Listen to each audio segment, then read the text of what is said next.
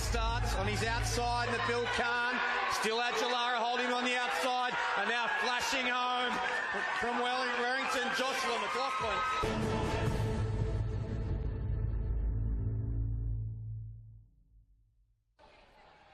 South Australian Athletics Stadium sets the scene for the pinnacle event on the Little Athletics calendar, the 2016 ASICS Australian Little Athletics Championships.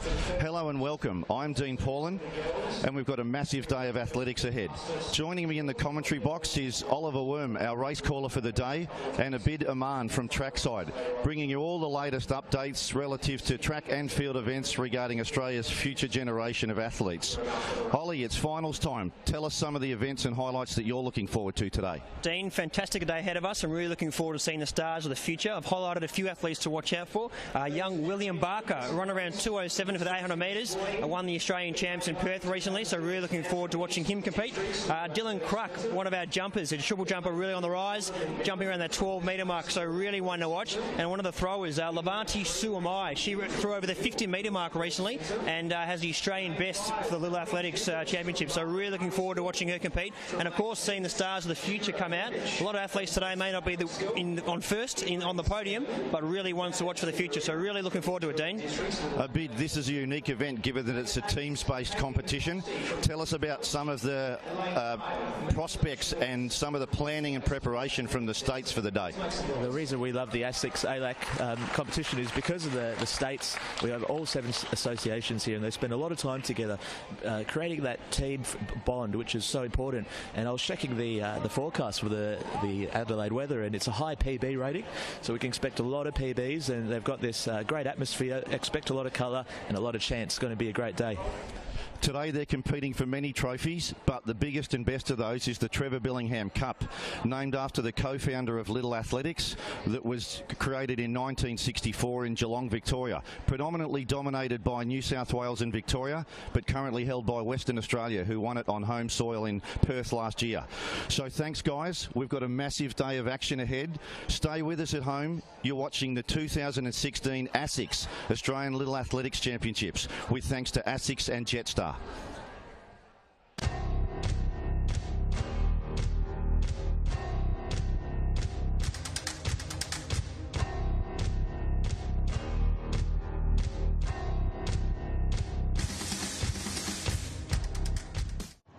This is an open letter to anyone who wants to be an athlete. If you want it more than all-nighters, if you want it more than likes,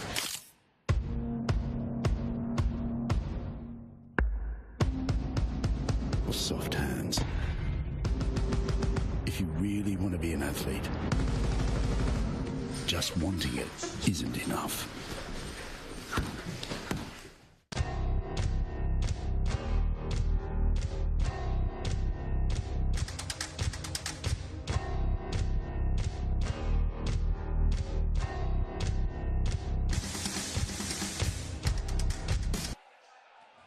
Welcome to Adelaide and the ASICS 2016 Australian Little Athletics Championships. We've got a beautiful day here.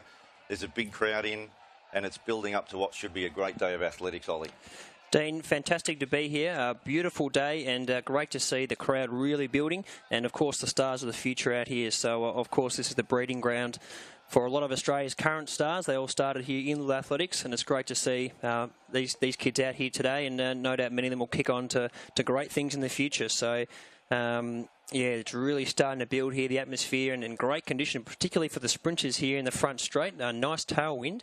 And Dean, of course, we're really looking forward to this. Some highlights for yourself, Dean. What are you looking forward to? Oh, as was expressed in the opening, this is a teams event, so it's unlike any other athletics event in Australia.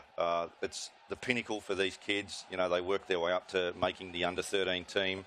So it's not just about the individual events, it's about the team's aspect. And, you can see from the team camaraderie and whatever that they're really going to build and generate great friendships. But there'll be some great racing and some great action throughout the day as well. As we can see, the temperature here is forecast for 24 degrees and sunny today with light winds. So there's a great opportunity for all the athletes to participate at their highest and get some great personal bests throughout the day as well.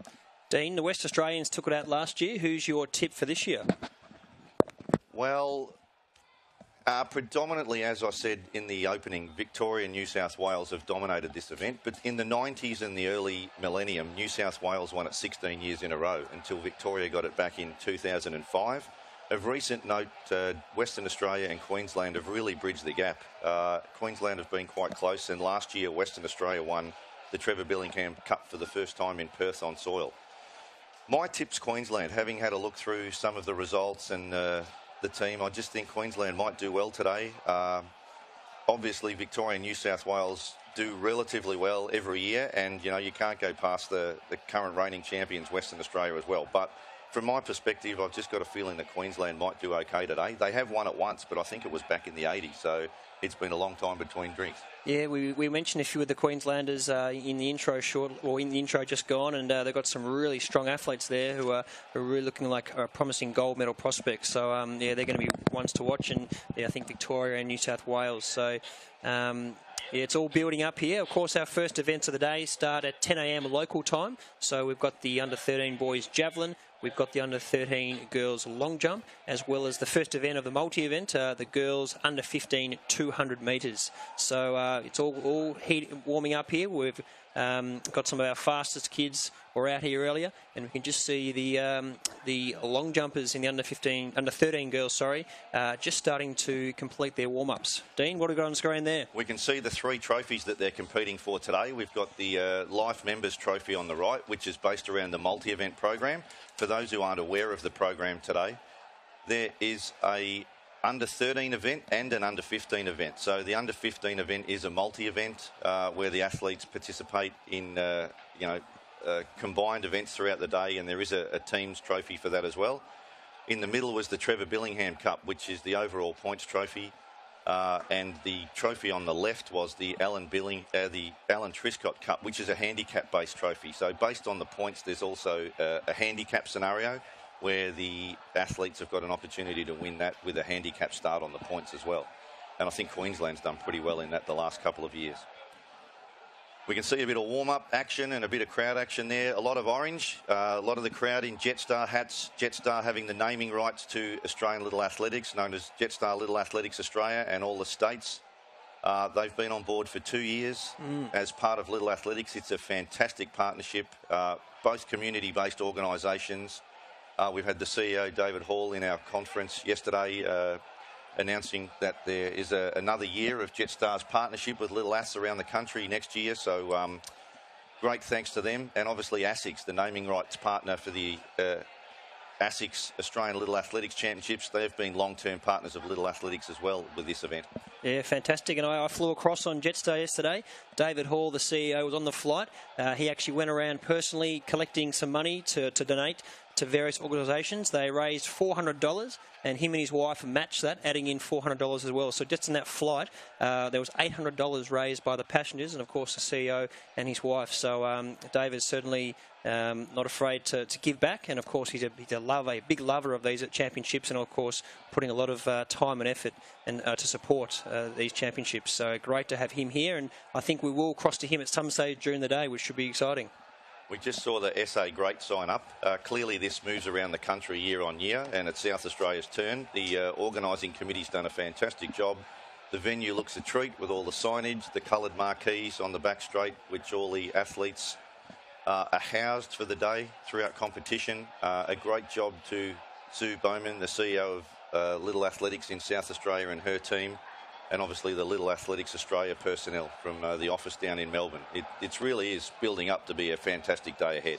Yeah, and I know a lot of people have been here since 5, 6 a.m. setting up, and of course yesterday, and I know a lot of the senior staff have had meetings throughout the week and a conference, so it's been a great week, and obviously today is the big day, and they've really put on a great show. You can see as I look around the stadium now, real buzz growing, and so professionally run as well, Dean. I'm really impressed with how these championships are run, and everything is just so well planned, so going to be a cracker.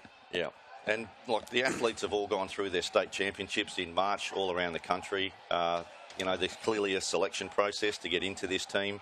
And as mentioned earlier, because it is a teams event, it's really important. It's not necessarily where you finish. It's all about the point structure. So it's great that you can finish further up the order, but you know, it's all about points today for the team trophies. Fantastic, and we're going to cross to some footage very shortly from the opening ceremony, which was a fantastic event. A few of the states having war cries and whatnot, so we'll head there now. Into the straight, let's welcome Queensland.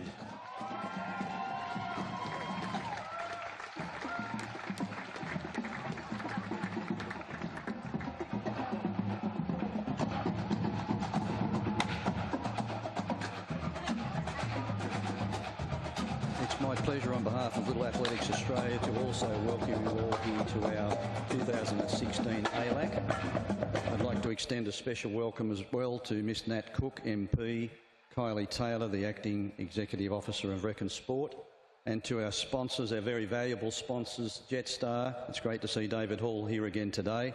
And of course, ASICS. Brad Moller from ASICS unfortunately cannot join us here today, but we are very appreciative of what Jetstar and ASICS do for our sport. Also want to welcome our life members who are also very important to us.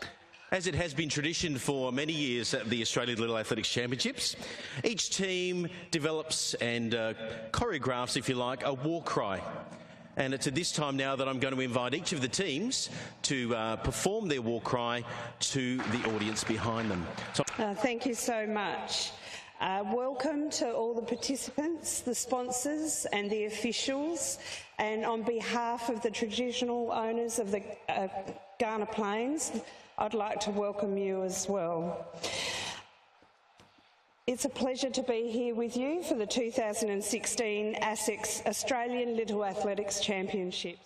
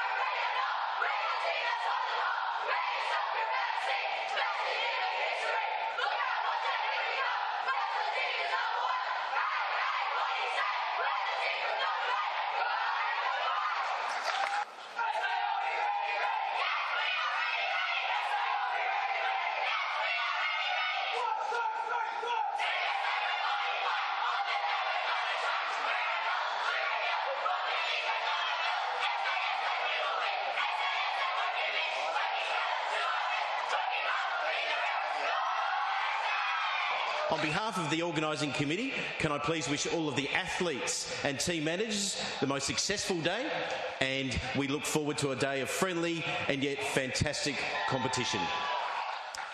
Right, so we're live here down near the girls under 13 long jump, and we've also got some of our multi-events.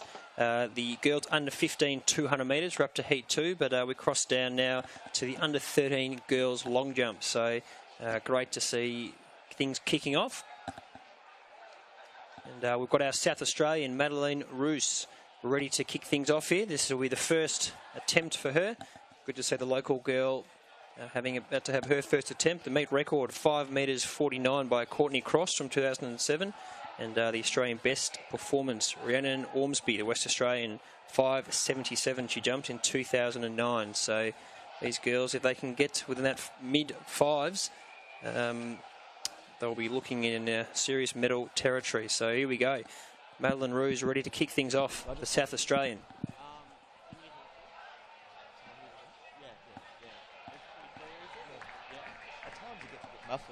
Looks all clear. The white flag is up. So good to get one on the board early on in the competition. And as we can see on the screen, Dean, the start list for the girls under 13 long jump. It's our first page on the screen. Of course, we have got 14 athletes, so there's the second page up on your screen now. So for those not familiar with the concept, there's 2 athletes from each state in each event vying for points. So pretty much 14 starters in all the events other than the multi-event competition, where there's 3 athletes from each state competing in the under 15 multi-event championships. Just saw Jessica Welford, the Victorian, take out the second heat of the girls under 15 multi-event. The unofficial time for that 200 metres, 25.58. So pretty good going there for our multi-eventers. Looks like next up in the long jumps, Abby Cripple from Victoria. Actually, it's Amy Tyrrell from Victoria on the runway, ready to go. Amy's got a personal best of 5.37 metres, which she jumped recently at the Little Ass Victoria State Track and Field Championships. Puts her right in contention, Dean. Absolutely.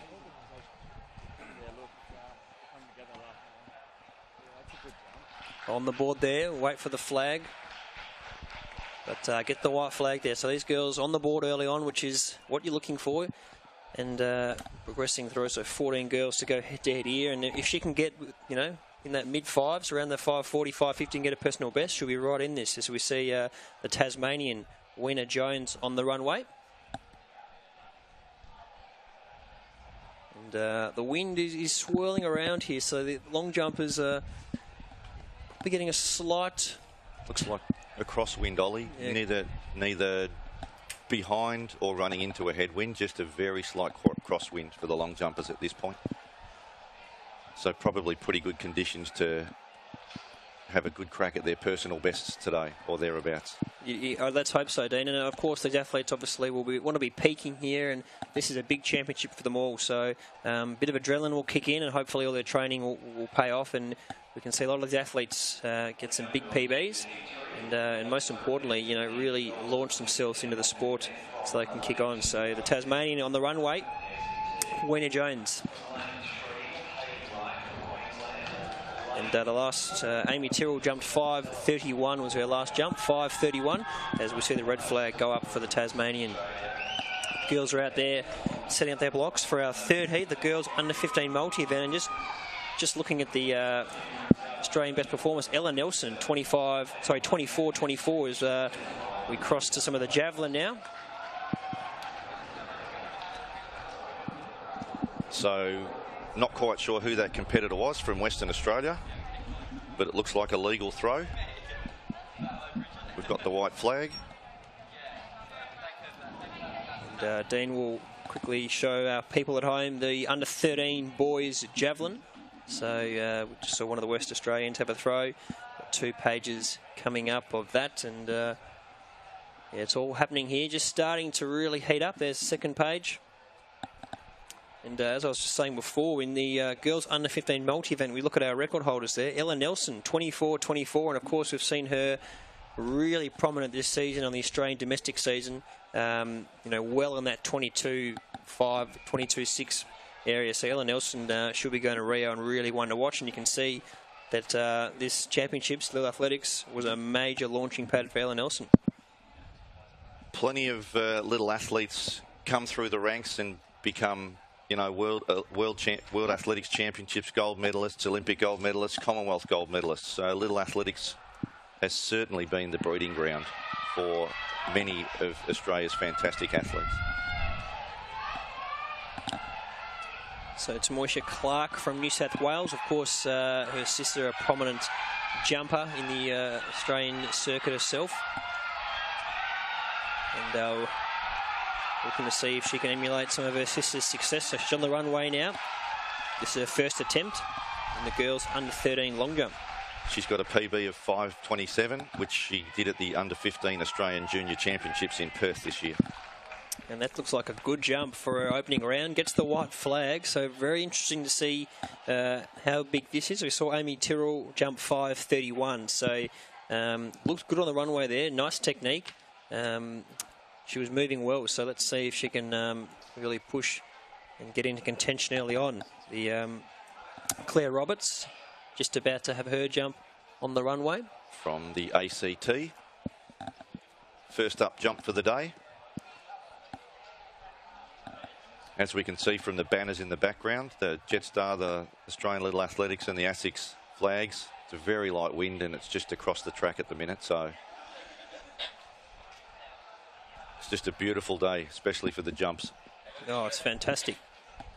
Superb day out here, and the athletes are really looking to take advantage of it, and the officials look like they're enjoying themselves as well. And of course, this sport cannot operate without the officials, so really crucial that they're around, and so many of them give back to the sport, which is great to see. Just the general operations at a Little Athletics Centre on a weekly basis. You know, unlike a lot of sports, you probably need, on average, something like a good 40, 50, 60 parents just to get out there and officiate on all the track and field events. It's very much a family-orientated sport, hence the motto, family, fun and fitness. Without the volunteers and the parents and families on a weekly basis at Little Athletics Centres around the country, it just wouldn't happen. So a cheerio to all the parents and volunteers right around the country that are tuning in today, and thank you for all your work throughout the season, because without you, Little Athletics wouldn't happen. Spot on, Dean. And we see Tamoisha Clark, 5:56 she jumps, so that puts her in an early lead, and I think a personal best. So 5:56 setting the benchmark early. You see one of the Victorians on the runway, Dean, who will be looking to get close to that. Abby Cripple here, the Victorian. Yep, Abby's got a personal best of 5.37 metres, which she did at the actually. She placed first with 5:63 at the 2016 Australian Junior Championships in the long jump. So very credentialed jumper is Abby, and all going well, she'll probably put one right out there. Yeah, right in contention if she can jump towards her PB, and looks good early on. So could be an early battle between Tamoisha Clark and the Victorian Abby Cripple.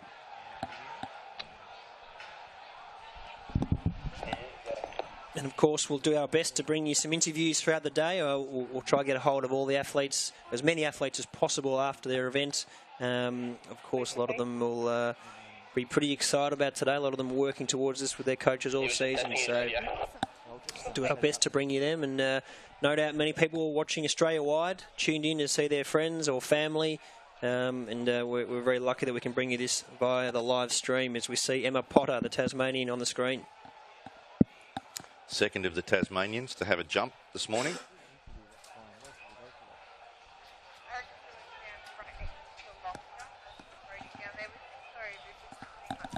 So Emma Potter putting one out in the long jump.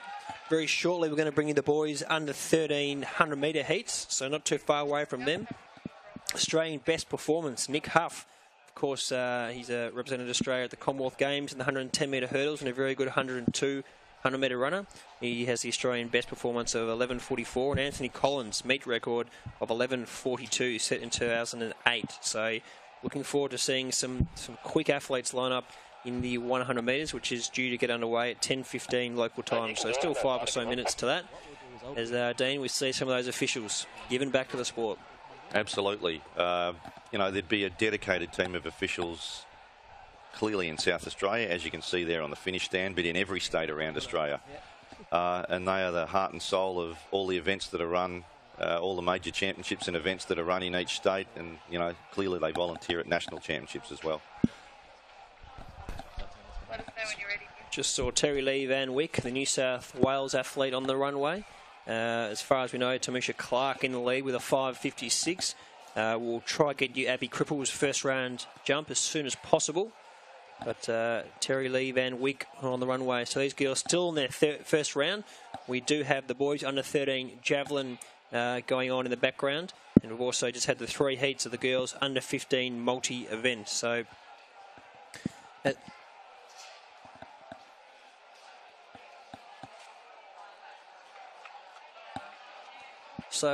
Dean, we're going to cross down to Abid. He's got a special guest already. Abid, who have you got for us down there, mate? Hi, everyone. It's great to be here at the under-13 girls long jump. We've got a really special guest, Talia Clark, who's a national triple jumper. Talia, tell us why you're here at the ASICS ALAC today. I came to support my sister, Tamisha Clark. She's jumping at the moment. So I came to watch her do her 3 jumping events, but also thought it'd be a good chance to come out and check the younger ones coming through and, see out the competition. And we know that so many great athletes got their start in little athletics. Where did you compete in when you did the sport? I started in little athletics also, so it's great to see. I mean, I never came to any national championships, but it's great to see how it's all coming for the young ones and how, where they start out and the opportunities that they get now. So I started from tiny tots as well, so it's pretty cool to see, all the younger ones coming through, and I've got to watch my back now. So you are coaching today. How do you find coaching with your athletics background and knowledge doing the event yourself? Yeah, it's definitely easier to relate, with my self-training at the moment. I just take a lot of what my coaches tell me and kind of base it off my sister. It's pretty easy because she kind of has a similar technique to me, so it's easier to, kind of base it off my training and what I feel works best for me. Yeah. It's an absolutely awesome day in Adelaide today. You're spending a bit of time here? Yeah, I'll leave tomorrow. So I went out last night and kind of checked out Adelaide. It's so beautiful here, and the weather's been great too. Supreme conditions for athletics. And how's, just before we go to another event, how is your own triple jump going at the moment? We just had the national championships. How's that all progressing for you? Yeah, really good, thank you. I only just started back in triple jump after I broke my foot last season. So I started back in senior nationals and got a PB, so I was really stoked with that. And now hopefully just head to Japan in a week and, go from there and improve. Talia, we wish you all the best, and so good to see you here at the championships. Throwing back to Dean and Ollie. Thanks a bit. Good to hear from one of Australia's rising athletes, and it is very uncanny to see the similar way that her sister moves out there on the runway. So I did notice that, and great to see her here supporting her sister. Dean, back to some action here. We've got one of our ACT athletes on the runway. Yes, I'm pretty sure we're still in the first round of the under-13 girls long jump competition. Competitor from the Australian Capital Territory.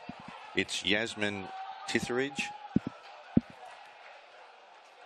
And we can just see the boys. Unfortunately, a red flag there for the athlete from the ACT, but we can see the under-13 boys marshalling behind their blocks. So looking forward to seeing some of Australia's fastest young men or young boys. And we can see it's Yusuf Abdi down there, if I'm not mistaken. Bit of a star of Australian athletics, but great to see the support here for all the athletes out and about here today, Dean. Yeah, Yusi's one of the team managers for the New South Wales team, and for those that mightn't know, he's represented Australia in World Championships and Olympic Games in the steeplechase. So fairly highly rated athlete on the middle distance scene in Australia for many years. Yeah, top performer, been to many championships, obviously competed at the highest level, and I think he's very high there on the all-time rankings in Australia. So great to see him giving back to the little athletes here. We look to a bit of the javelin now, Dean. boys under 13 javelin. Of course, the Australian best performance, Joshua Robinson, who's an athlete who has kicked on. That's from 1999. Australian best performance of 55.43, with the meet record being 53 metres flat. Christopher McCauley, so one of our Queenslanders here on the runway.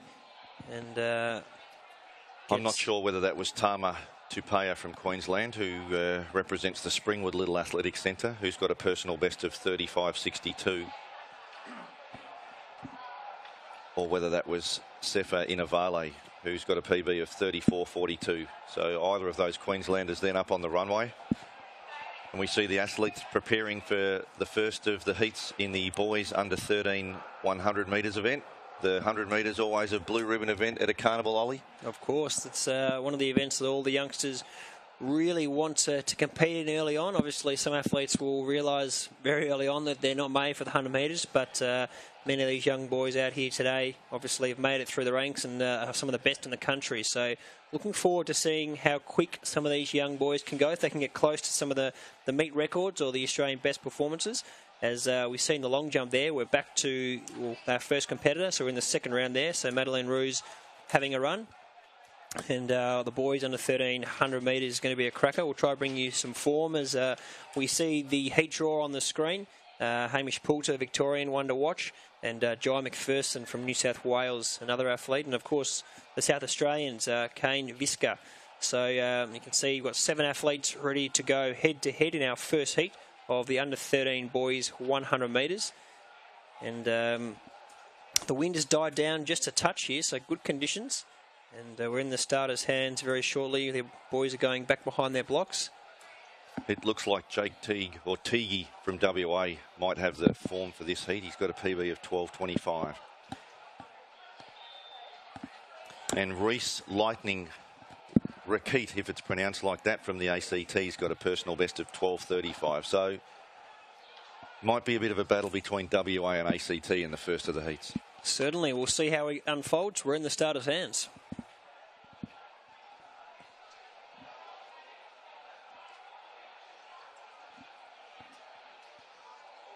And looks like the outsider there, Jake Teague, a bit unsettled there, so stood up early.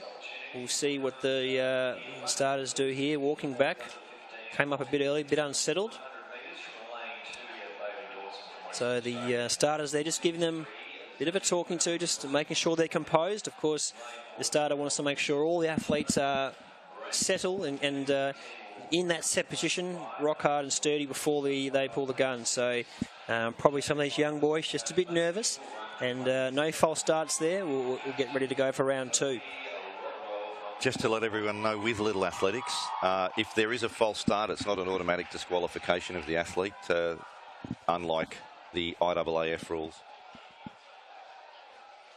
Well, that's good to know. It gives them a second chance, but as we do know, the new IAAF rules mean if you false start, you're gone. So it is quite cutthroat, but of course these youngsters coming through the ranks, obviously bit of leeway, so I haven't enforced that rule here. But as they do progress through from junior athletics to senior athletics, obviously they'll have to be wary of a false starting. So we're about to cross back to the starter for take 2 of the first heat of our under 13 boys. The Australian best performance, Nicholas Huff, 11.44, and the meet record, Anthony Collins, 11.42 from 2008.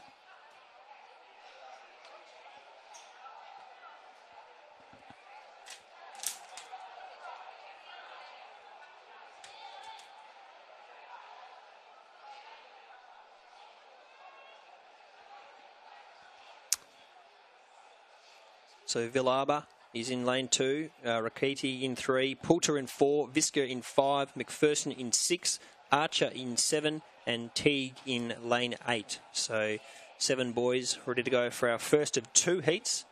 We'll bring you the second heat shortly after this.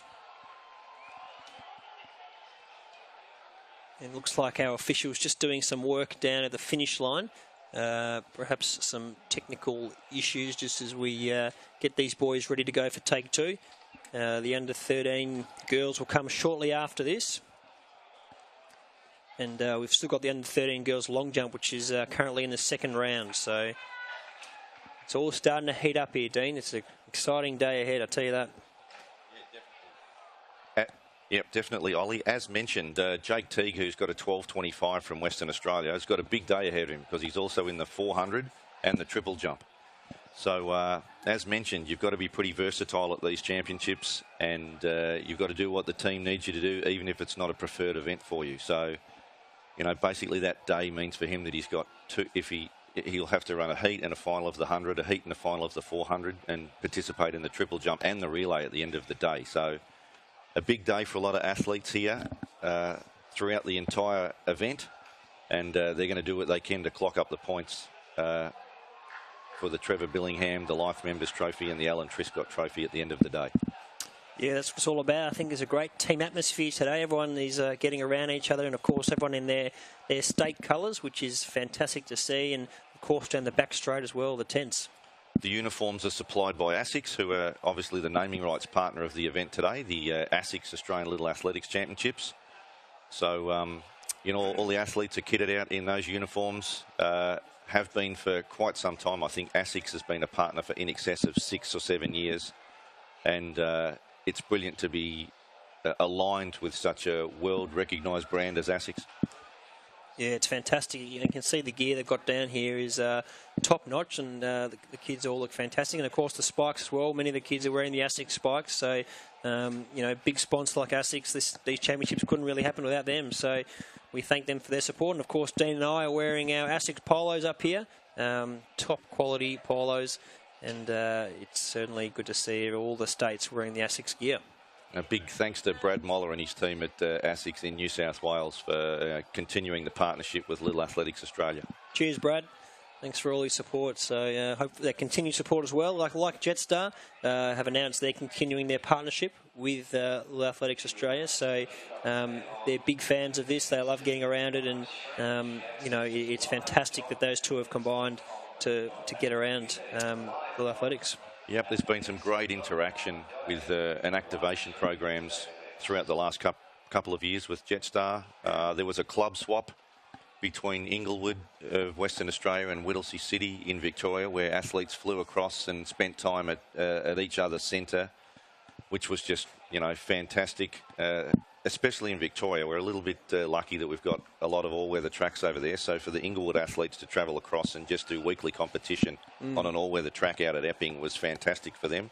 And the same night we had a relay-thon competition as part of the Victorian program. So, some great initiatives on and off the track from Jetstar, which has just assisted to make the year fantastic. Dean, I can't believe that South Australia only have one track. This is the track right now. They've only got one track here. I hear there are plans for that to change, but I think that we take it for granted in Victoria. We've got 13 or 14 tracks. South Australia only has one. I'm going to get a ribbing from all my CEO counterparts because every time I mention how many Victoria have, they cut me down. But, look, a lot of Victorian centres are just absolutely blessed. There are in excess of 40 all-weather tracks in Victoria, and so many centres are competing on a weekly basis on all-weather tracks, whereas... you talk about one in South Australia. I think there's one in Tasmania. There's only a couple in Perth. It really is fantastic from a Victorian perspective that on a weekly basis they get the opportunity to compete on an all-weather track. But in saying that, it's such a highlight for the other children from the other states to attend the likes of national championships and state championships, given the lack of all-weather tracks around the country.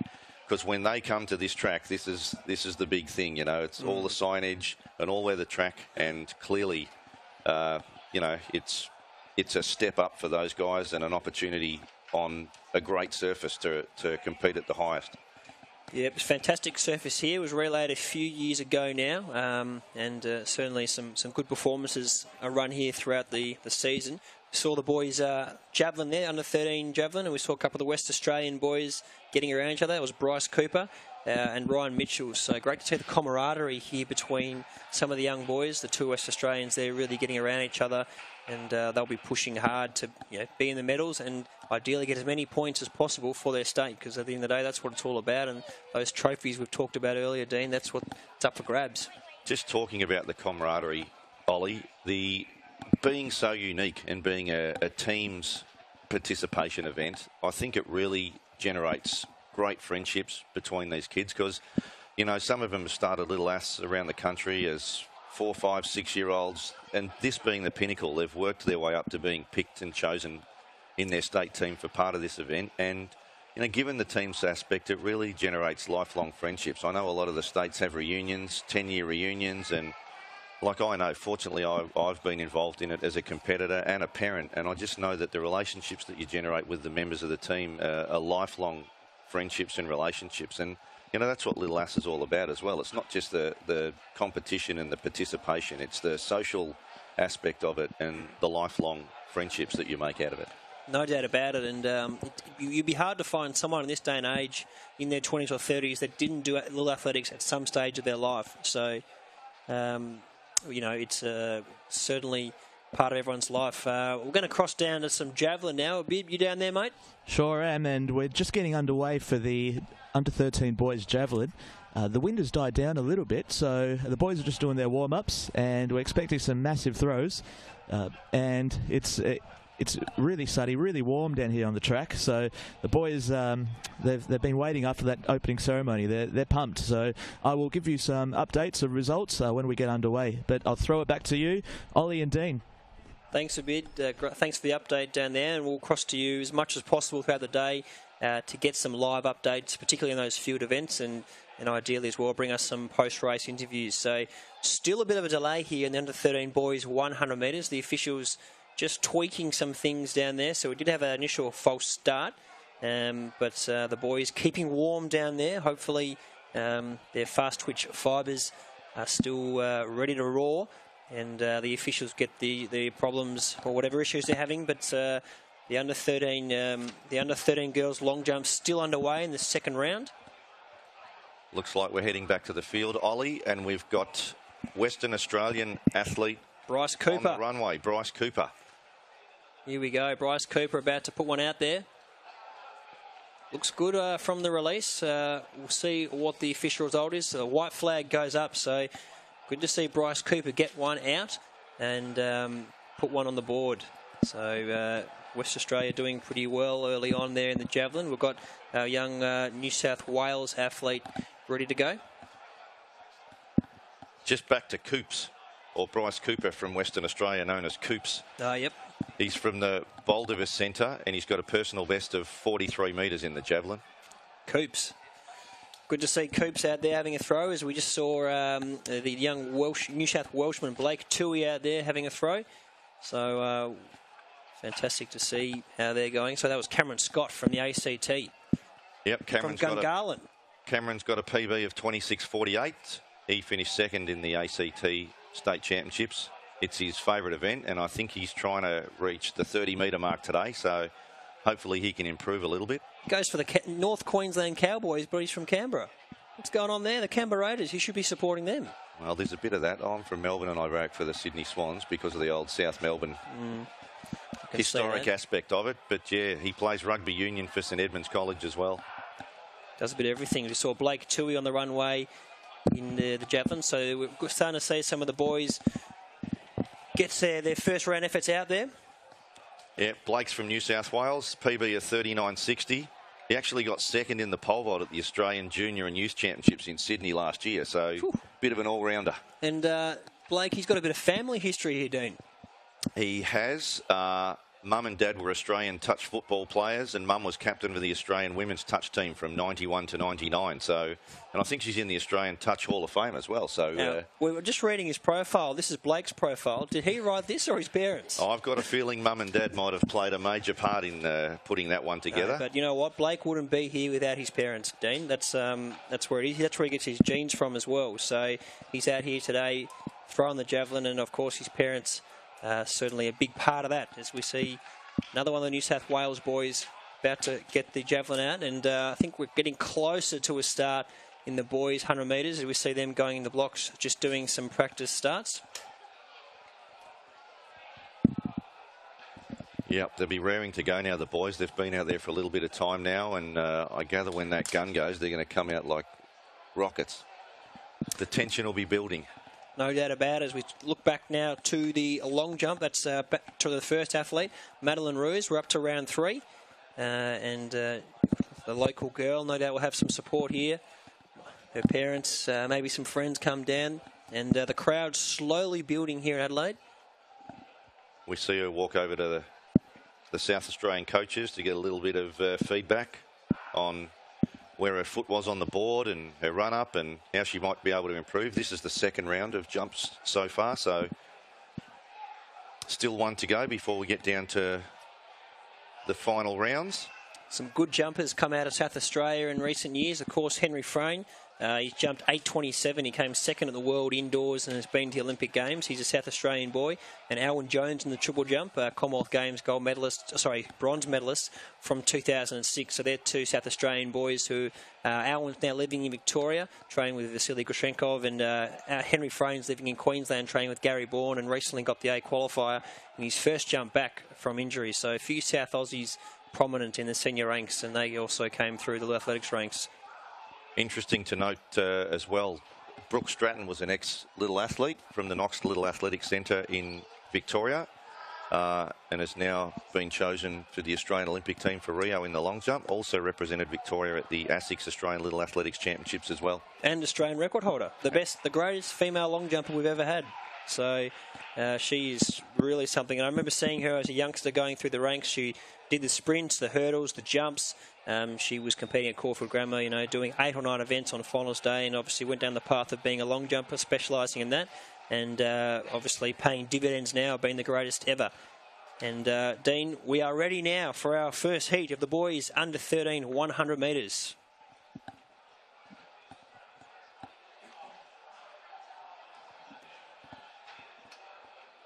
So away cleanly first time. Teague gets a good start on the outside. McPherson running well from New South Wales. And Poulter running well, but it's the man from ACT. Rackety running well. They're trying to come over him, but taking out the first heat will be Reese Rackety from the ACT. 12.00 unofficial.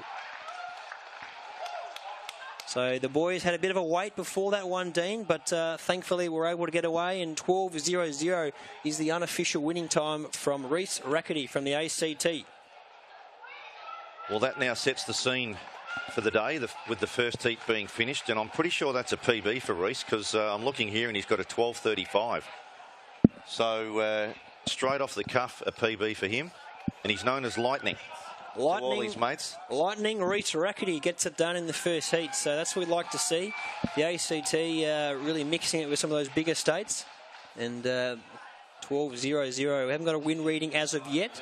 But all we know, the winner of that event, Reese Rackety from the ACT, and what's an unofficial personal best for him. Which is a really great effort, considering, there was a little bit of a wait at the start line, unfortunately, probably technical reasons or whatever, but to wait around like that and come out and run a PB was a fantastic effort from Reese. Yeah, certainly, and the wind has swirled around, and it looks like a really nice tailwind out there for our youngsters. So that was our first heat of the under-13 boys 100 metres. We'll shortly bring you the second heat of the under-13 boys 100 metres, and shortly after that, we'll bring you the 2 heats of the girls under-13 100 metres. So great to see our track events starting to warm up here. We're in the third round of the long jump, and of course the javelin's on in the background. We'll head down to Abid now for an update. Abid, what have you got for us? We're into the third round of the javelin competition at the moment, and we have a leader in Phoenix Martin from New South Wales with 41.19. Second place is Bryce Cooper from Western Australia with 39.88. And in third place, it looks like it's Tui from New South Wales, 39.79. So that's a bit of a status update on the javelin in the third attempt, halfway through the competition right now. Thanks a bit. Appreciate the update. Great that we've got someone down there bringing us the action as it happens. For those at home, obviously, watching, it's a bit always hard to hear some of the results. But looks like our second heat of the boys 100 metres is about to get underway. So we're in the starters' hands for that. We've got Jeremy Marinan of ACT with a 12.05.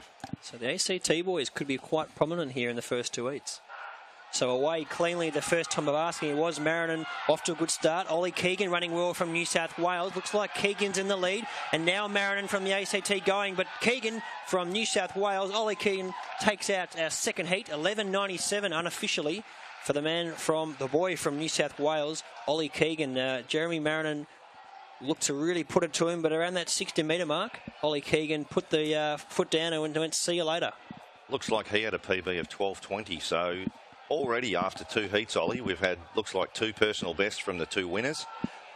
And we had a 11.97 and a 12 dead, so it's going to be a pretty tight final. Yeah, it's going to be a cracking final, and a few of those boys pretty closely spaced. So Ollie Keegan taking out the second heat, unofficially 11.97. And in the first heat, it was the boy from the ACT, Reece Rackety, in 12.00 unofficial. Very shortly, we'll bring you the 2 heats of the girls under 13 100 metres. Australian best performance, Maddie Perry. And meet record is Riley Day. And Dean, results on the screen. As we can see, heat 1, Reece Rackety of the ACT in 11.98. In second place was Bryce Archer of Tasmania in 12.04. And in third place was Jai McPherson of New South Wales with a 12.08. And even fourth, Jake Teague at 12.10. So pretty tight there, the first 4 place getters. Fantastic. All those 4 boys are going to be very prominent in the final. And good to see the time rounded down to 11.98 there for the young boy from the ACT, Reece Rackety.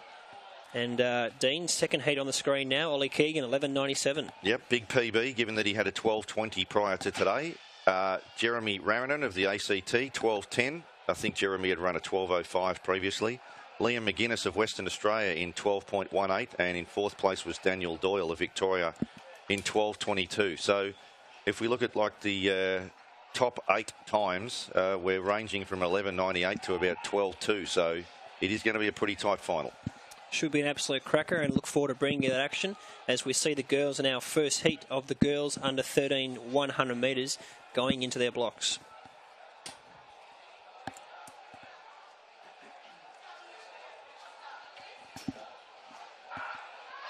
So away cleanly, looked like off to a good start was Chelsea Tobin from the ACT, and running very well on the outside, Terry Lee Van Wyk. On the inside, the South Australian, Molly Farmer in the lead, and Molly Farmer, beautiful running action on her and crosses the line in the lead and takes that one out, 12.64 for Molly Farmer. So beautiful long stride on her, got going late and really rocketed away, taking out the first heat.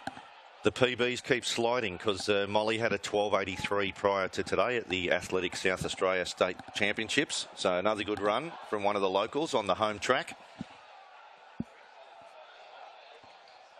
I think Victoria, one of the Victorians there was second over the line, which would have been Holly Garrick. And it was pretty tight for the Miners for third and fourth. Yeah, we'll bring you those results very shortly. But no doubt about our winner, Molly Farmer from South Australia in 12.64, unofficial. Molly's in the 100 and the 200 today, and no doubt she'll be a member of the South Australian team for the 4x100 relay at the end of the day. And she participates here in South Australia for Henley District's Little Athletics Centre. Fantastic. Fantastic to see the locals getting up as well. So we've, had ACT take out the first heat of the boys, New South Wales in the second.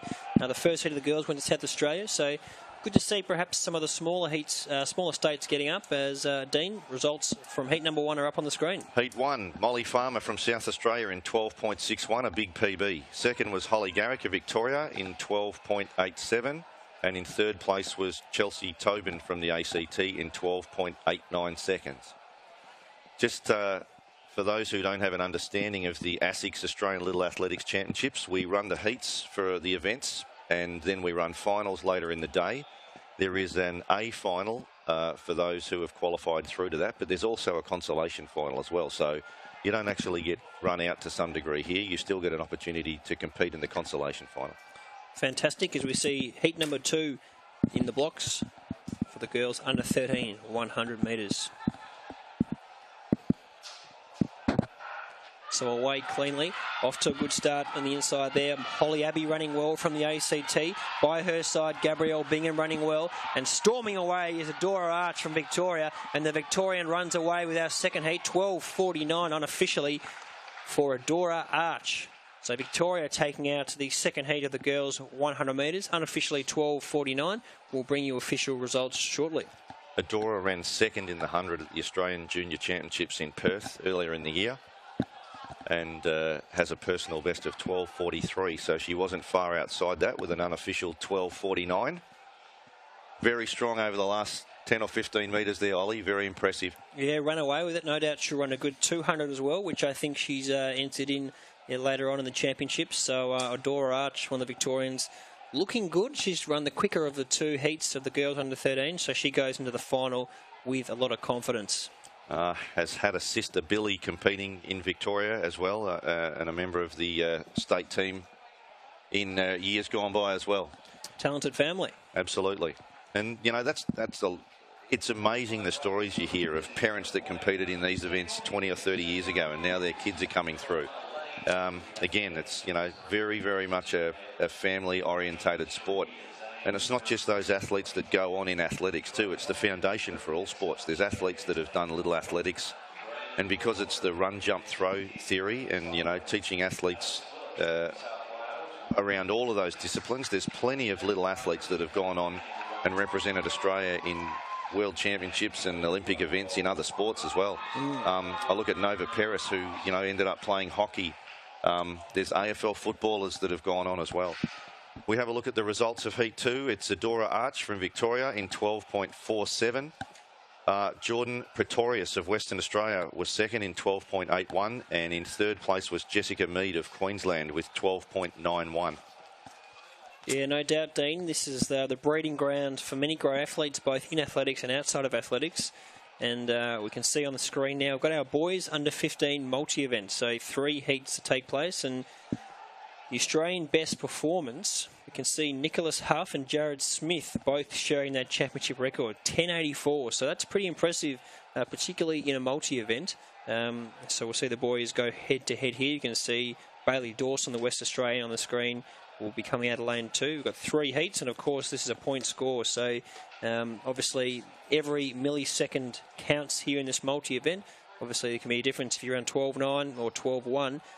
Big difference in points. So really important these boys really run through the line, and particularly as the events go on towards the end as well when they run over the distance event. So as you can see earlier in the day, the girls ran the 200 metre event, which is aligned to the heptathlon because there's a 200 metres in the heptathlon. And, you know, many might be wondering, why are the boys running the 100? Well, the 100 is aligned to the decathlon, which is 10 events. So girls have to work a little bit harder at the start of the day than the boys, but it's part of that transition into senior aths. So away cleanly in the first event of the boys under 15 multi-event. Running well on the outside, Jacob Pybus, the Tasmanian. And now Cody Rodwell really winds up. And Rodwell, the Victorian, storms away with our first heat. 11.43, some valuable points for Cody Rodwell. Really got going later. Around the 50-metre mark was level with the other athletes, but then put the foot down and really wound up. So a tall figure. The heptathlete or the multi-eventer here, Rodwell, and he'll be one to watch as they go through the rounds. Yeah, it'll be good points for Cody. He's unofficially in the 11.4s there. I didn't quite pick it up. I think it was 11.44, 11.43. His PB previous to this was 11.50, so those few hundredths of a second are all extra points in the multi-event disciplines, and it's a good start for him for the day. Good size frame on young Cody there. And I'll go down to the javelin. Abid, you got an update for us down there? Yes, we're down to 8 athletes in the javelin. We're narrowed down from 14. And currently we've got Phoenix Martin leading from New South Wales, and then Bryce Cooper from Western Australia, and in third place Blake Toohey, New South Wales. That's the top 3 right now. And then from there we've got Mitchell Demand, Victoria, Kobe Evans, Tasmania, Trent Matthews, Victoria, Ryan Mitchell, Western Australia, and Sefa Inavali from Queensland. They're the 8 remaining in our under-13 boys javelin. Thanks for the update down there a bit, and no doubt getting to the pointy end of the javelin. We'll bring you some more events and some highlights. And see a bit lapping up the beautiful Adelaide sunshine down there. Superb day to be out in the sun, isn't it? Absolutely. It's, as we said earlier in the day, 24 degrees, hardly a breath of wind. Great beach weather, but wouldn't want to be anywhere else than the South Australian Athletic Stadium today, because as we can see from the events on the track over the first half an hour or so, there's a lot of PBs, and I think there's going to be a lot of happy athletes at the end of the day, because things are going pretty well at this point. Ryan Mitchell on the runway from Western Australia puts one out there as we see the boys getting ready for the second heat of the boys under 15 multi-event, the first event for these guys, the 100 metres.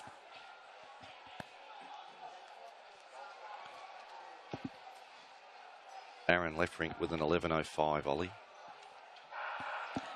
So, bit of unsteadiness, maybe a false start there. The boys will come back. Hopefully can get away cleanly the second time of asking. And Aaron Lefrink, 11.05. 11.05. It's impressive. So that'll be some very valuable points if he can get in the vicinity of that. And we've seen some PBs this morning, so if he can duck under that 11-second barrier, he will certainly be setting himself up for a good day in the office.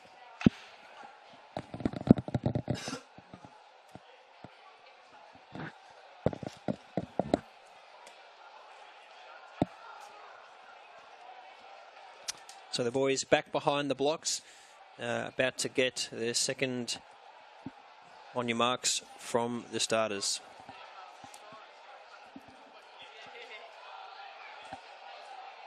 Lefrink, the one to watch coming out of lane 4.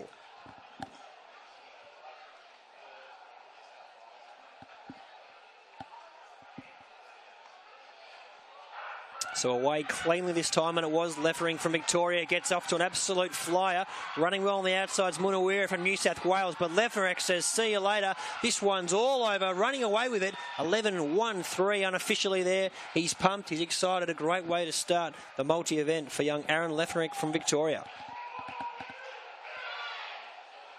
Competing in the multi-event today, Aaron, but he's a great athlete, a good all-rounder, a great sprinter.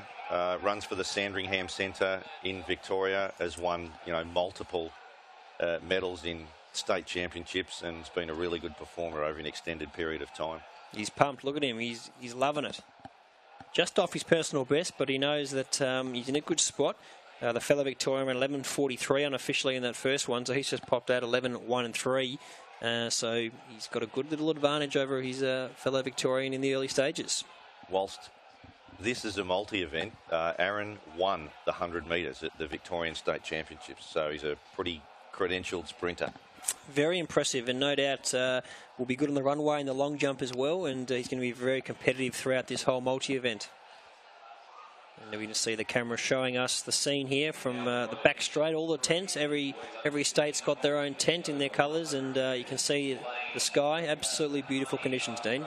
Yep, the Jetstar Little Athletic State tents on the back straight, all in their relative state colours, which just looks a treat. We can see a little bit of remnants of the city of Adelaide, the city of churches in the background as well. It's a beautiful city for those who haven't been to Adelaide. And Cooper, the West Australian, on the runway in the javelin. Looks like a legal throw.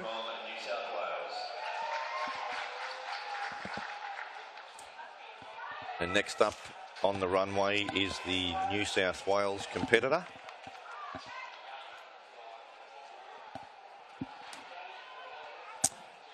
Young Phoenix Martin with the javelin in his hand here, so he'll be looking to improve on his early performance as the boys are going into their blocks for our third and final heat of the boys under 15 multi-events.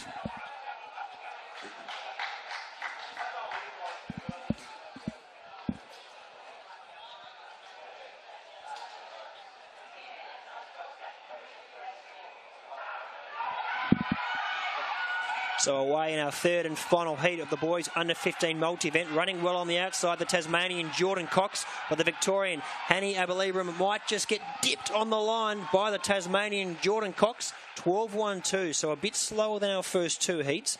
We'll wait for the official times and obviously the official placings. Very close go between the Victorian Hanny Abalibram and also Jordan Cox, the Tasmanian. So Victorian looking happy with himself. Cox also lunged late.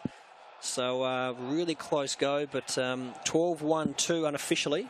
Just to let you know, It's actually Declan McBean. Unfortunately, Hanny had to withdraw earlier in the week with an injury, so he was replaced by Declan McBean. So apologies for the mistake there, but a fantastic run from Declan and a good start to the multi-event program. Well, he's done very well replacing his teammate there, taking out the third and final heat. So 12-1-2 unofficially. We'll try to bring you some results as we go through, but we'll keep you posted throughout the day on the multi-event, how they are tracking.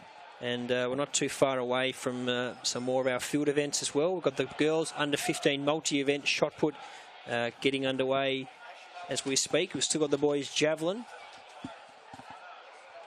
on your screen right now. One of our Queenslanders, Savi Inavale, having a big throw out there. Hopefully can improve on his attempts earlier on.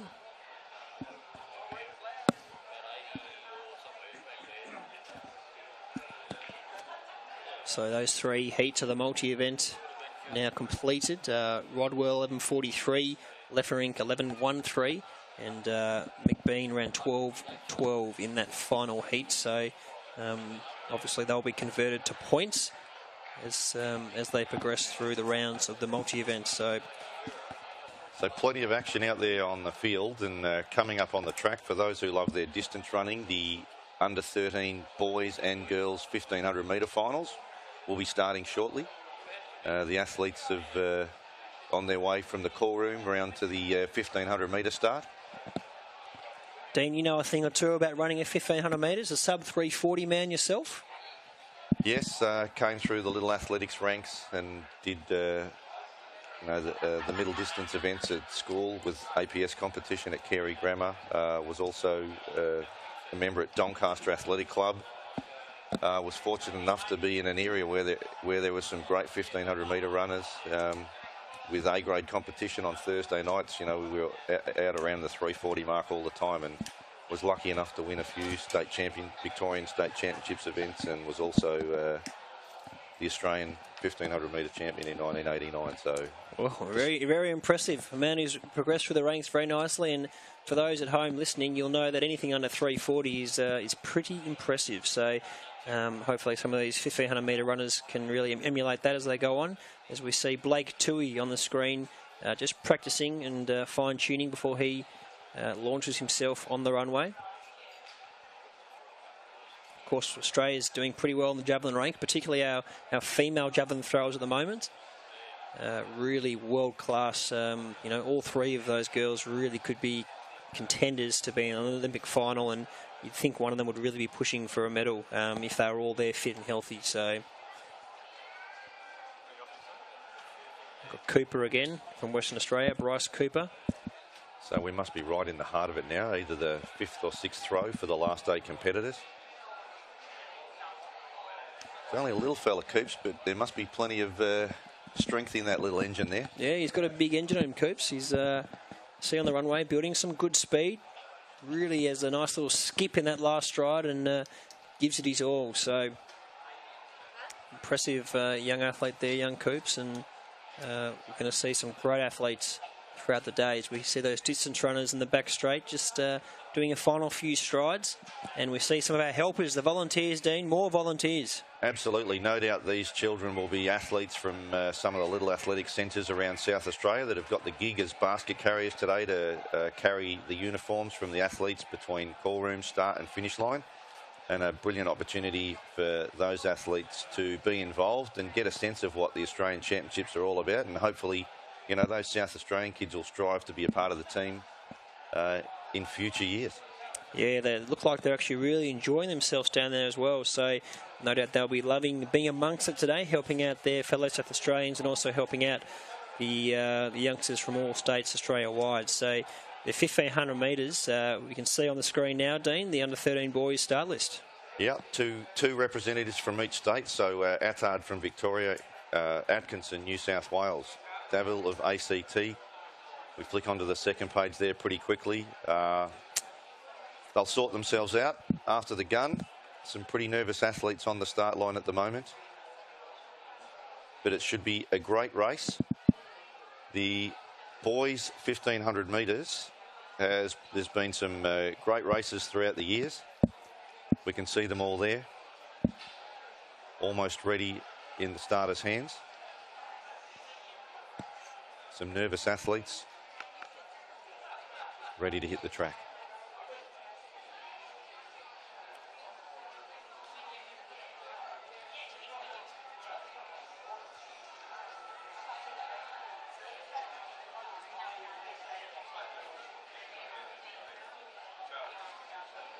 So we can see them taking it all in, starters' commands. 3 3/4 laps of the track. You can see there in the background, beautiful blue skies. Great day for running.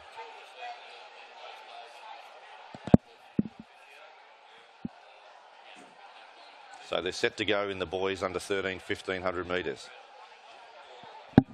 Bit eager on the start line there. Starters recalled them.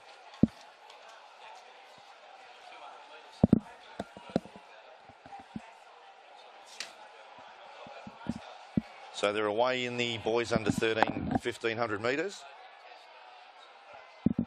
And it looks like early on in the piece, the 2 New South Wales athletes are showing the way. But it's DeVille of the ACT that takes the early lead and is going to clip the pace along pretty quickly and make them all move along at a steady pace. So our Australian best performance here, 4:17.12, and the meet record is 4:19.6, share between Jacob Hensel and David Beecroft. As we can see, Jacob DeVille, the young man from the ACT, really starting to run away with it, and Joshua Atkinson sits in second. Oscar Inacio is in third from New South Wales, just being passed by William Barker. So they're the 4 players to watch early on as Jacob DeVille starts to really get going from the ACT. And he went through in 46 seconds there, which is showing a pretty clean pair of heels for an under 13 athlete, Ollie. We have a look at some of the PBs here. We've got a 4:32 from Joshua Atkinson of New South Wales. We've got a 4:33 from Jacob DeVille, who's leading the race at the moment from the ACT. William Barker from Queensland's got a 4:28. He is the reigning Australian junior champion from Perth with 4:28.42. So it'll be interesting to see what happens as the race develops, coming into the front straight to get 2 laps to go. We're going to cross down to Abid now. Abid, can you give us an update from down in the field?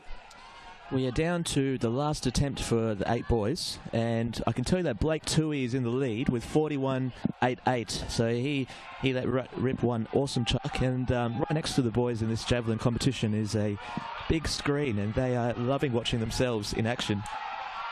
Back up to you guys. Thanks, Abid. Dean, what do you got for us? So we've still got DeVille and Atkinson leading the way out in front. Barker, the reigning Australian champion's not far behind, probably about 4 metres off the lead at the moment, but working his way onto that front pack. The 2 South Australian athletes not far behind as well, just working their way up to that lead group.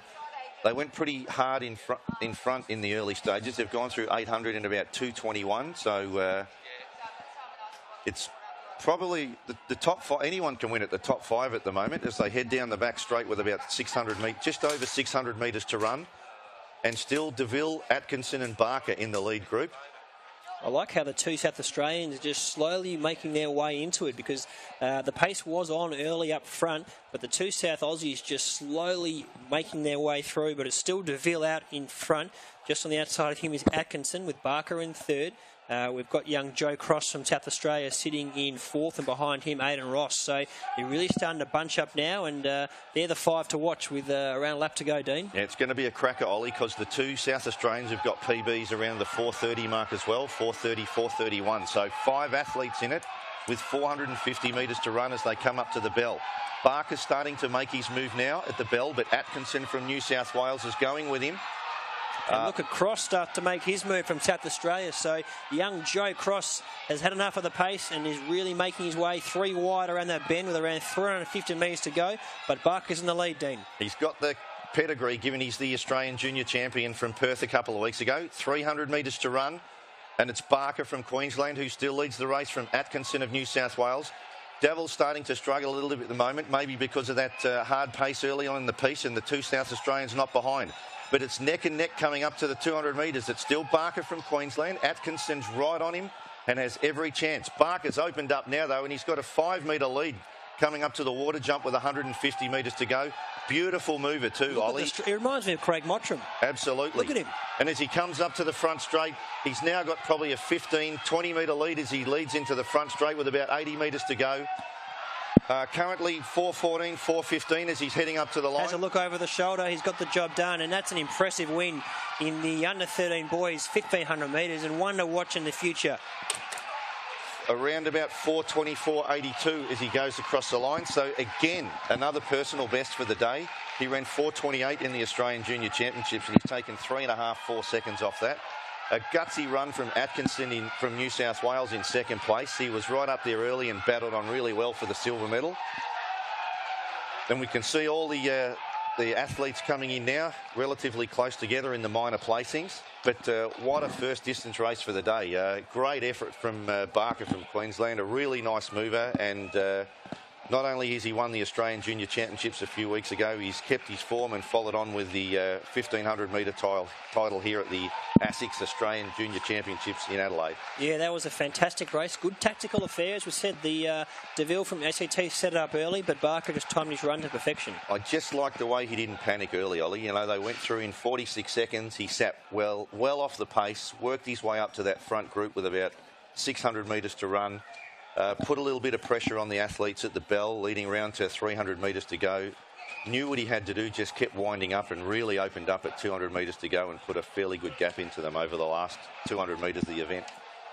Really one to watch for the future. He does remind me a lot of Craig Mottram, just that physique, tall strident, and that change of pace he had to really kick things up with 300 metres to go, 200 metres to go. So one to watch. And we all know what Craig Mottram did. You know, he's one of the few white men of Australian distance running that took on the Africans, the Kenyans and the Ethiopians, and finished third in the 5,000 metres at the World Athletics Championship. So a big future for Barker of Queensland. A great run, round about the 4:24 mark, and one to watch for the future. I'm calling it, Dean. We're going to see him do good things in the future. I'm calling it. Absolutely. Well, that's great. And of course, it's always important. Obviously, there was a winner there, but the boys who were in second, third, or down to last, they're the ones that, obviously, they're all still young, so they've got plenty of developing to go. And, of course, training and hard work. There's no reason why all those guys in the final, can't improve and be very competitive as they get older and older. And just, as they cross the line, the friendship, all shaking each other's hands and, just terrific. It was fantastic. And, Dean, before we know it, the girls under 13 1,500 metres is underway. Absolutely.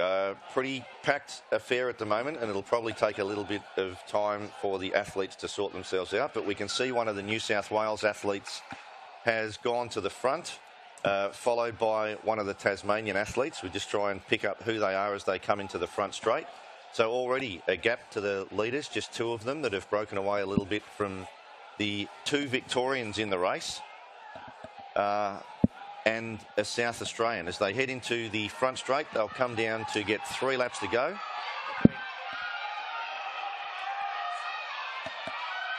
So it's Sarah Pickering in the lead with Madison Brozelde, the Tasmanian, in second, and just behind her it's Zoe Woods from Victoria. So they're the three early on as they start to settle down and get into their rhythm in this 1,500 metre race. But it is Sarah Pickering from New South Wales with the early lead over Madison Brozendale from Tasmania. So those two with a nice little lead. Sitting in third, it's Zoe Woods, who's travelling very nicely, and just on her shoulder, one of the South Australian girls. So Seabit from South Australia, and also in 5th place is the other Victorian. We're going to cross down to Abid now, who's got some final results from the javelin. Abid, what have you got for us? Under 13 boys javelin, the magic number is 40. Anything over 40 metres, these boys a medal. And we saw Blake Toohey from New South Wales go with the 41.88, which has earned him the gold medal. And in second place was his teammate from New South Wales, Phoenix Martin, and he achieved that result, 41.42, with his final attempt. It was high drama, and Blake was really chuffed and went over to congratulate his teammate, just displaying the great qualities of this championships. Trent Matthews from Victoria, 41.33 was the bronze position. So that's our under-13 boys javelin. It was a tremendous competition, some really great sportsmanship displayed. Back up to you, boys. Thank you, mate. And just quick, good one to note here, the meet record held by Georgie Clark, 440.90. So for those at home watching will know that Georgie Clark, fantastic athlete, really represented Australia at the highest level and obviously came through the ranks of Little Athletics. But out in front, it's still Pickering in the lead from New South Wales, just starting to really run away with it. Woods makes her way into second from Victoria, Dean, as it really starts to pack up, and we're about to get to the action end of the race. Went through 800 in just under 2:30, and while Pickering's got a small lead, we've got, I think it's Woods from Victoria in second place, who's just working her way up with about 600 metres to run. And not out of it yet is Siebert from South Australia in third place, just sitting back behind Woods, the Victorian. And we've still got probably 5 or 6 athletes with a chance here as they head into the home straight, and they'll come down to get the bell to have 400 metres to run. But at the moment, it's Pickering from New South Wales and Woods from Victoria who are leading the race and putting pressure on the athletes behind them. Siebert from South Australia still trying to work her way up onto that front pack. Only a couple of metres behind. As they now head up to get the bell, Pickering starting to put a little bit of pace on as she gets up to the bell. She's broken away with about a 3 or 4 metre lead. Woods is trying to go with her. Siebert in third place. Tregus from Victoria in fourth. Moore from Queensland in fifth. As they head round the top bend with 350 metres to run. Pickering's made a long run for home now with 300 metres to go. She's opened up the gap to about 5 metres. Woods is fighting gallantly in second place from Siebert from South Australia. We've now got to move from the Queenslander Moore. She's moved up from 5th place to 4th as well, trying to chase down that bronze medal. 200 metres to go. Pickering's still got a marginal lead from Woods from Victoria. I don't think she's done yet, the Victorian. The South Australians moving up on Woods from Victoria as well in third place. 150 metres to run, and it's still Pickering with a handy lead. Siebert's fighting Woods from Victoria for second place. They head into the home straight. Pickering's still got a lead, but the margin's getting shorter. Siebert's moved into second place from South Australia. It's still Pickering with about 50 metres to run. She's got about a 3 metre lead from Siebert from South Australia, but she's now running away with it. She's going to hang on to this one, and it'll be Pickering from New South Wales. Siebert from South Australia got second, and Woods from Victoria has hung on for the bronze with a gallant finish from the other Queenslander in the race. Fantastic which would have been there. Nikita Moore.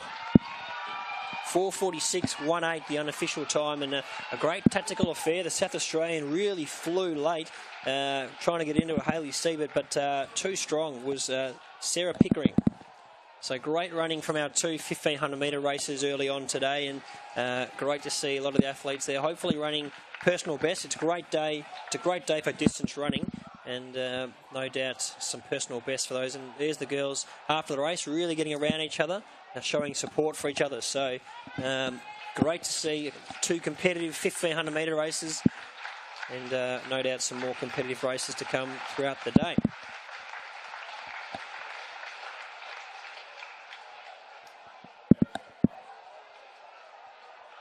And we just saw the competitor from ACT Manning cross the line, so that's all competitors finished. Now, Sarah Pickering had a PB of 4:46.68, which she ran at the Little Athletics New South Wales State Championships. So we're about to see the results of the under-13 boys 1,500 metre final, and as we spoke about, a great run there from William Barker in 4:24.78, a personal best for him. Yeah, fantastic win from Barker, and as I said, I'm calling it his one who's going to kick on. Showed a bit of toe, bit of tactical prowess as well, knew when to go, and the physique on him as well. He's got that frame which really could turn himself into a great distance runner. We'll bring you the women's results as soon as they come, and we've got some more action coming up, so don't go anywhere in your lounge room, wherever you are. whether you're on your phone in a cafe, at home, comfortable, or on the beach somewhere watching, do not go. We're going to cross to a break now. We'll see you shortly.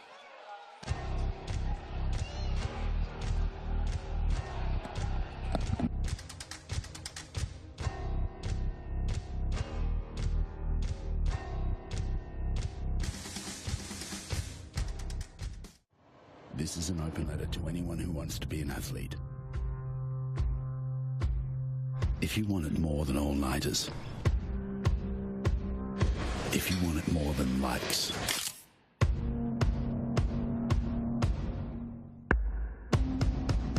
or soft hands, if you really want to be an athlete, just wanting it isn't enough.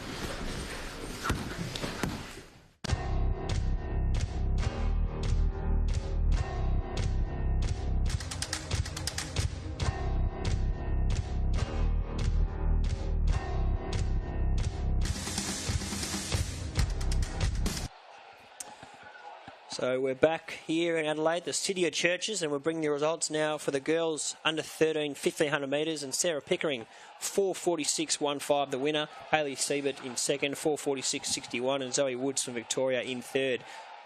Great run from her. So those 14 girls went head-to-head there in that 1500 metres, and just a taste of the exciting action we've got to come. So we'll bring you some field event action shortly.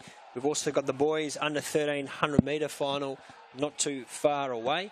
Of course, we're here in Adelaide local time. It's 11:10, so different time zones Australia-wide, but the action is happening now live and only going to get better from here. Bright and early for our Western Australian viewers as well. No doubt about it. Down here for some more long jump action, Dean. Yep, just waiting for competitors to hit the runway. Not sure if I would assume we're down to the final 8 in the under 13 girls long jump. It looks like we've got one of the ACT competitors on the runway. We're going to cross down now to a bid for a bit of an update. What have you got for us, a bid? We've just started just about to start the final round. Attempt number 6 for the top 8 girls in the under 13 long jump. Tamisha Clark has leapt to the lead with 5:56 else in her first jump. And in second place is Amy Tyrrell from Victoria with 5:32, and Talia McVie in third right now at 5:31. So that's where we stand in the under 13 girls long jump. Over to you, Ollie and Dean. Yeah, fantastic update there, and Talisha Clark obviously doing very well, getting some guidance there, helping out. So Tamisha Clark in the lead, helped by her sister, obviously a great mentor. Great to have her there. She's competed in many finals herself, and it's paying dividends here in the lead. Can she hold on though? One round to go. No doubt there'll be one athlete who really wants to nab that gold medal. So this final round can really bring out some super performances. They really go for it. Yep, it's the Victorian Amy Tyrrell in second place according to those results there. So be interesting to see what's on hold in these last round of the 6th round and final round of jumps in the girls long jump competition. We can see Edward of Queensland there, having had her final jump. Heading over to the coaches for a bit of feedback. And no doubt she'll head back to the Queensland tent, get some fluids into her and hydrate up, because it's very rare that you've only got one event at the ASICS Australian Little Athletics Championships. No doubt there'll be more events for these competitors throughout the day. You've got to double up, and so you've got to look after yourself throughout the day, get some drinks and some food into you, and then it's basically up again for another go at some stage throughout the day. Yeah, very important, Dean, that the athletes are on their game, hydrating, eating well, and of course slip, slop, slap.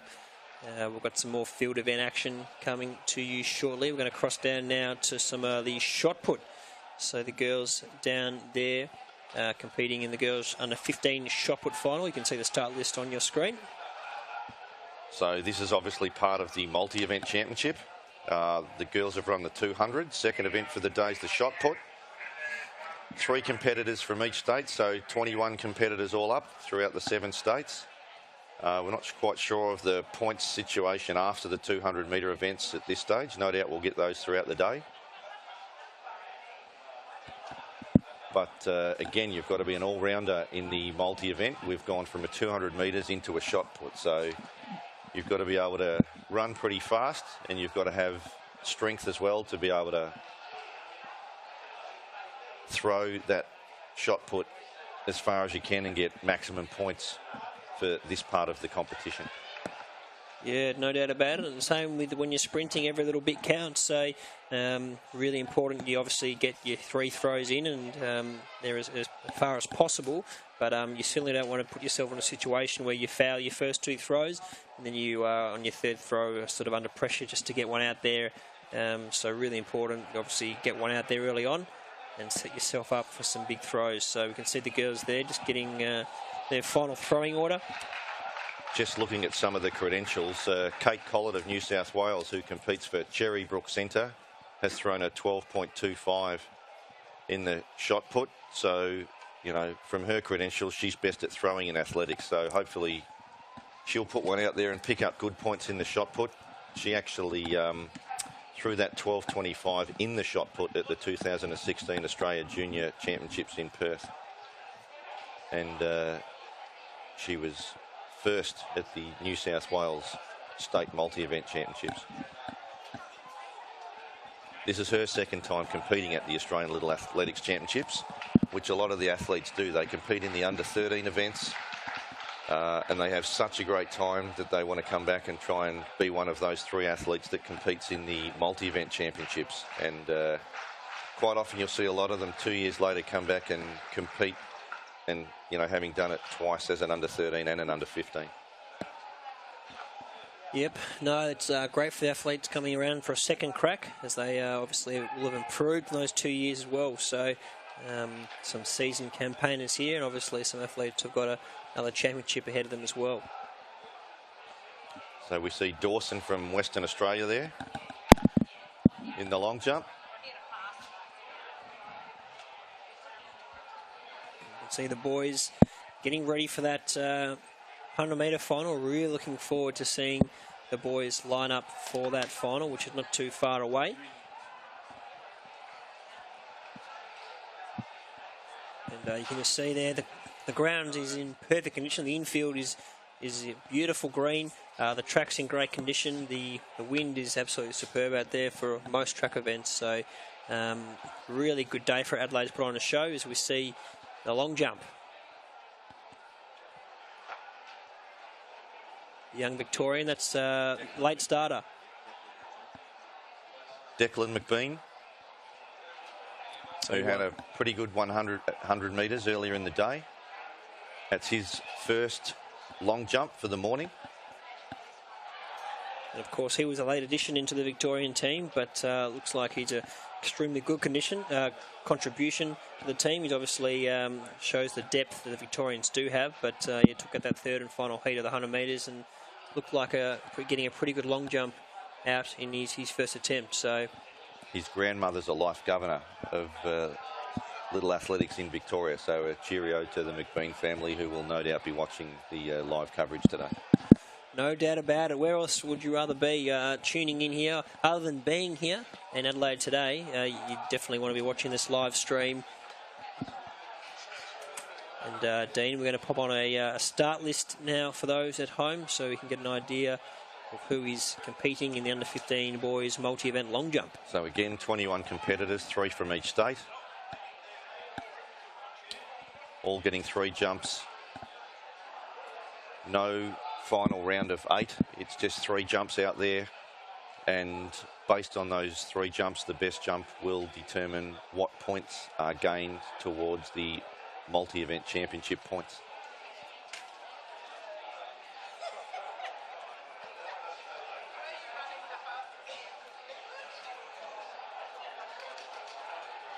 When we had the Australian Championships in Adelaide, I think it was 7 or 8 years ago, the contrast in weather is unbelievable. We had over 100-kilometre-an-hour winds.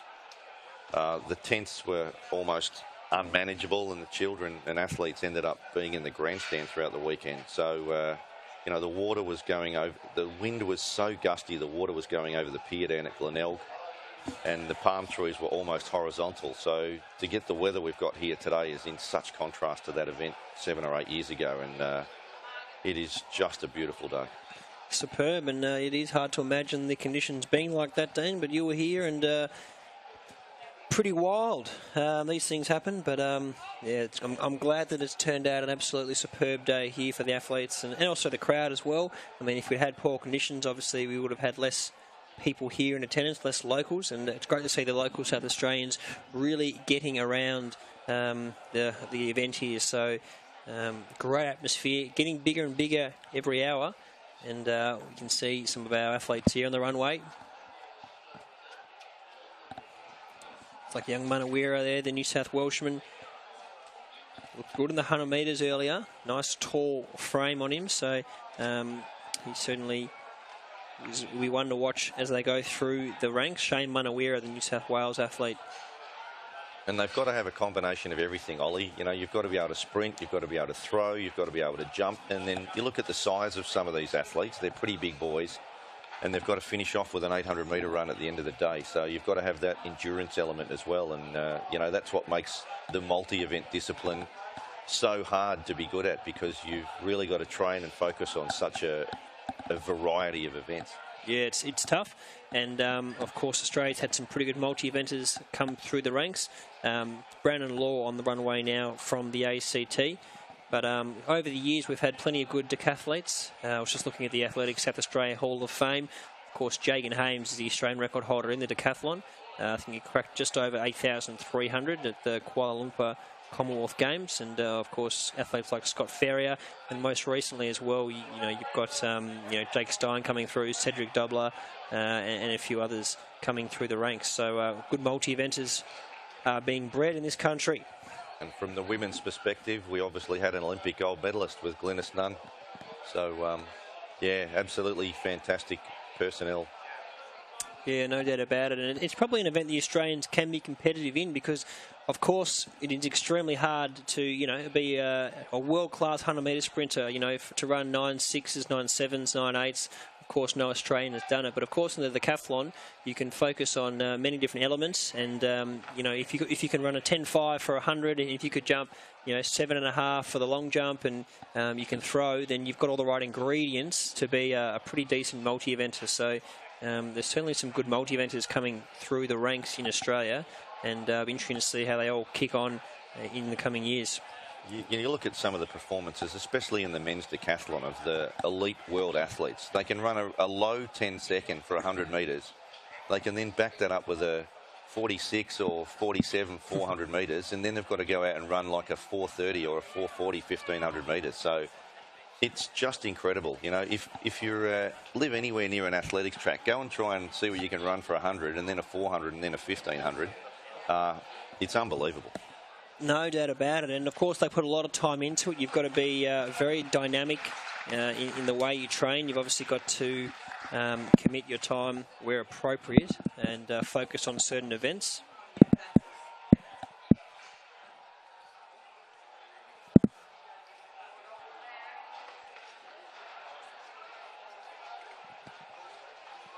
So we can see on the screen now we've got the boys 100 metres under 13, not too far away, and they're lining up on the track there.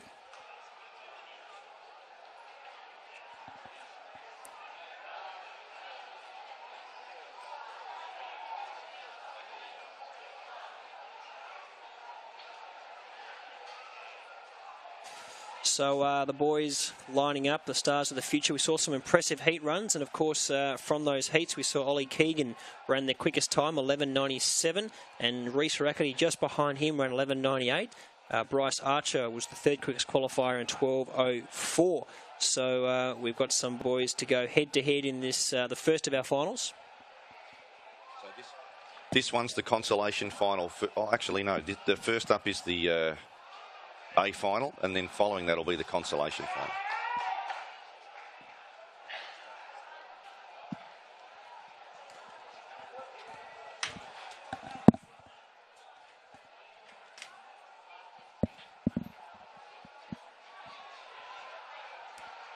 And a bit unsteady there. The young boy from New South Wales will cross down to a bib shortly after this race, but looks like Ollie Keegan there may have been a bit uneasy. So the Victorian as well also raising his hand. So a couple of boys just a bit unsteady, but I think the Victorian actually lapping up the support.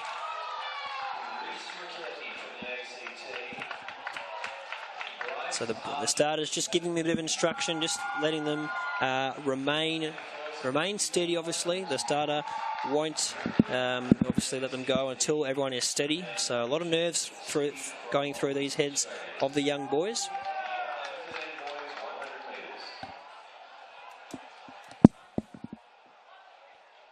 And the two boys to watch here, Ollie Keegan in lane 3 and Reece Rackety in lane 4. But as we know, watch out for any one of these boys. But they're the two who broke the 12-second mark in the heats. Ready to go now.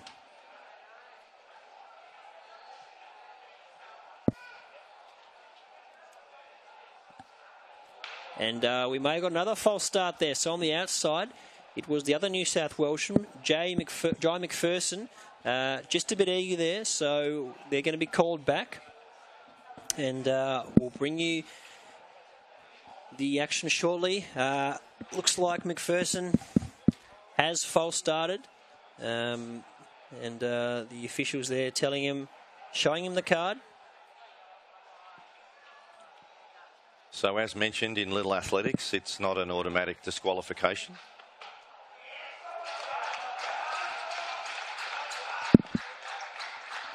So hopefully this time the boys are all clear to go.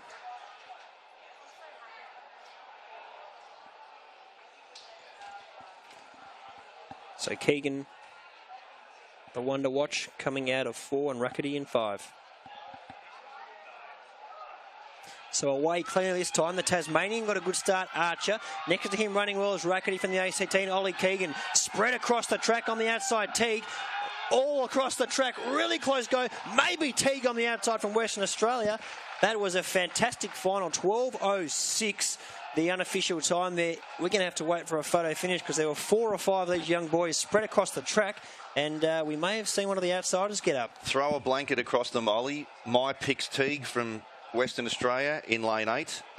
He had a bit of form in the heats, but looks like he's come through in the finals. Well, we'll wait for official placings there. We've got a bid trying to get the winner of the race, and it looks like Teague did get it. He's got the West Australian. He ran 12:10 in the heat, so the boys, a couple of boys, Ollie Keegan and Reece Rackety, did break 12 seconds in the heats, but I think Jake Teague may have got up on the outside swooping late, and that's a big upset. Unofficially 12:06. And Abid, you've got the winner down there. Let us know. Oh, that was an exhilarating race. Jake, how does it feel? 12:06. Really good. Really. Is that a PB? Definitely, yes. I did say these are PB conditions, so congratulations on that. And what's it like running at a championship like this? Were you a bit nervous? How did you channel that? Yeah, I was very nervous, but it was just awesome to go and have the trip here and run at this track. It was amazing. Fantastic. And which Little Athletics Centre are you from? Gosnells. Shout out to everyone in Gosnells there. Jake, well done. Under 13 boys champion, 100 metres. Go WA. Great. Right, throwing it back up to you, Dean and Ollie. Thanks a bit. Thanks for getting the winner there. And had the outside lane. Was a bit of an outsider. And we're going to watch the replay now, Dean. So he got away to a pretty good start, Teague, and as did a couple of the inside runners, but it really tightened up at the halfway mark. You could throw a blanket across them there. Probably had the ACT runner Rackety in front, but just at the end there, Teague's come through with the other ACT athlete in lane 7. Jeremy Marin as well, he's really lifted. So a couple of those boys who snuck into the final, they both ran 12:10 in the heats. They've lifted and really got the job done to cause an upset. So Teague in 12:06, the gold, Marin in 12:09 from ACT, the silver, and Rackety from ACT in 12:18, the bronze. And great effort from the ACT guys to get silver and bronze in that one. Fantastic. We've got the Consolation final on the track now. Let's see how this unfolds. And the Tasmanian came out a bit early there, Ryan Gale. They're all keen as mustard today, Ollie. There's been a bit of tension on the blocks in the 100-metre races. No doubt about it. They're all obviously gunning to get to that finish line as quick as possible, and there's a fine line between actually waiting for the gun and trying to, I guess, predict when to go. So some of the athletes probably trying to preempt it when you've really got to wait for the B or the bang to go. So these youngsters obviously keen as mustard, which is what we want to see, but you've really got to wait for that, when that's set position, wait for the gun and react as quickly as possible. So ready to go the second time of asking in the Consolation 100-metre final.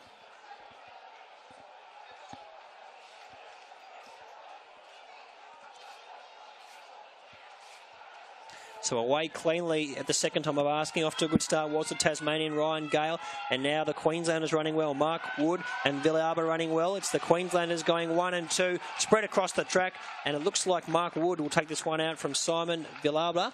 We'll wait for the official placings there. But it looks like a Quinella there for the Queenslanders. 12.43 unofficially. 12.43 and Mark Wood and Simon Villarba, the two that were across the track. So they had the credentials after the heats in terms of times. I think both those guys were 1 and 2 ranked in this final after the heats. With a bid, we're going to cross down now to our winner, Mark Wood. Yeah, so we're down here with the under-13 boy Consolation 100-metre winner, Mark Wood from Queensland. How was that for you?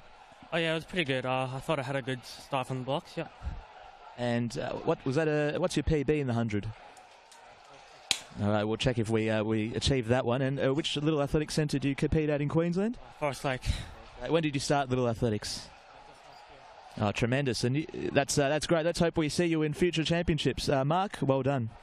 Back up to you, Ollie and Dean. Thanks a bit. Great to get an insight there from our youngster, and Mark Wood, a well-deserved winner of the Consolation 100-metre final. Shortly we'll bring you those finals from the girls under 1,300 metres. And they're going to be absolute crackers to watch as well. So we saw a couple of upsets there, particularly in that first final. Will we see much of the same here in the girls' race? Time will tell. So let's have a look at the girls' under 13 100-metre final. Ollie and Adora Archer Victorias ran the fastest qualifying heat time of 12.47. Second would be Molly Farmer from South Australia, who's run a 12.61. And Jordan Pretorius of Western Australia with a 12.81, and Holly Garrick of Victoria with a 12.87. So those four athletes will take up the middle of the field. Adora will be in lane 4 from Victoria. Molly from South Australia will be in lane 5. Jordan in lane 6 from Western Australia, and Holly from Victoria in lane 7. So Adora got a little bit of a gap based on the heat, 0.14 of a second on the rest of the field. But as we saw in the boys, once you come out of the blocks, it's anyone's. No doubt about it, Dean. And we're in the starters' hands for this final of the girls under 13 100 metres.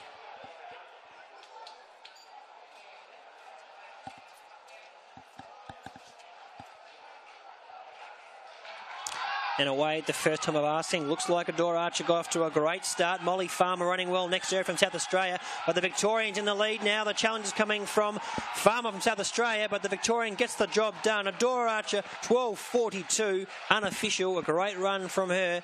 And no doubt about our winner. Great run from Molly Farmer in second place. And we'll bring you those official results very shortly. But convincing win for the Victorian. Slightly quicker than her heat, unofficial 12.42, but a great run from Adora. Very strong athlete, out of the blocks well, and just powered her way to the finish line. We're going to cross down now to a bid with our winner, Adora Arch. So we're with the under 13 100-metre champion in the girls, Adora Arch. How did that feel for you? It felt really good. Yeah. And what's it like competing in a great atmosphere like this here in Adelaide at the stadium? It feels amazing, and it really just makes you want to run faster because everyone else is watching you. And we all love 100-metre sprint events. So who's your hero in athletics? Melissa Breen. She's just awesome. Yeah. I'm sure Melissa's listening and watching this too. So Adora, congratulations, and back up to you, Ollie and Dean. Thanks a bit. Great to see how excited the youngster was, and her idol there, Melissa Breen, of course, Australia's fastest ever female sprinter, 11.11. I was actually there the day she ran that. I actually commentated the race, and wow, it was an absolutely cracking run by Melissa Breen that day, and she wrote herself into the history books, and so no doubt she can go quicker. So the results from the under 13 girls 100, Adora Arch from Victoria in 12.43, which is an equal PB. Second was Molly Farmer from South Australia in 12.53. In third place was Jordan Pretorius from Western Australia in 12.77. So they're the medalists, and not far behind was Holly Garrick from Victoria in 12.80. So a great girls under 13 final, and no doubt a lot of those girls will now go back and they'll be ready for the 200 metres this afternoon. No doubt about it. We get back to some of our javelin action. You can see one of the Tasmanians out there getting ready to go. And we'll bring you that second final of the girls 100 metres very shortly. The girls are under 13 100 metres. Currently in their blocks just doing some work. But Dean, what do you got for us here? Looking at some of the form, Leanna Davidson from New South Wales, who competes for Currajong Bilpin, has a PB of 41.54 metres. She won that event by about 7 metres, so she's got pretty good form on the board for the javelin. We've got Mackenzie Mielzarek from Victoria, who competes at Karaya, who's got a 39.55 metre PB. She won the Australian Junior Championships in Perth, so she's got some pretty good credentials on the board. We've also got Levante Suemai from Queensland, who will compete in the discus later in the day and is a bit of a gun at the discus, but she's also in the javelin. She's got a 38.48 metre PB. She's hoping to get that out to over 40 today, and she's one of 6 children.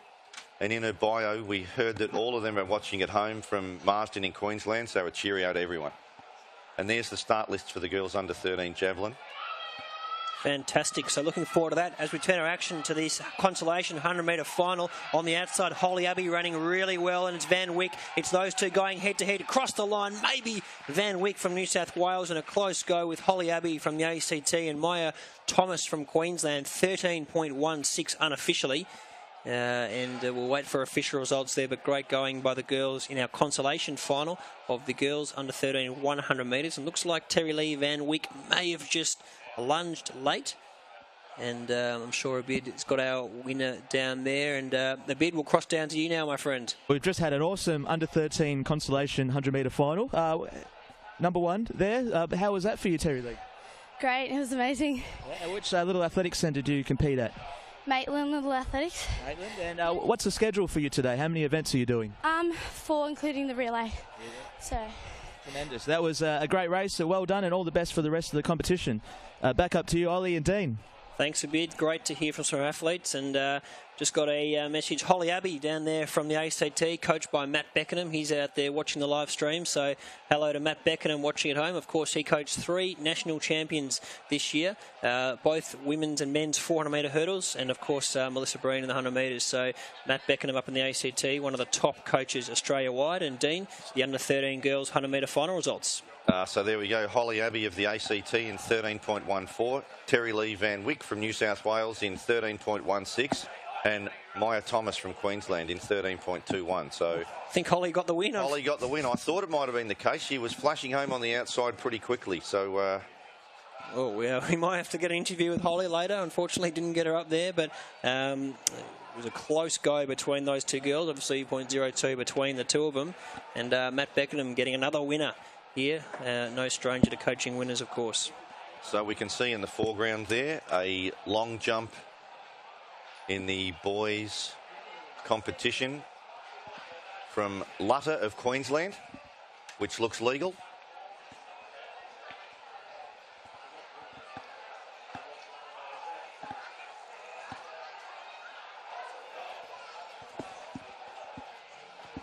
So some more action to come, not too long after this. We've got plenty of field event action, and of course we've just seen those finals of the 100 metres. We've got some 400 metre action coming up very shortly. We've got the boys under 13 and under 14 400 metres.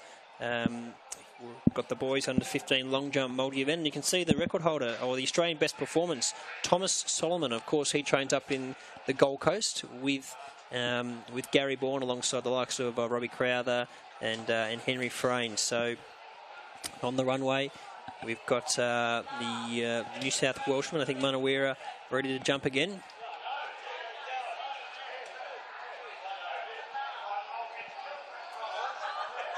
Just some good jumping from the New South Welshman, but unfortunately gets the red flag. A bit disappointed, young Shane Manawira, but no doubt can get a bigger one soon and then progress through this multi-event. So the key is obviously to keep composed during the rounds and build that score to as big as possible throughout the ranks. So that under 15 multi-event long jump coming along very nicely.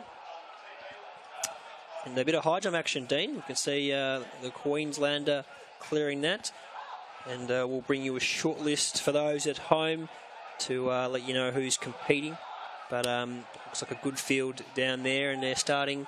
The bar will obviously progress, but it's the under 13 boys high jump final. So there's the field, and just looking at some of the credentials, we've got Ben Major from Victoria, who competes at Diamond Valley. He's got a PB of 175, and he won the Victorian State Championship event.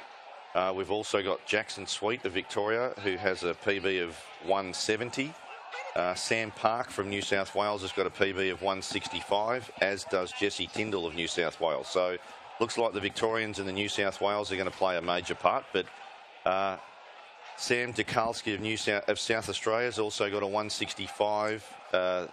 Jarman Sigall of South Australia has got a 161. So it definitely looks like Victoria, New South Wales and South Australia are going to play a pretty major part in the boys under 13 high jump event.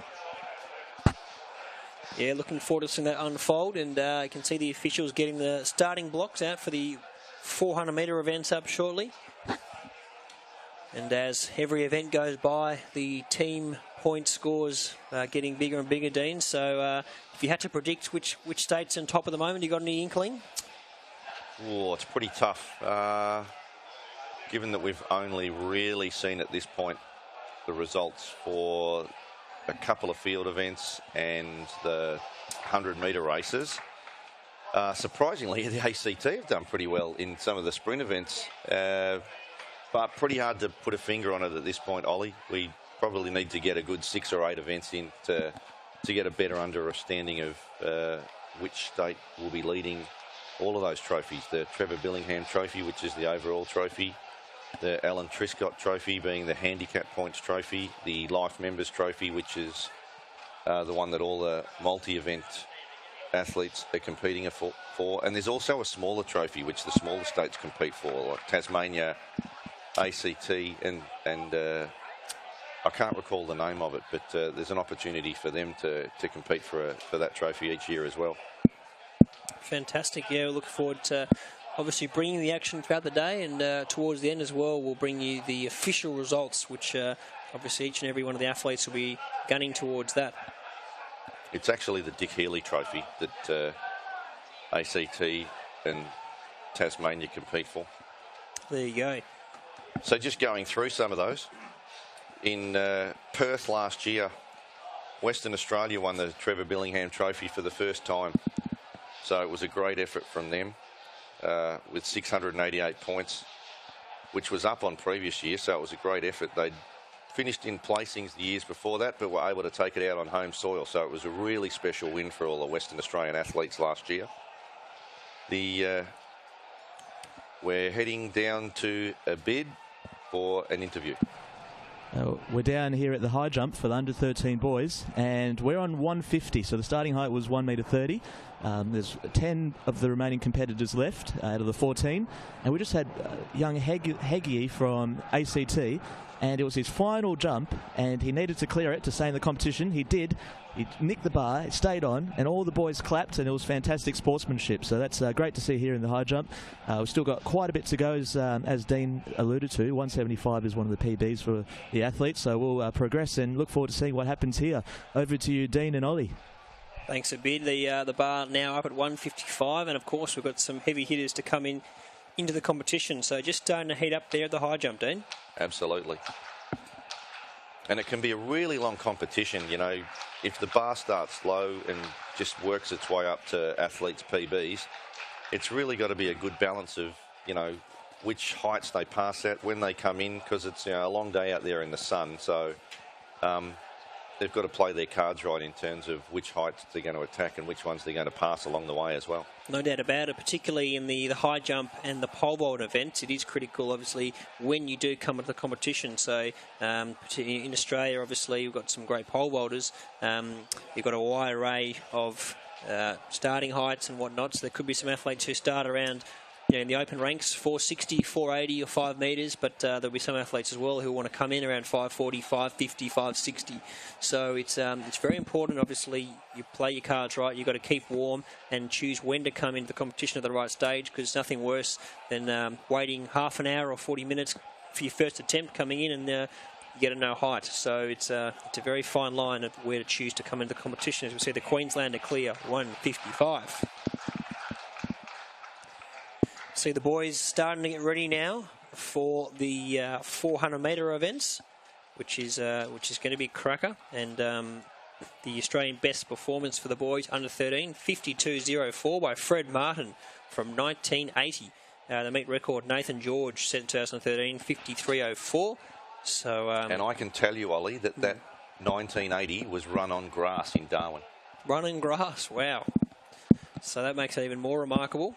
Fred Martin, 52.04 in 1980 on the grass. That's quite an impressive record. Doesn't look like getting broken anytime soon, but that's why we're here today. Hopefully one of the boys has put all the training in. It comes together today when it counts, and he can really nail the race and go under 2 seconds. So Heat 1's about to get on the track, and probably the favourite for this one will be Jackson Willis from New South Wales. He's got a personal best of 55.54, which he ran at the New South Wales Little Athletics State Championships this year. So he'd be one to watch. Cheers, Dean. Yep, the boys are behind their blocks now. We've got a field of 7, Teague in 2, Thomas in 3, Timmy in 4, Brennan in 5, Batui in 6, Webb in 7, and Willis in lane 8.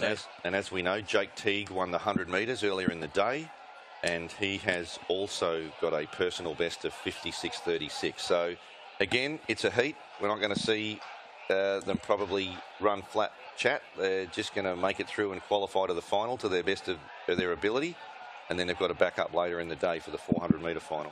Well, I like Jake Teague here. Obviously, he's got that 100-metre form, and if he can float down the back straight and make his move at the right time, really around that 200-metre mark, the 220-metre mark, I think he'll be really hard to beat based on his raw speed.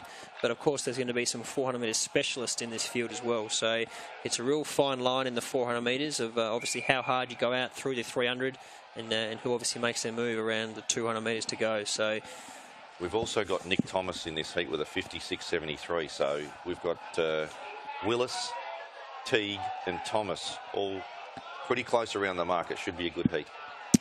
And we're in the starters' hands now for our first heat of the boys under 13, 400 metres.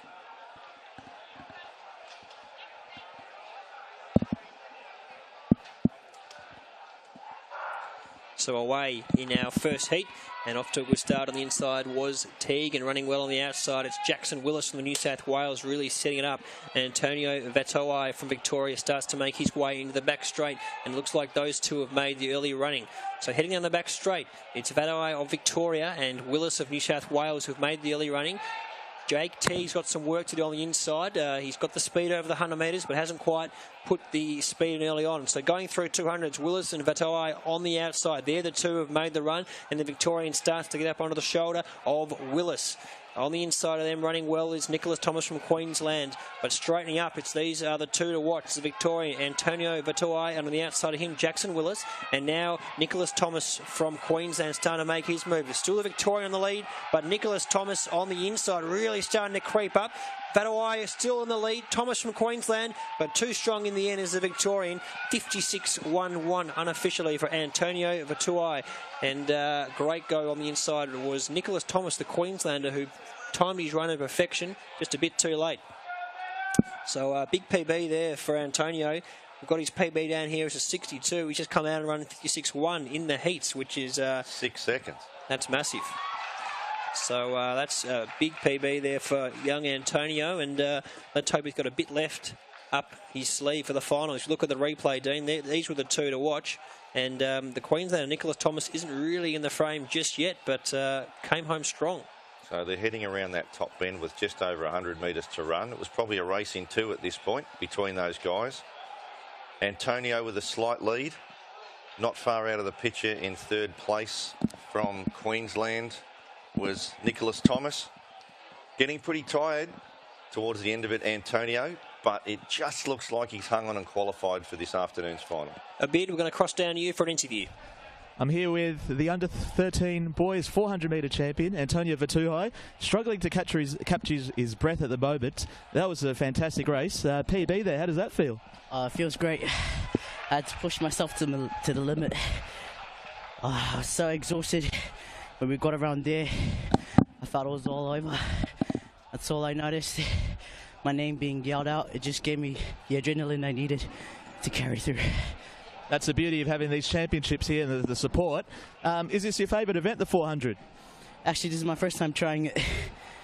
My favourite event is 100, but I feel if I can get a gold for the 400, I have been truly blessed by the Lord. Tremendous. And with you, what other events are you competing in today? The 200 and the 4x1 relay. Antonio, fantastic effort. All the best for the rest of the competition.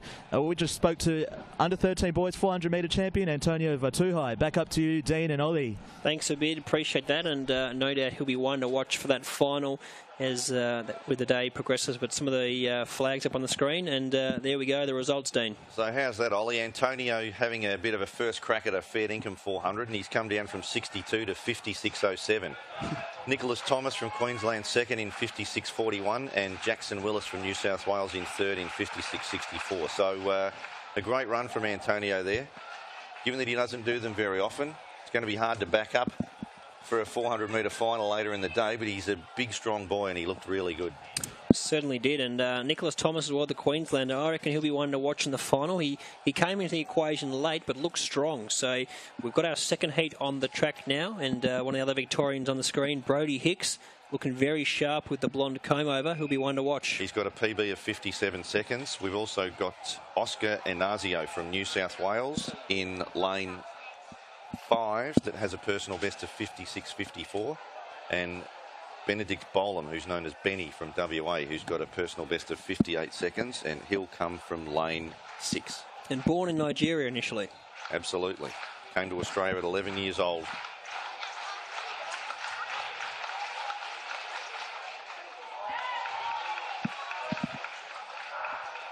So Bolam choosing the standing start as we're away, and looks like Ernie Brown, the South Australian, running well early on, and the West Australian Bolam, he's set off quickly down the back straight. Just behind him, running well, is Inazio, but the West Australian, Benedict Bolam, looking superb down that back straight. Oscar Inazio, the New South Welshman, really running well. Looks like he's got plenty up his sleeve as they go through 200. Brown on the outside running well from South Australia, and the Victorian Brody Hicks running well, but it's the West Australian in the lead, Bolam. Just behind him, Inazio, who looks like he's about to make his move. So they're the two to watch with about 120 metres to go. Bolam and Inazio, the West Australian and the New South Welshman, straighten up, and it's a two-horse race at this stage. Now Inazio from New South Wales gets in the lead. Benedict Bolam hasn't given up yet, but looks like a convincing win here to Oscar Inazio from New South Wales. Second's going to be Benedict Bolam, and just in third place, storming home well, is Brody Hicks, 57.6 unofficial, so just a touch slower than our first heat. Well, 1.6 seconds slower than our first heat. So those athletes in that first heat will be feeling pretty confident. Absolutely. But a great run from those guys in the second heat. A good win to Inazio. Looked very strong throughout. Ran a strong first 200 and finished it off well in the straight. And looked pretty comfortable across the line in 57.60. So here we see the last 80 metres. It was a race in two between Inazio and Bolam from Western Australia. Inazio kicked away and looks pretty comfortable as he crosses the line. Abid, you've got Oscar down there? We've got Oscar from that 400-metre race. How was that for you, Oscar? Pretty tiring, actually. But, yeah, I think I held form and raced well. And what other events are you competing in today? What's your program? I've already competed in the 15 about 50 minutes ago, so, yeah. And you can just see in the stands, there's so many New South Wales supporters. I mean, what sort of boost is that giving you? especially on the home straight, it makes you think you have to run faster and impress like the people who've come to watch you. So yeah. Tremendous work, Oscar. Great to speak to you. All the best for the rest of the competition. Back up to you, Dean and Ollie.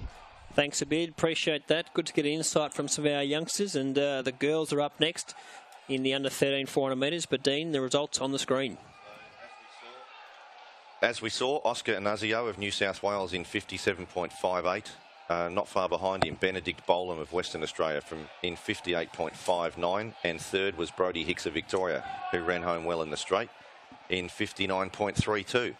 So that sets the scene for the final, Ollie. We've got a 56 and a 57.60. So the second heat have got to bridge the gap a little bit, but all set for a big one.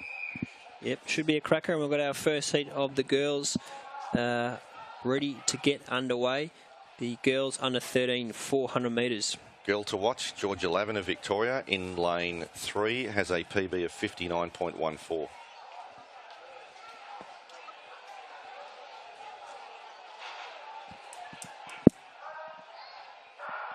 So away in this first heat, the Australian best performance, 57.14. That's the time to beat. We'll see if any of these girls can get close to that. Burrell running well on the outside from New South Wales, as is Freeman heading into the back straight.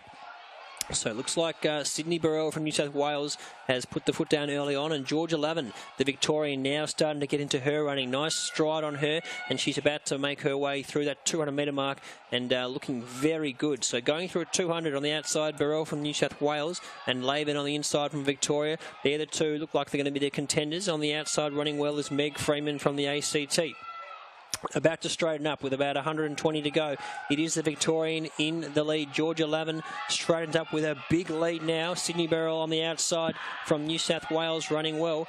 But no doubt about who's going to take out our first heat here. It's going to be Georgia Lavin from Victoria. And running home well late is Sydney Burrell from New South Wales.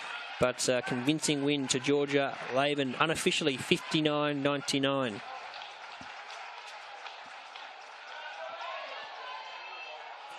And a big shout out to Eleanor Barnett. She's from Albany in Western Australia. Her parents are tuning into the live stream now, and we're very proud, no doubt, of their daughter. So a big hello to everyone out there in Albany, Western Australia.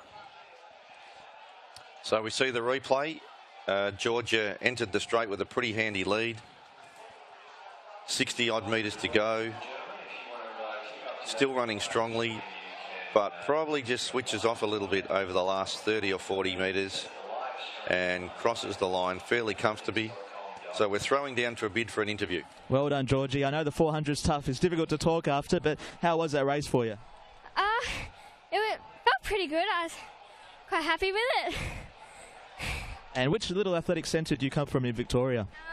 Yarra Rangers. And is this your first time in Adelaide? It's such an awesome day today here. It's actually not, but I haven't been here for quite some years. Well done. And what other events are you competing in today? The 800. All the best in that, Georgie, and I'll let you get some rest now. That was Georgie Lavins for Victoria, and back up to you, Dean and Ollie.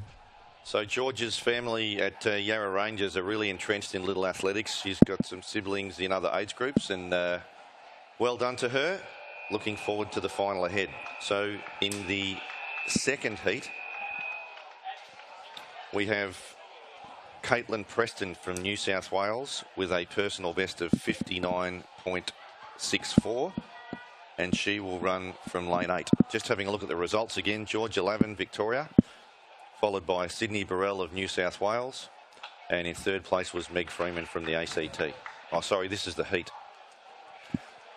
1 results, but we actually haven't got the times up there, so... All good. We've got the action ready to get underway for our second heat. And as Dean was saying, Caitlin Preston, one to watch on the outside from New South Wales. She'll run in lane 8. And the athletes going into their blocks now for our second of 2 heats. And the girls under 13, 400 metres.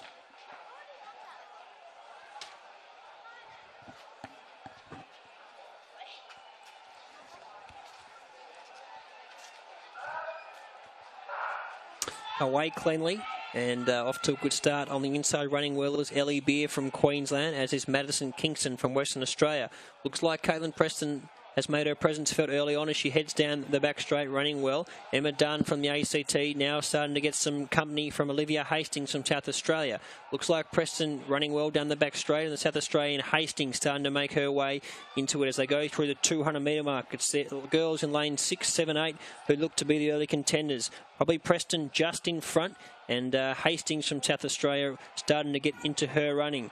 With about 150 metres to go, it's still Preston on the outside, and looking like making her way through is Ellie Beer on the inside. Straightening up.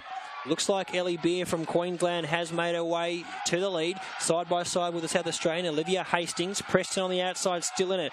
At the moment, looks like it's Hastings just in the lead. The Queenslander Bears not giving up. It's still Hastings in the lead. Coming late was the ACT athlete Dunn, but Olivia Hastings takes out the second heat.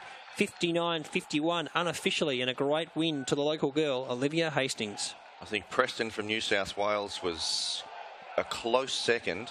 You could have thrown a blanket across 4 of them there, Ollie.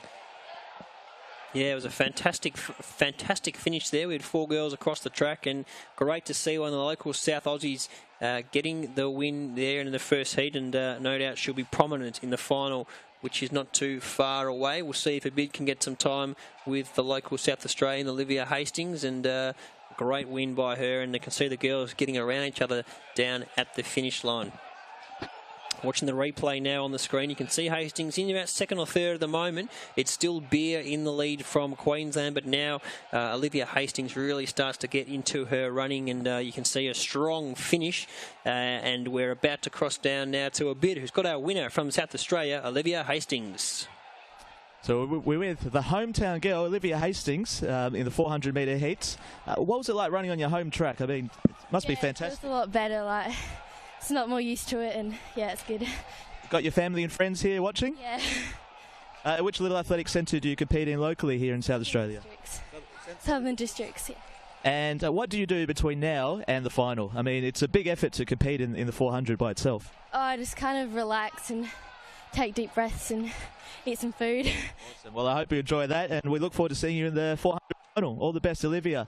So that was Olivia Hastings in the 400 metres heat, and we throw up back to you, Dean and Ollie.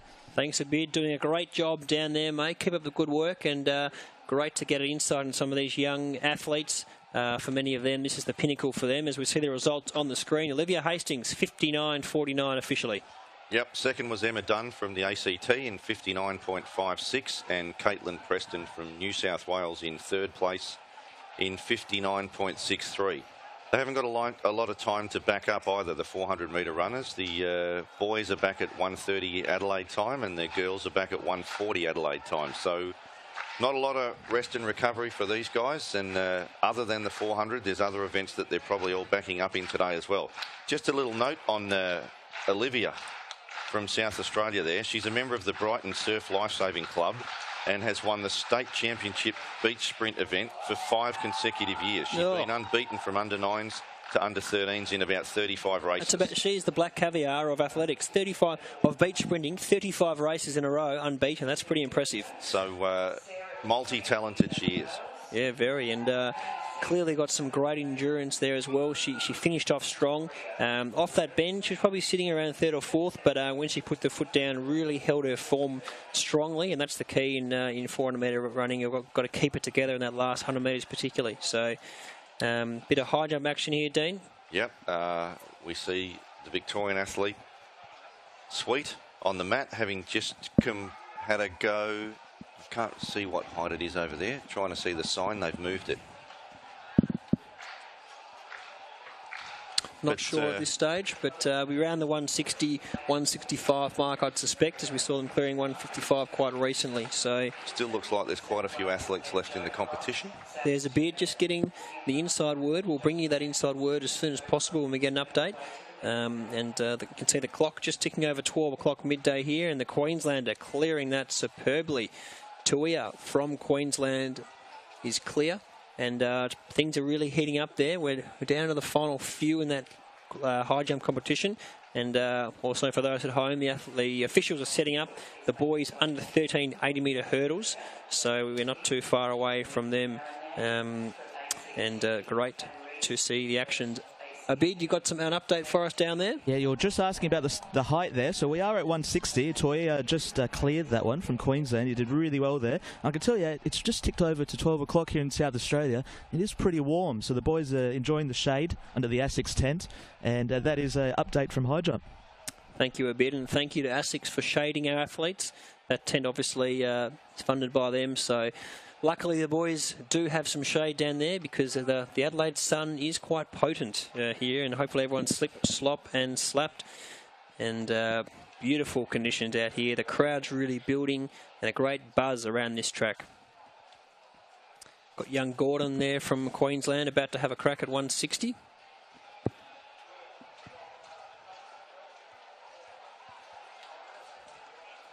Nice approach. Just clipped it with his heels. He's not a happy camper either. Bit of dejection there. So, unfortunately, not a clearance for Gordon of Queensland at his attempt at 160. Prior to this event, he had a PB of 159. So, he's actually having a go at a personal best. So, he's pretty close there. Good chance that if that wasn't his final attempt, that he's got a bit of an opportunity to get over that.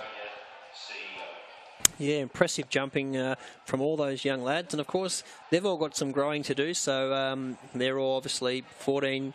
They're under 15-year-old boys. So a bit of growing. And as they grow and develop, obviously, hopefully see them progress through the ranks. And hopefully we can see some of those boys jumping over that 2-metre barrier one day. I think that's sort of a good little barrier for any high jumper to want to achieve. And obviously, if you want to achieve great things like the likes of Tim Forsyth in this country, Olympic bronze medalist, you want to be jumping in that mid-230s. So obviously something to aspire to for some of those high jumpers. You've got young Joel Baden at the moment, a young Victorian who's jumping around that 229 mark.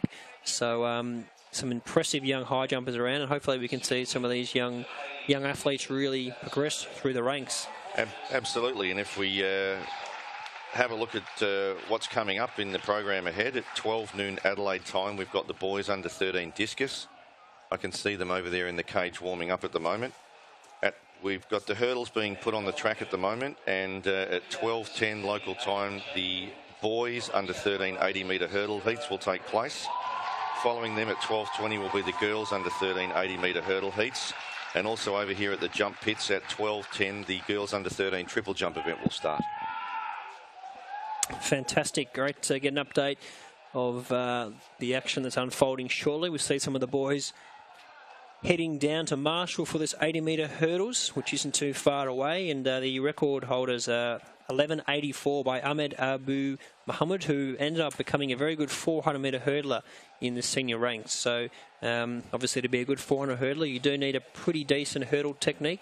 It's obviously some 400-metre hurdlers that are more 400-metre runners than hurdlers, and there's going to be some 400-metre hurdlers that are more rhythm runners with a better hurdle action, but can't quite run as quick over the 400 metres. So he was one of the great athletes we've had in this country over 400-metre hurdles. Of course, Ryan Robinson, the greatest 400-metre hurdler ever produced, was 5th in the Olympic Games final.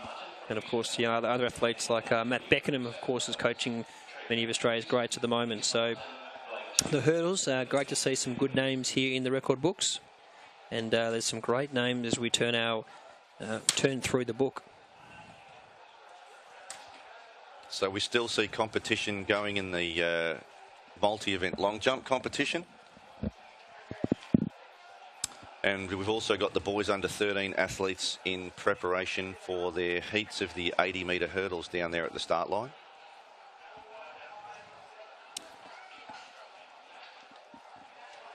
Yep, some boys setting up their hurdles, their blocks, obviously for the hurdle event. So the block setting obviously pretty important for those sprint hurdles because it obviously dictates how many steps you actually take to that first hurdle. So hopefully these boys are well drilled on how to set up their blocks for to that first hurdle, because it can make a big difference obviously. And we'll see if we can see some of these boys getting close to that sub-12 barrier. So there's the start list for the boys under 13 discus final. All warm-ups completed, and we're now heading into proper competition. And meet record for this is 55.01, set in 2010 by Tepe Morera.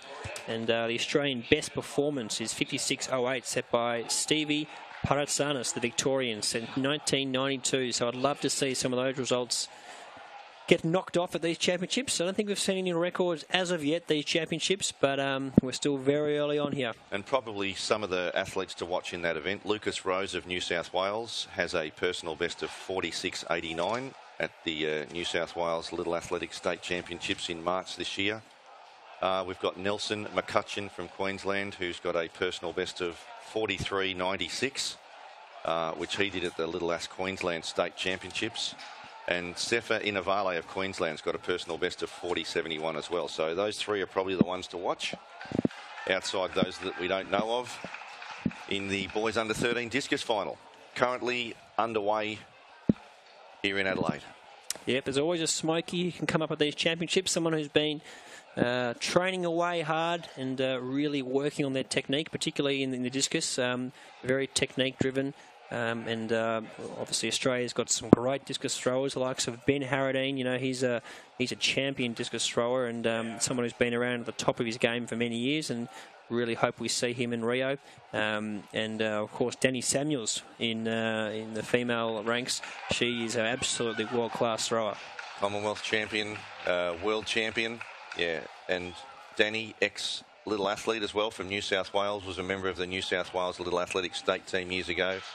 And is still, you know, an attendee at a lot of the New South Wales Little Athletics functions, and just loves where she's come from, her Little Athletics background, and is a great ambassador for Little Athletics now as an open athlete as well. Yep, and let's be honest, she wouldn't be where she is without Little Athletics. That foundation, whether it was discus or shot put, or all those events, just helped develop her general all-round skills, and obviously the hard work she's put in and the talent has made her become one of the best in the world. Absolutely. So if we look at Heat 1 of the boys under 13 hurdles, and just looking at some of the form, we've got Blake Pritchard from Western Australia in lane 5, who's got a personal best of 12.74. We've also got Taylor Willis of Victoria in lane 7 with a personal best of 12.85, which he actually ran into a pretty heavy headwind at Casey Fields this year. So it should be a pretty good race between those two guys, and even a 12.87 from Reese the Lightning Rakate from the AC2, who we saw earlier in the 100 metres. Interesting note about Reese too, we didn't mention this earlier, he's been a thrower, but his passion is for running, so he really concentrated on the running this year, and what a remarkable impact he's had. Like, you know, to finish so well up in the placings in the 100 metres, it's a pretty good transformation from throws to sprints. Oh, it's fantastic, and that's the reason why he's got the nickname Lightning, because he's quick. We've seen him running very well today. We're about to see him hurdle, and he's got a throwing background. He could be a really, really standout multi-eventer in the future, but let's hope he can get a clean run here in the hurdles as we're in the starters' hands.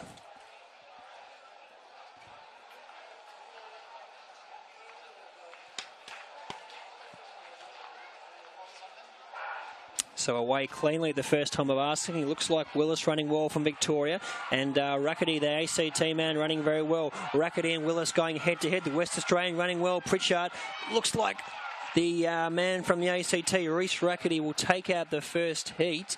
12.27 unofficial. 12.27 unofficial from a very close finish. Taylor Willis on the outside. So Rackety running a cracking race there. And also Taylor Willis, they were the two that looked like they'll be prominent in the final. 12.27, pretty impressive, and Abid's probably going to have him down there in no time. But throw to the photo, Ollie, it looked pretty close. Well, Dean, maybe I've called it too early, but we might have to watch a replay to actually get the photo finish out and see who crossed the line in first. But they were definitely the two to watch. I'm putting my money on the Victorian. Dean, I trust your eye and your instinct. I could lose. So it's these two spread across the track. It was extremely tight. It was at this.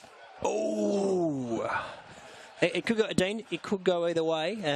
We'll wait for the official results. I don't want to declare anyone like I already have, but that was a great finish between Reese Rackety and Taylor Willis there from Victoria. So.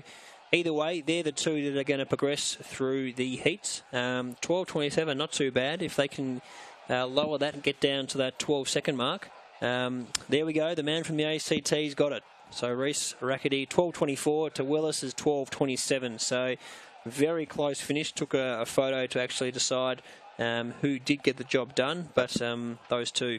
That's why you're the man, mate.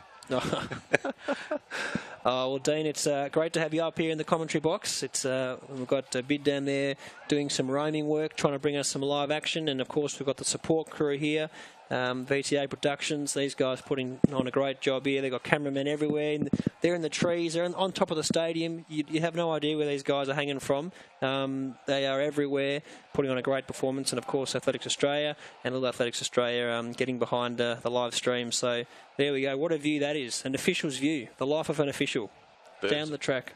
Bird's eye view of the state. And again, it's great that all the families of the little athletes around Australia can tune into the live streaming via the Little Athletics Australia website. And we hope you're enjoying the coverage. Great opportunity to see whether it's your own children or grandchildren or just friends of the family competing here in Adelaide. And we hope you're enjoying the telecast. And trust me, there's plenty to come throughout the afternoon.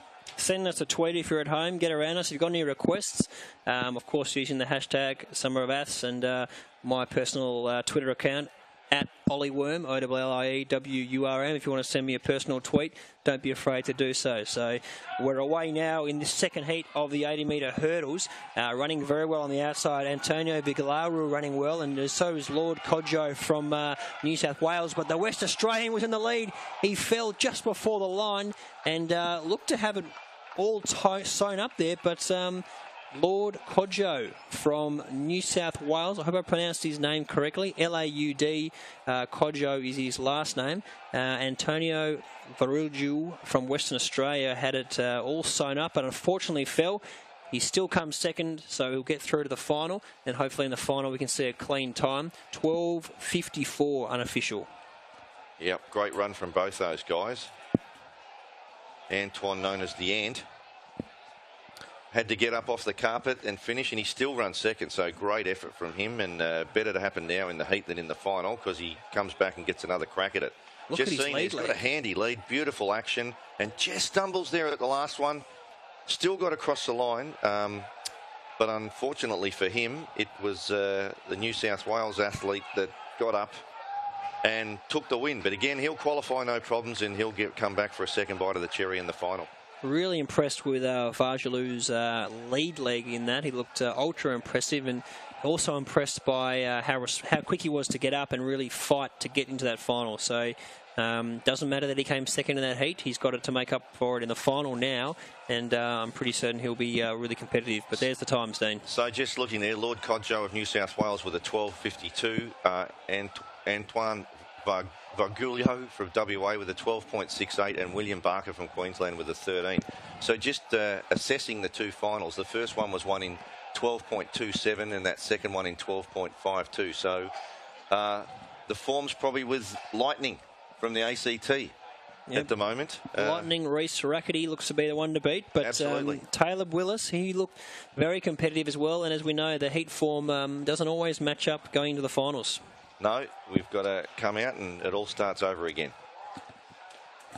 So again, we've mentioned all day, beautiful weather, hardly a breeze. You can see all the state flags there around the medal ceremony area. The three cups sitting there next to the medal, the victory dais.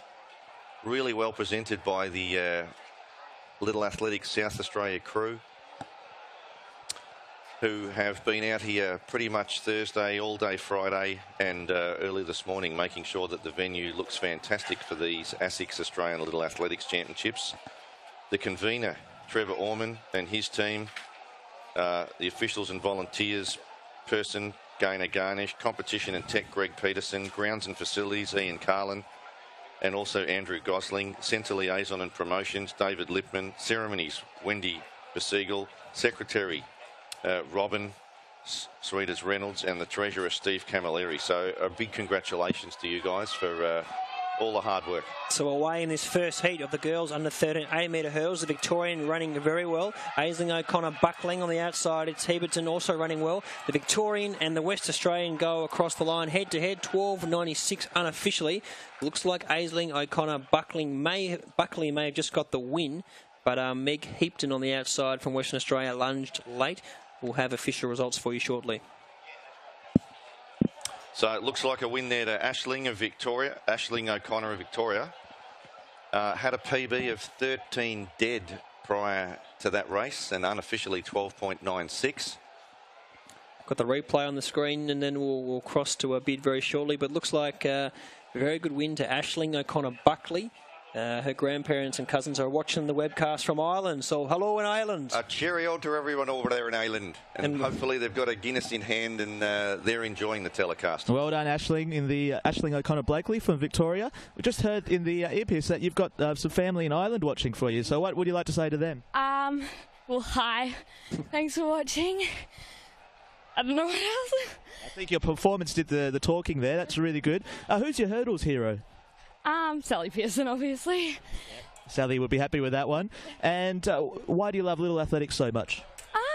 Well, I like it because I get to spend heaps of what I love. And we all love Little Athletics. Back up to you, Dean and Ollie. Thanks a bit, and great that we've got a worldwide telecast tuning in. People in Ireland are watching. God knows what time it is there, but official results. Aisling O'Connor Buckley, 12.93, got the win over Meg Heapton, 12.95. And Maya Thomas from Queensland, third in 13.55. So great that we're taking Little Aths international, I guess, Ollie. You know, predominantly being an Australian sport, but it's good to see that it'll be watched by families overseas in Ireland today. Yeah, well, that's the beauty of the era we live in. Obviously, 10 or 20 years ago, they wouldn't have had access to this, but the world we live in, anywhere, wherever you are, you can almost be there watching the action. So hopefully Aisling's family's enjoying it in Ireland. As we turn now to our second heat of the girls under 13 80-metre hurdles. One to watch here, Geordie Pretorius from WA, who's got a 12.7 PB.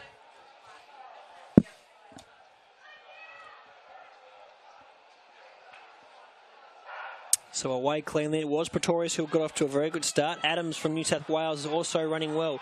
So on the outside, Pretorius. Adams, looks like Grace Adams on the inside's in the lead. The Victorian Maya Punji is also running very well. But good win there to the New South Welsh woman athlete, Grace Adams, 12.78 unofficially. Maya Punji ran very well for second, and on the outside, Pretorius running well. So unofficially 12.78, that heat. We'll get the replay action up, Dean, and you'll see a good start on the outside from Pretorius, but Grace Adams. So Adams and Punji worked really well. Adams pretty clear going towards the last hurdle and had a pretty comfortable win from the Victorian, and the Queenslander Proctor in third place. Abid, we'll go down to you. You've got the winner. Heat in the hurdles, Grace Adams from New South Wales. How was that race for you? It felt pretty well. That was probably one of the smoothest races I've probably done. Well, it's always good to execute in the championships. What are you going to do between now and the final? How do you get yourself prepared for that? What events are you doing today? I've got the final and the relay left. I'll go back, probably sit down for a little bit, go warm up, and come back in stronger. And which centre are you representing from New South Wales? Albion Park. Excellent. Well, thanks very much, Grace, and back up to you, Dean and Ollie. Thanks a bit. Great to get an insight to our winners down there. We've got some more hurdles action coming up very shortly. We've got the under 15 boys and girls multi-events, and we can see on the screen. There's the results. Grace Adams from New South Wales in 12.76, from Tyler Proctor, Queensland in 13.10, and Maya Pundi from Victoria in 13.17. Just some interesting facts in relation to some of the competitors in that last heat. Grace, the winner of that heat, has won the National Level 3 Grand Champion at the Australian All-Star Cheerleading Federation. So another multi-talented. And Tyler Proctor, who finished third, her mother competed for Queensland in the Australian Little Athletics Championships in Hobart in 1982. Wow, so, some history there. A bit of pedigree from the Proctor family as well. Fantastic. Fantastic to see, and we've got some more action just ticking over midday now, so it's around 12:25 the local time. The officials working tirelessly out there to set up the under 15 multi-event 90-metre hurdles. This event, the Australian best performance, Carly Roger, 12.44, And you can see the precision used by the officials there, Dean. The hurdles are on the exact spot, and always ensuring that the athletes have the best of everything. All the races are obviously set up. We've got the officials here, the results. Everything is running smoothly. And look, I'm sure a lot of these officials have been through an accreditation program, which is now aligned with Little Athletics Australia and Athletics Australia. So it's great that all of the officials around the country are basically transitioning from Little Athletics into Senior Athletics. We're all on the same page. They're all following the same rules and regulations. There are a few differentials for the sport of Little Athletics, like different implements and things like that. But from an officials education program, it's just been released by Athletics Australia, and whether you're a little athlete official or whether you're a senior official, you will all be following the same guidelines, the same testing and the same accreditation program. No, it's fantastic, Dean, and look, no doubt the two entities will want to work together more and more down the track. And at the end of the day, it is track and field, and the most important bit, obviously, everyone is enjoying themselves, and that's what we're seeing today. The athletes having a good time, and many PBs as well. Obviously, the athletes are going to sacrifice a bit, put a lot of time into this track and field, and it's fantastic to see everyone doing well. You can see the girls putting down their hurdles for the under 15 90-metre hurdles in the multi-event. So I believe this is the third event for the girls today. And again, you know, the key here, try and run PBs, get across that line as quick as you can, because the faster you get across that line, the more points you're going to earn, which all add up at the end of the day for the total amount of points for the multi-event championship. Don't forget, for those at home, to hashtag ALAC16. Hashtag ALAC16 if you want to get in touch with any of us. Any shout-outs, any requests, don't be afraid to send us a tweet here. We'll be here for the afternoon. Always love interacting with those watching at home. So hashtag ALAC16, and a great afternoon ahead of athletics action. So from the girls under 15 perspective, just a couple of the athletes whose probably preferred event is the hurdles. We've got Alexandra Pryor from the ACT with a 13.63, and that was done at the Little Ass ACT Championships this year, and she said that's her favourite event, so watch out for her. She'll probably do well in this particular discipline. There's the crowd just about in there, Dean. The crowd loving themselves. Mexican wave starting. Everyone really getting around the athletes today. Love the fact that a lot of the parents have got their orange Jetstar Little Athletics Australia hats on as well, becoming a part of the orange theme here today and supporting our national partners. Oh, great airline. On the way here, my flight was early. Fantastic airline to fly with, and obviously they support Little Athletics Australia. We couldn't do what we do without them, so we thank Jetstar for their ongoing support, and from all reports, their support's only going to get bigger and bigger. They really love this partnership working with Little Athletics Australia, so the future is promising and bright, and it's a great partnership. So on top of Alexandra Pryor that we've already mentioned, we've also got Kaza Suter of Queensland, who is pretty well performed in the hurdles as well. She's got a PB of 13.71, which was part of the pentathlon at the Queensland State Champions this year, where she finished second. So probably those two are some of the few to look out for in the hurdles as part of the under 15 girls multi-event.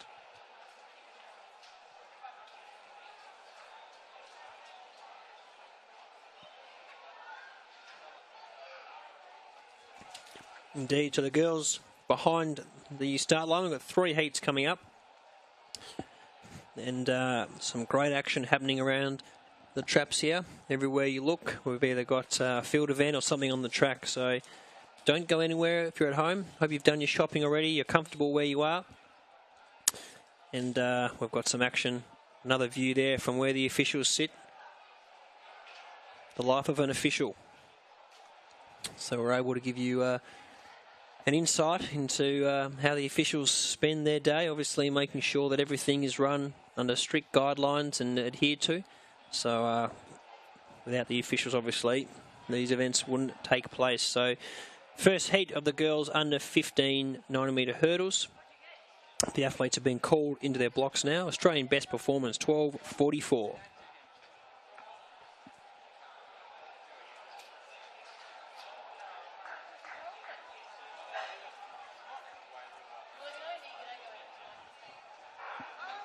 They're away now. Looks like the Victorian Battistella got off to a very good start. Running well next to her is Gleason Cherry from Queensland. So Battistella running very well, the Victorian. On the outside, Longstaff from Tasmania storms the lead.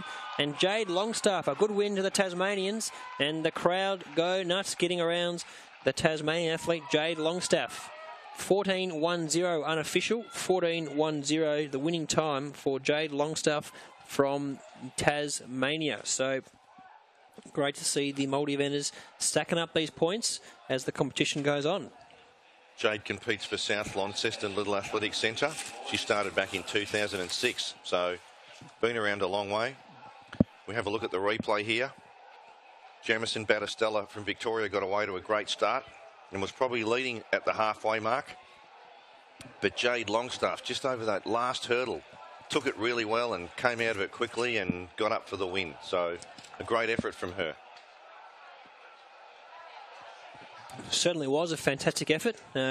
Great to see her really put the foot down around that halfway mark. Said the couple of athletes looked a bit more fancied halfway down, but used her strength and got home to win convincingly in the end. So that's the first of 3 heats in the girls under 15 multi-event. And 90-metre hurdles, and you see Jade Longstaff officially 14.07 the winning time, 14.07 in second Jamison Battistella from Victoria, 14.23, and in third Rebecca Gleason Cherry, 14.36 from Queensland. So all those athletes getting valuable points, and no doubt getting towards the pointy end of the multi-event for the day.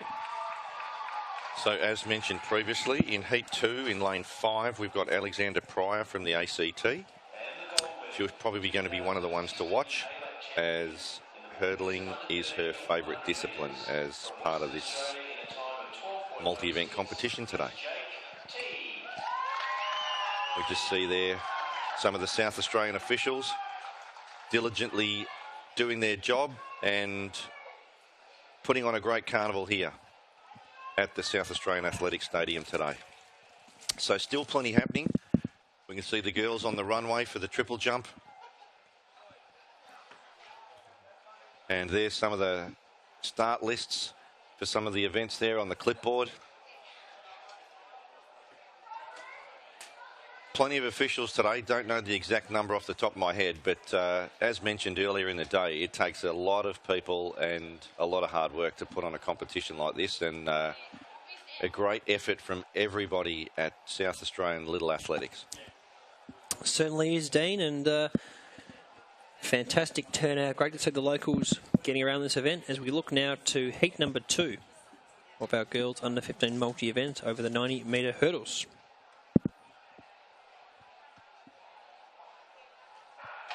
So away cleanly. It was Pryor who got a good start from the ACT. On the inside of her running well is Hayley Wright from Queensland, and she really starts to rocket away. Kayla Elvish is also running well, but Hayley Wright from Queensland rockets away 13.00. That's an impressive win in the second heat of the girls under 15 90-metre hurdles as part of the multi-event. A tidy win there. In second place was Kayla Elvish of Victoria. But that was a clean pair of heels shown there. A good, almost won by the flight of the last flight. Exactly. We'll watch the replay here, and you can see that point of the race really starts to run away with it. Clean over those hurdles. Nice, smooth technique. Never in doubt, really, after a couple of flights of hurdles, and 13.00 unofficial.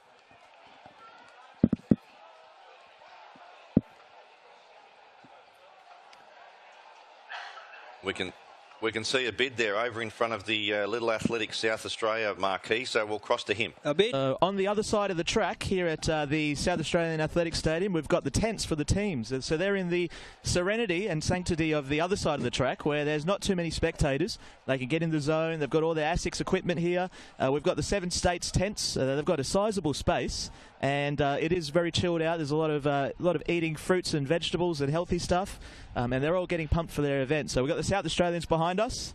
Tell them to give us a wave a bit. Give us a wave, everyone. South Australia. That's what we want to see. Good to see. So this is the hometown team, and I think they're all having a really good time. They're in the shade, staying sun smart, but hopefully can get a few medals on their home track. So we can see there the South Australian marquee in red and the Western Australia one black, so all the marquees are in their state colours as well. Who put them up, Dean? Who set them up? Well, it was a combination of the South Australian officials that did it yesterday, but the Victorian logistics man, Graham Lucas, came over and helped put them up as well. Logistics guru. A big thanks to Graham for coming across on his annual leave time and helping the South Australians put it up. So there we see the results. Heat 2, Hayley Wright from Queensland in 12.97, Kayla Elvish from Victoria in 13.71, and third was Sophie Horner from WA in 13.99. So that 12.97's a good 0.85 of a second, and that's going to get her some great points for the event. No doubt about it. So great that a bid's getting down there amongst the kids, getting around all the tents down the back straight. They look like they're all enjoying themselves, and the tents really do look fantastic across that back straight, all the state's colours, and we're all well set up here as well in the commentary box. Got a great view, and speaking of views, we're about to get underway the third heat of the girls under 15 multi-event to be run over the 90-metre hurdles distance.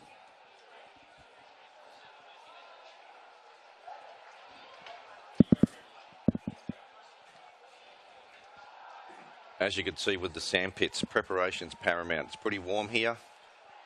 Had the hoses out in preparation of the sand pits for the jumps events. Just waiting for a start on Heat 3 of the girls under 15 multi-event. And they're on the blocks and ready for a start. They're in the starters' hands.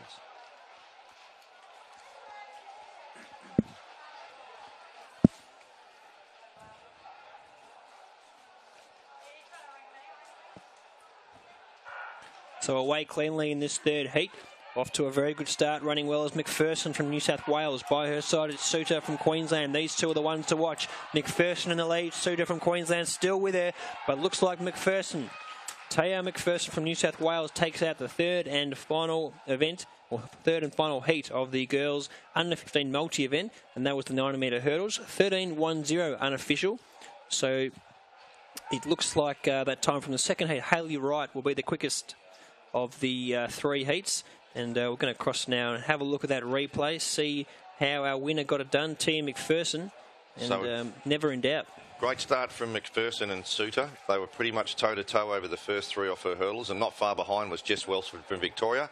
So coming up to the last couple of flights, it was McPherson from WA that just edged ahead and got across the line in front from Suter. And as I said, Jessica Welford from Victoria in third place. Yeah, good win there to McPherson from New South Wales. So that wraps up the three heats there as part of our multi-event. We're going to cross next to the boys under 15 hurdles, the 100-metre hurdles. So three heats of that.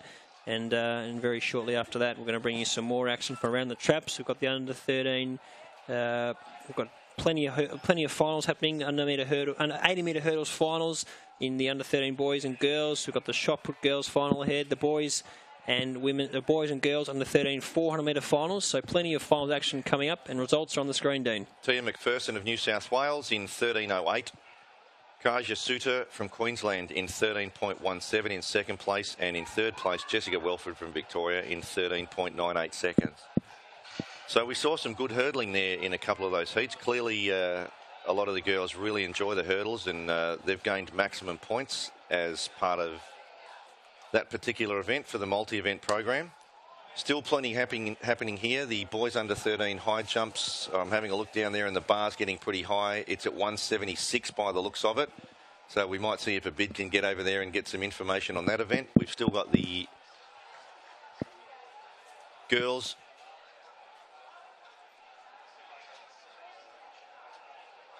The girls triple jump is also still underway. Down there at the jump pits.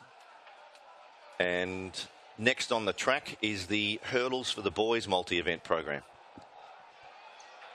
So still plenty happening here at the South Australian Athletics Stadium. Stay with us. You're watching the 2016 ASICS Australian Little Athletics Championships. Don't go anywhere. There's still a lot to happen throughout the live stream this afternoon. Plenty of action this morning already on the track. Lots of personal bests, but plenty to come. So we are now crossing to a bid down there on the back straight. So I'm here with 3 athletes in front of the ASICS tents on the other side of the grandstand here. And first I'll speak to hometown hero, Jarman. So Jarman, what events are you doing here at the ASICS Little Athletics Championships? Well, I just did high jump. And is that your favourite event, the high jump? Yep. Tell us about those pins, because that looks like you've got a pin from every state association. When did you get the chance to swap those? Before the event started, and they represent all the different states. Have you made many friends from other states yet? Yeah, there'll be opportunities for that. Don't worry about that. We got from Western Australia, Darcy here. Darcy, how are you enjoying this competition so far? Pretty good. Lots of fun. Yeah, doing okay. And I heard that a pelican ate your lunch yesterday. Tell us how that happened. I put my lunch on the floor and it took its opportunity and it took my food. So the pelicans are pretty hungry around here as well. So thanks, Darcy. And we got Bryce from Tasmania. What part of Tasmania are you from, Bryce? Devonport. That is the first time you've come to Adelaide? Yeah. Enjoying it? Yeah, it's lots of fun. Yeah. And you've got a ball here. Is that for the throws you're doing any warm-ups for? Or what's that part of your regimen? It was just some muscles to warm up the muscles and everything. Yeah. The muscles are very important. So what events will you be using your muscles for today? 100, 200 and long jump. All the best in that. And thank you, boys, from South Australia, Tasmania and Western Australia. Get the West Australians to give us a back wave over a to bit. you, Dean and Ollie. Good on you, Abid. Great to see him getting amongst the kids, and they're all loving it down there. We'll try to get you some more action as the day unfolds. The moral of the story, Ollie, do not leave your lunch around, because the pelicans sound like they're going to take lunches at every opportunity. They'll be swooping. We've got some nice lunches up here. Athletics South Australia, Little Athletics South Australia, putting on a beautiful spread. Lovely wraps and rolls and delicious nibbles. We're being well looked after up here by Little Athletics South Australia. Yes, an array of events coming. It's just hard to find time to eat it at some point, but absolutely beautiful. And Dean, if you need a break, I'm happy to take over for a bit. You can have your role, mate. I'm happy to take over. There's some hurdles coming up. We're a team here. No dramas, mate. So just seeing the under-15 boys waiting there at the start line for their next event in the multi-event championship. I've got a feeling they've been through 2 disciplines. I think they've already had the long jump, and prior to that they had the 100 metres. So Yep. event number 3 for these guys, and they just keep coming throughout the day. Yep, so 3 heats about to get underway. This is the 100 metre hurdles. Australian best performance. Nick Huff, 12.64, of course, the current Australian senior representative. Heat 1 of 3.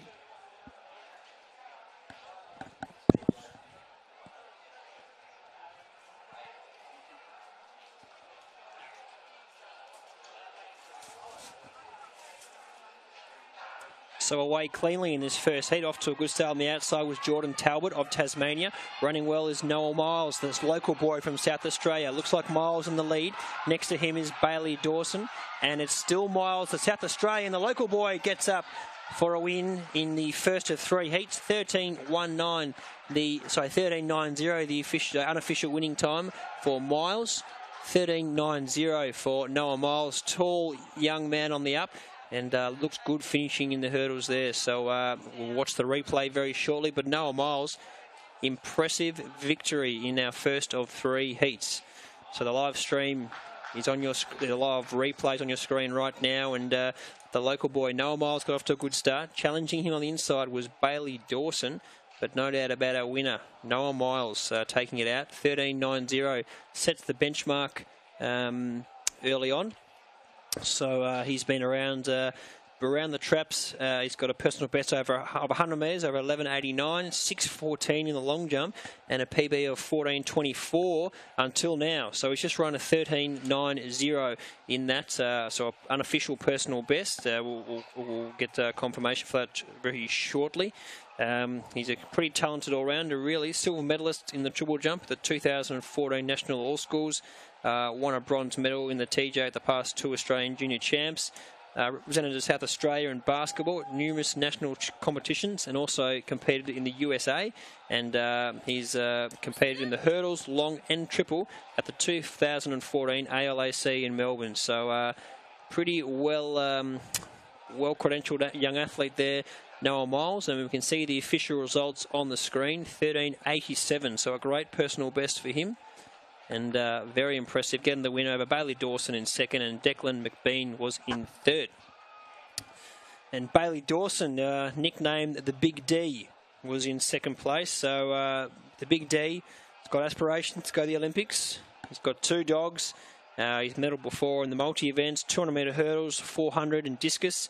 But he's apparently a keen mountain climber. So the Big D from Western Australia competes for Southern Districts. On the side is a keen mountain climber. So impressive young man, the Big D, coming second. But we turn now to our second heat of the boys under 15 100-metre hurdles as part of the multi-event. And they're starting to go into their blocks now.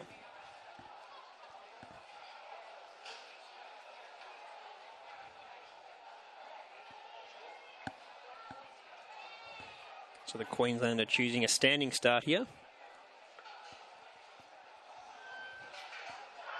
And away cleanly the first time of asking. Looks like Leverenck, the Victorian, off to a great start on the outside. He's got the speed over the 100 metres as the Victorian. Aaron Leverenck in the lead. Running well as Pybus, the Tasmanian, and also Willett from New South Wales. But no doubt about our winner, Aaron Leverenck, 12.92 unofficial. 12.92 for Leverenck. A great win. We saw him run extremely well in the hurdles, the flat sprint early on. And he's just got a great run there.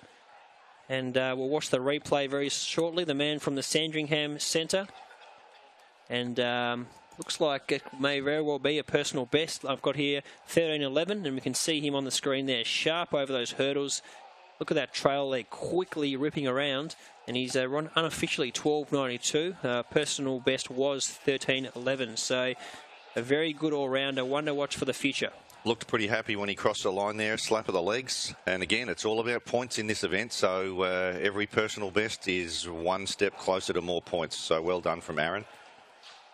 Yeah, very impressive run. So cracking that 13-second barrier is no mean feat. So he's got some pretty handy personal bests, which would be competitive in many of the individual events. I've got here 11.05 in the 100 metres, 6.57 in the long jump. So he's really one to watch for the future. And there we go, officially 12.88, a massive PB. 12.88 for Aaron Leverenck. In second was Alex Willett of New South Wales, 13.48. And Jugger Pybus from Tasmania, 13.77. So a great personal best there for Aaron Leverenck, 12.88. And he'll be really one to watch as they've got 2 events to go in that multi-event. It's fantastic that we see one of the Vics doing well. And we've still got a third and final heat of the 100-metre hurdles. We're going to cross down now to some triple jump action. Of course, we watched some of the girls doing the long jump earlier. We saw Tamisha Clark jumping well early in the long jump, and she's also in the triple jump here. So we've just seen young Adela Russell from the ACT on the runway. Looked good, gets the white flag. And Tamisha Clark is really one to watch. Her sister's here supporting her. And look good in the long jump. We'll see if she can go and be really competitive once again in the TJ. So just looking at some of the form in the triple jump, Tarly McVie of Western Australia has a personal best of 11.43. There's the start list for the girls under 13 triple jump final. There'll be 2 pages, 14 competitors, 2 from each state. So again, Tarly McVie has a PB of 11.43 from Western Australia. As mentioned, here's heat 2 of the... And it's Cody Rodwell from Victoria on the inside, doing really well. And he's going to run over the last hurdle there and win it in good fashion. He's pretty happy too. He's punched the air. So a good run there from Cody Rodwell from Victoria in 13.50 seconds. And again, that'll count towards great points. So the Victorian's doing pretty well in the multi-event. Leverenck in the previous heat and now Rodwell in that heat. And the minor placings looked like the athletes on the outside. Corey Cullen, or nicknamed Gozzy, looked one who was right in the mix there. Born in Australia. He's been to Malaysia, wants to go to Italy, and he's got a cat. That's all we know about him. That's all we know about Gozzy Cullen. But was very competitive there with the big Victorian. Cody Rodwell just was walking over those hurdles. and looked very impressive, as did his fellow Victorian earlier in the heat before. So back to the girls' triple jump, and on the runway from Tasmania, Young Jones, the Tasmanian. Looks like a foul there, unfortunately.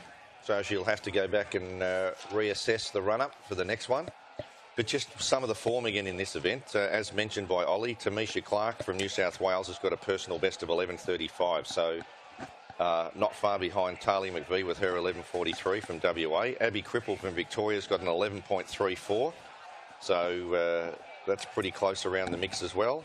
And Amy Tyrrell from Victoria's got a PB of 11.30. So pretty close there. There's around about 4 athletes within a 20 centimetre vicinity. If they all jump well, that's going to be a really exciting competition today between Talia McVie from Western Australia, Tamisha Clark of New South Wales, and both Victorians, Abby Cripple and Amy Tyrrell. Yeah, no doubt about it. This triple jump's slowly heating up, so Tamisha Clark are really one to watch. And I hope you're enjoying the action from home. There's plenty more to come as we see the West Australian Sarah Burton on the runway in the women's TJ. Really nice hop. Some good power from that first hop. And, of course, the meet record, 11.82 here, Alicia House. And Australian best performance, Sarah Ferrier.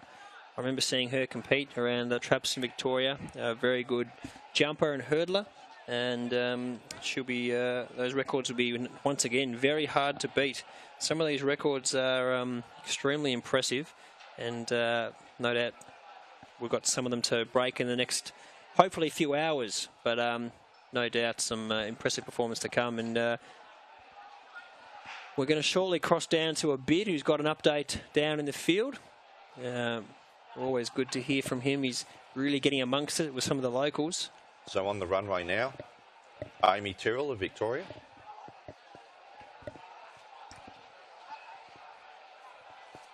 And as mentioned earlier, she's going to be right up there in this event. Good jump from Amy.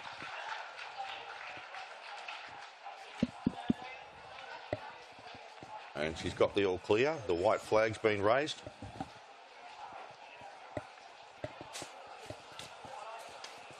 So as mentioned, Amy's personal best for this event is 11.30, which she did at the recent Little Ath Victoria State Track and Field Champ, the Jetstar Little Athletics Victoria State Track and Field Championships, and that was a PB, the 11.30.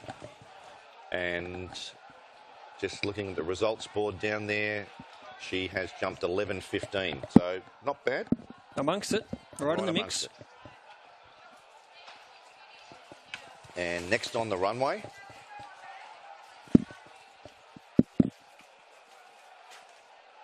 is Edward from Queensland.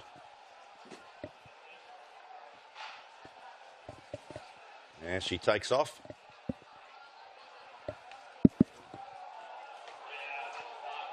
Nice landing off to the side. Didn't fall backwards. She's got the white flag. So impressive jumping from some of our girls here. And we've got some more finals action coming up very shortly. Not too far away from some of the 400-metre finals. And of course, the 800-metre hurdle finals as well. Scheduled to go at 1 o'clock. So they're under 13 80-metre hurdles for the boys and girls. 1 o'clock and 1:10 respectively. And just shows you how tough it is, Ollie. Like, it only seems like minutes ago where they ran those 400-metre heats and they're back on the track for the final, remembering that this event, it's unlikely that you will be doing one event for the day. Right, in a lot of instances, you're doing 2, 3 or 4. So it is a really demanding program to do all this in one day.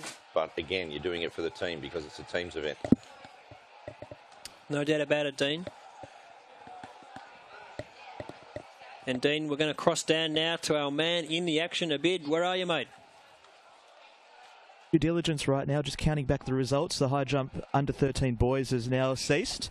And I can tell you that there's equal third place between Sam Dukowskis and Jessie Tyndall from New South Wales. Sam Dukowskis is his homeboy South Australian athlete. They both got 1.60 m. In second place was Sam Park from New South Wales with 1.67. And in first place, Ben Major with 1.69 from Victoria.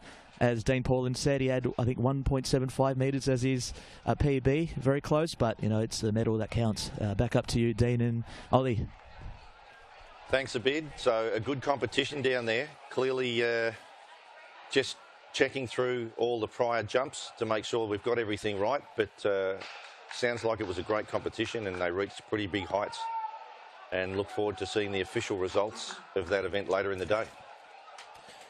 No doubt about it, Dean. It's really is beautiful conditions down here. Nice tailwinds for our sprinters, and the triple jumpers hopefully taking advantage of the conditions down here. So Victorian Abby Cripple on the runway now, and we've seen her amongst it today.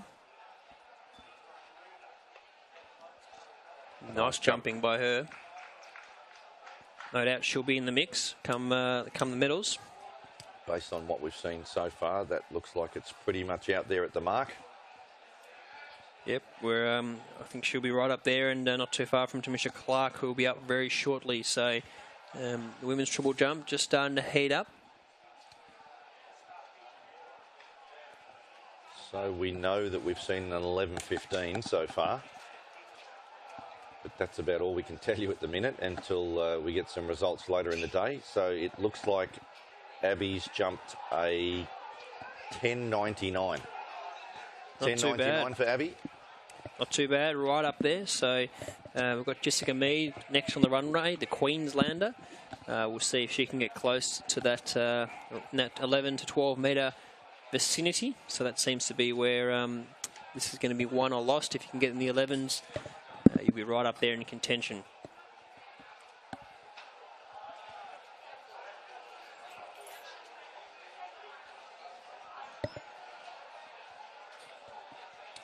So on the runway now. Ooh. Unfortunately, didn't quite complete that last phase of her jump, so it looks a bit disappointed there, the Queensland, Jessica Mead, but a couple more jumps up her sleeve, so still a bit of time to compose herself. They're going to measure it anyway, but won't be one of our best jumps for the day. So obviously the triple jump, it's quite taxing on the body. You've got to be built up and certainly got to be strong. So the discus is coming out very shortly. We're going to cross down and get an update, get some action. Hopefully you see some big throws by some of these juniors.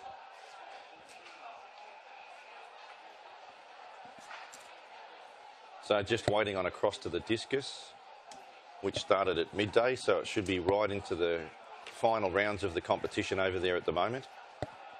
Yeah, some big young boys down there, some boys who are extremely strong, and no doubt they'll be pushing towards that 50 metre mark. That's what I think will be in medal contention. Just saw the Tasmanian jump in the triple jump. Brazendale, Claire Roberts up next from the ACT, then Tamisha Clark. She's one I'm pretty keen to see how big she can jump today. So as Ollie mentioned, the 50 metre mark's probably the magic mark, but Lucas Rose from New South Wales has a 46.89.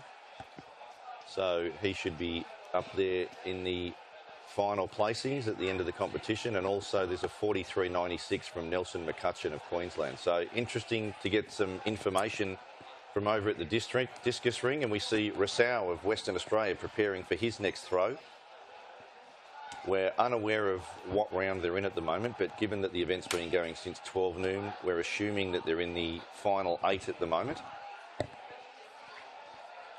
And he's just waiting on the officials okay to step in there and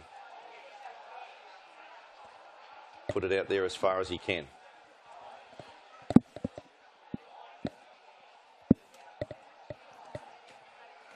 So no track action at the moment. We can focus on our field events, and here he is, the West Australian, Rousseau. Gets one out there. Looks promising for him. I'm not sure if it's close to the medal contention mark at this stage, but he's got a good frame in that youngster, nice and tall, and no doubt he'll be pretty versatile over many events, including the throws. I could definitely see him running a good 400 and 200 as well. Now, Etienne's nickname's Deanie, and he's also the captain of the Western Australian team. So, well done on that honour for him. So, just there's the starters again for the boys under 13 discus final on screen. if you didn't see that earlier in the day. Again, 14 competitors, 2 from each state. Just going back to the last thrower, Etienne Rousseau, nicknamed Deanie, who is the captain of the Western Australian team and participates at Kingsway Little Athletics Centre in Western Australia. And he's got a personal best of 36.88 metres. So hopefully that last throw that he had was somewhere in the vicinity of his personal best. So Tamisha Clark, for those at home, on the runway in the women's triple jump. Unfortunately not her best jump, gets the white flag, but in that last phase of her jump, didn't quite get it out.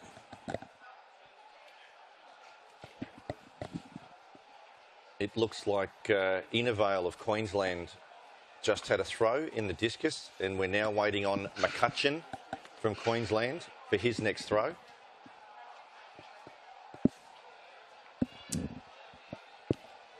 Nelson McCutcheon's personal best is 43.96 metres, which he did at the Queensland State Track and Field Championships this year. He was 4th the previous season and won it this year. So a great improvement from Nelson in his discus throwing this season to get up and be the state champion at the ALAC State Championships this year. So a PB of 43.96. Let's see what he can throw out there on his next throw. Here we go. Looks like he's preparing himself, visualising how he's going to get it done. And here goes the big fella from Queensland.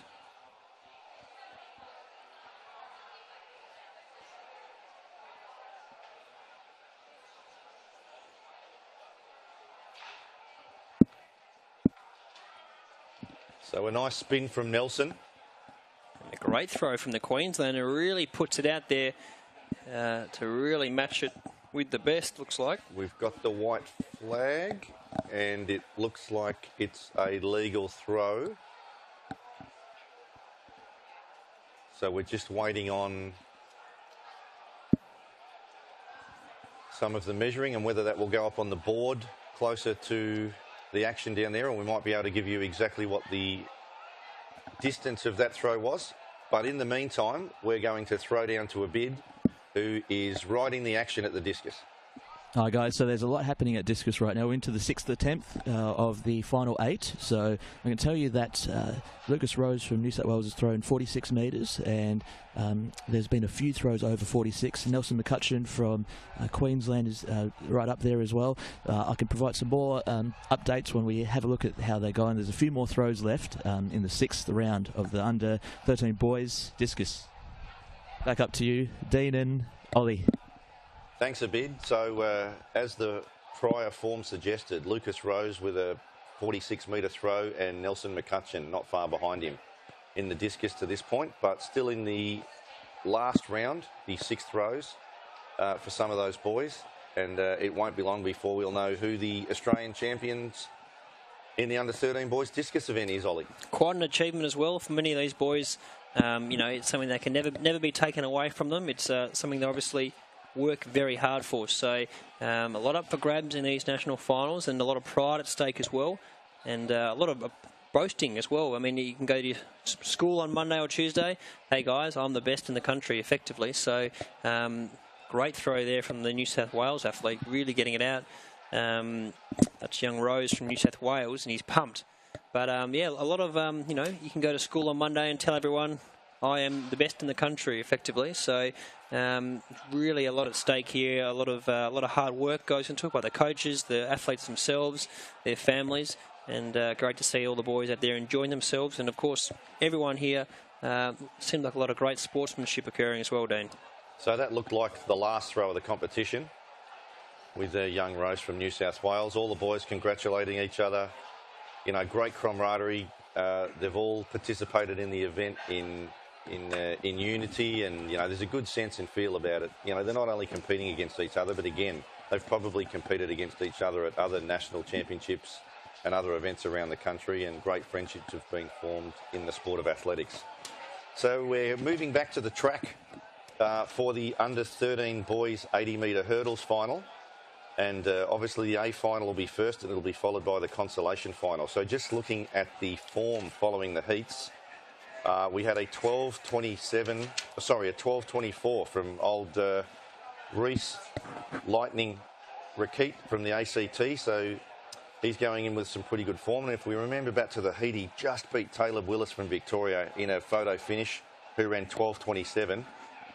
We've got Loud Codjo from New South Wales with a 12.52 and a Blake Pritchard from Western Australia at 12.53. So the A final coming up, the 4 men in the middle to watch, but as we saw in the 100 metres, anything can happen when Teague won from lane 8. So 12.27 through to 13 seconds. Not a big gap between the lot of them. It'll be an interesting final. And of course, we saw the West Australian in the heats fall, so he's definitely one to watch here. Blake Pritchard, or was it Vargelo on the outside? So Antoine, there's a couple of those West Australians to be very competitive in this. So I think it's going to be a really close final. A few boys in contention, and really looking forward to seeing how this unfolds. And hopefully a clean race for all the boys. Absolutely.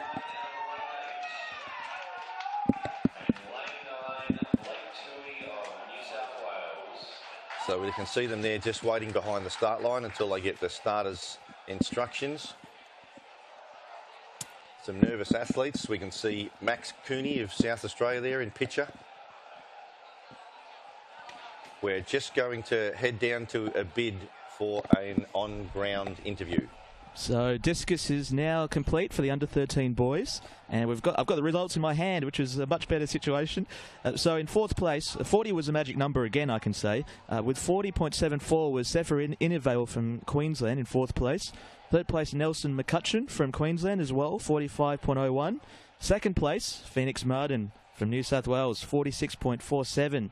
And then his teammate, Lucas Rose from New South Wales, got 48.98, so he's got the first place. Back to you, Dean and Ollie. So the two New South Welshmen taking out the discus, both of them in first and second place, followed by the Queenslander. So we're set to go in the A final of the boys under 13 80-metre hurdles. It looks like there is a scratching, Dean. Maybe Pritchard from Western Australia.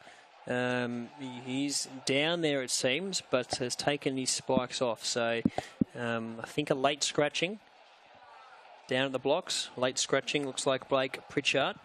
He's out. We'll have confirmation for you, hopefully afterwards, of what the issue was there. Hopefully he's okay physically, and nothing to worry about too much. But we're in the starters' hands now. So away in this final, and off to a good start on the insides from New South Wales. Lord Codje is the one to watch. On the outside, Vergilou from Western Australia. It's Antoine Vergilou on the outside. Gets a clean run this time and gets the win. And Vergilou, apologies his pronunciation, the West Australian, he fell on the heat, but gets the job done in the final. And he's a pretty happy man. He is. I think probably a bit of relief more than anything. He really looks good in his heat, but fell towards the end. He's composed himself, got the job done, and really deserves his national title here. So we're going to have a look at the replay of the final. And it was a pretty even start across the board, across the first couple of heights. Although it was Loud Codjo that probably had the lead, but you can just see Vergilou moving his way through after the last few flights, and he had a pretty clear win in the finish from good old Reese Lightning Rakiti in second place and Lord Codjo from New South Wales in third. We are crossing to a bid down at the finish line. So we've got the under-13 boys 80-metre hurdles champion. It was Antoine Vargilou from Western Australia. Congratulations, Antoine. How was that race for you?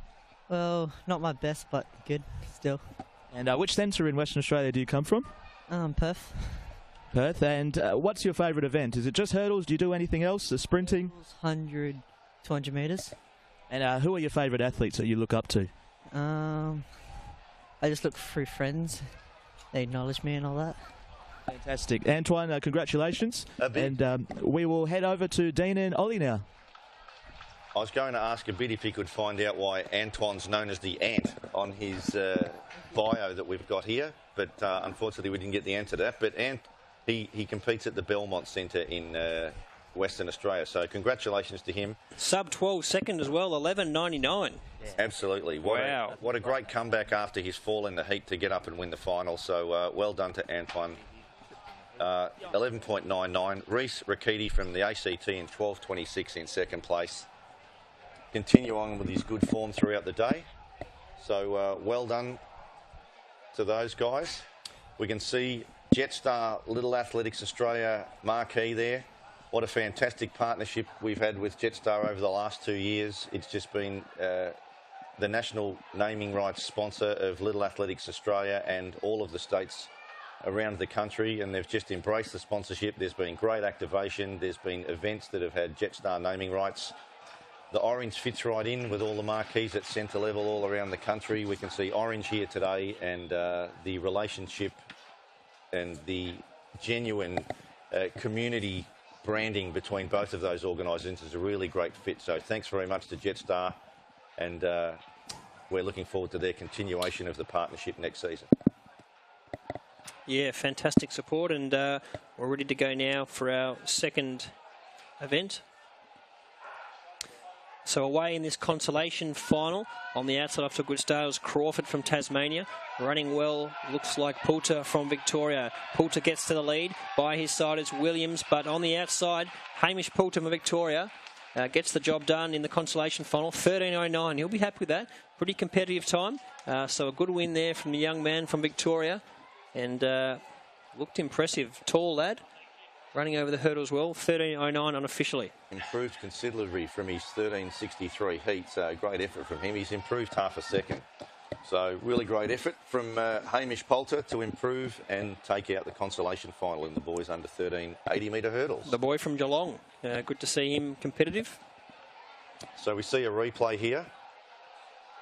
He's actually holding a pretty good lead, although it's starting to tighten up midway through the race. We've got Aidan Williams from the ACT and also Ryan Gale from Tasmania pushing him to the line, but it was a good win in the finish. So we are crossing down to a bit at the finish line. So that was the Consolation 80-metre hurdles, and we've got the winner of that race, Hamish Poulter from Victoria. Whereabouts in Victoria do you compete? I'm from Geelong. Geelong, yes, and the reason I asked is because Geelong is where Trevor Billingham is from, the founder of Little Athletics, so that's pretty special there. Yeah. How long have you been hurdling for? About 3 years or so. You look pretty natural over those hurdles, well done. And are you competing in anything else today? I've done the 100, doing the long jump and the relay. Well, we wish you all the best in that, and thanks for your time, Hamish. That was Hamish Poulter, winner of the Consolation final, or Consolation race. Back up to you, Dean and Ollie. Fantastic. Thanks for that, Abid, bringing us the action down there.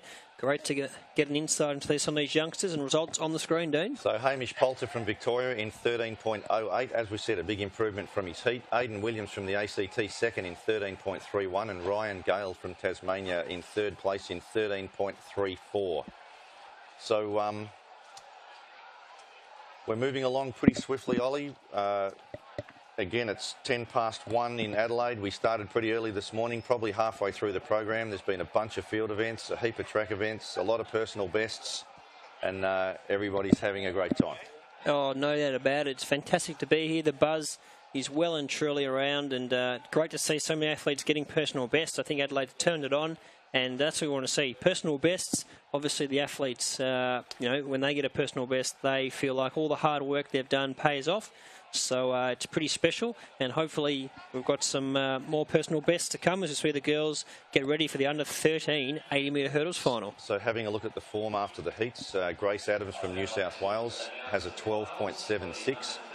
We have Aisling O'Connor Buckley from Victoria with a 12.93. Meg Heberton from Western Australia with a 12.95, and Tyler Proctor from Queensland with a 13.10. So those four will probably be the ones that are in the mix, and based on the 12.76 from Grace Adams, she'd probably be the one going in favourite for this final. Seems that way, Dean. So have a big watch on lane 7 here, Grace Adams. And of course, Aisling O'Connor Buckley. No doubt her connections in the island are still watching, so good morning to those, or good evening, whatever time it is over in Ireland, to those watching. Great to have a worldwide presence here watching the live stream, and thank you for joining us. So going into the blocks, and we're in the starters' hands.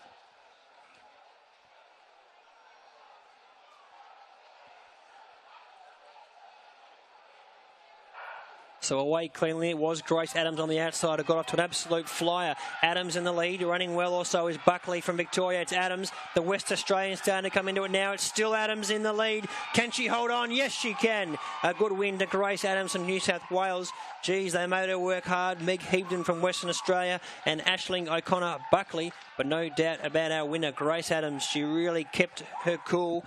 12.71, the unofficial winning time for Grace Adams. And Dean, we'll watch this replay here, but it was a great battle. But over that last hurdle, she really just held her form and ran away with it. Absolutely. It was pretty tight here. There's probably 2 or 3 in it at this point.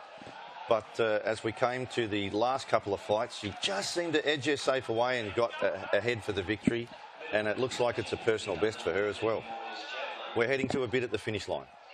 So we're all smiles here. We got the under-13 hurdles champion, Grace Adams. Take us through that race. What was it like being in a final? Well, it was good. It felt really smooth, but I had to push myself at the end to get that gold. And how many times have you competed outside of your home state, New South Wales? This is my first time actually, so yeah, I'm pretty happy with my results. Hopefully there's many more experiences like that. And who's here watching you? My mum, my dad and my sister and the team supporting me and everything. Tremendous. And your friends back home, anything you want to say to them? Thank you for your support. You've been with me the whole way. Thank you. And finally, what do you like the most about this whole championships and the weekend you get to spend here? It's enjoyable out of the track and in the track. Everyone's just so friendly. They congratulate you and they always know how to calm you down and everything like that. Grace, congratulations. It's time to throw back up to Dean and Ollie in the comfortable, air-conditioned commentary suite. Cheers a bit. You're a bit jealous down there, mate. It's very comfortable up here, but we appreciate the work you're doing, and the official results are displayed on the screen there, Dean. So Grace Adams with a 12.69 took out the gold medal and is the Australian champion. Meg Hebden from Western Australia in 12.77 and Aisling O'Connor Buckley from Victoria, the bronze, in 12.87. So a personal best as well there with a 12.69, with her prior personal best being 12.88 seconds. So what do we have here? What do we have here? Some of the camera crew just taking a bit of a break, but we do love his hat. How great is the Jetstar hat? Fantastic. I thought it was a bid for a minute, but no, it's okay. Not a bid. It's not him. He's still on the ground and in the action. The cameraman on the break. Well, you know, we've got a lot of cameramen here, so one of them taking a quick little break. But we were due for a start in that Consolation final in the under-13 80-metre hurdles for the girls, but they've been called back. So we'll hopefully get this ready underway shortly. I've been keeping an eye on the girls under-13 triple jump, and in the 4th round, Amy Tyrrell jumped an 11.34. Not too bad. So that was a pretty good jump. Very impressive. Which is a personal best for Amy, because her previous best prior to this competition was 11.30. So a 4 centimetre PB, you cannot ask for any more than that. Certainly not. It's pretty impressive. And that's what we want at these championships. It's what championships about. Obviously, ideally winning, but not everyone can win. So the personal best is really important. So they're going into their blocks now for our Consolation final, and of course, having fun is at the end of the day the most important thing. But ideally, everyone has fun, PBs, and everyone's a winner. So we just had Abby Cripple on the runway, but we'll cross to Ollie for the hurdles. And they're away in this Consolation final. Looks like the Tasmanian Emma Potter is running really well here. The South Australian Murdoch trying to go with her. It's still Emma Potter in the lead. She clears the final hurdle. Survives a late lunge from Tasman Murdoch from South Australia, but Emma Potter, she'll win this final, and she's run 13.51 there, so a great improvement from her heat run. She ran 14.05, and she'll be able to pop out a 13.51, which I imagined will be rounded down, and we'll get to watch the replay shortly, and I'm sure Abid will have our winner with him down there. But the Tasmanian hurdling really well here.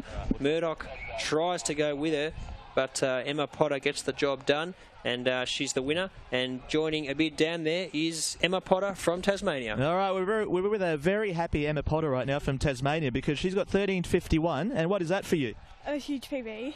That's the motto of Little Athletics, be your best. That's fantastic. And you've come from Tasmania, the Apple Isle. Which centre over there? South Launceston. South Launceston. And how long have you been doing Little Athletics? Since under 6. Are you having a good time this championships? I'm loving it. It's the best experience ever. That's awesome. Best experience ever. You can't top that. Back up to you, Dean and Ollie. No, you can't top that a bit. The best experience ever, and that's what it's all about. Having fun, enjoying yourself, and everything else will come with that. So we see the official results on the screen there. Emma Potter, 13.52, a big PB for her from Tasmania. Tasman Murdoch from South Australia, 13.56, and Lily Worrell from New South Wales, 14.16. So great running there in the Consolation final, and the girls really enjoying themselves out there. So don't go anywhere. Plenty of action yet to come. We've got some 400-metre finals not too far away. We've got some more field events. We've got the walks underway shortly. We've got the shot put on the screen at the moment. So for those watching at home, a bit of shot put action. We'll see if a bid can get down there and give us an update from the shot put. We're trying to keep tabs on as many field events as possible, but looks like they're progressing through the rounds well. I've been keeping an eye on the girls under 13 triple jump, and in the 4th round we already advised that Tyrrell of Victoria jumped an 11.34, but Abby Cripple just jumped 11.30. So it's a pretty close competition, and we are now heading into the 5th round of competition. So we'll try and get some further updates down at the triple jump area as well as the shot put. Fantastic. Well, great to get a bit of an update to people out there watching at home. We'll try to bring you the results as quickly as possible. I can see a bid walking down to the shot put, which is fantastic to see. And there's it's a Qantas plane. Turn off the camera. It's a Qantas plane. Oh, hang on. They are affiliated. I think they own Jetstar, so fair enough. Yeah, we can watch the Qantas plane, but hopefully we can see some Jetstar planes. Certainly Qantas and Jetstar are the best airlines to fly, I think, in Australia. I wouldn't travel anyone else, to tell you that for free. Obviously, Jetstar, great service, and Qantas as well. Both of them, certainly a pleasure to fly with every time. And once again, we can't thank Jetstar enough for their support here. So just having a look at the shot put, these are probably the first shots we've had of this competition today. And the athlete from the Australian Capital Territory,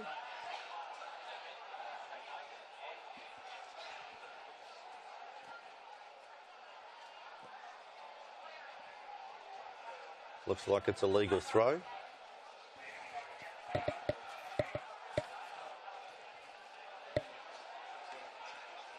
So plenty of orange around the traps.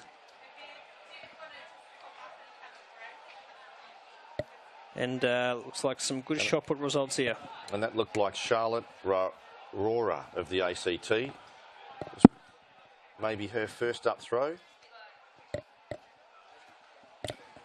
Some of the contenders in the shot put, we've got Levante Suamai from Queensland, who's got a personal best of 14.31. Now, she was one of my ones to watch this morning, and we can see the start list on the screen for the under 13 shot put, and some class athletes in there.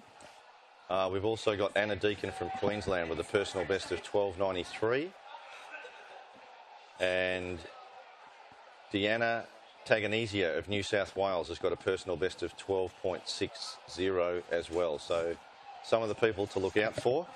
And that is Deanna Taganisia of New South Wales having her first throw of the competition.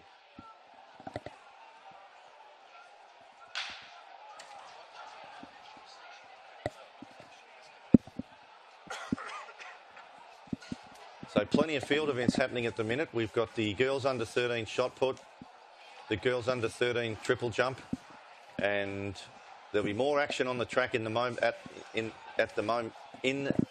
the future. It looks like it's going to be.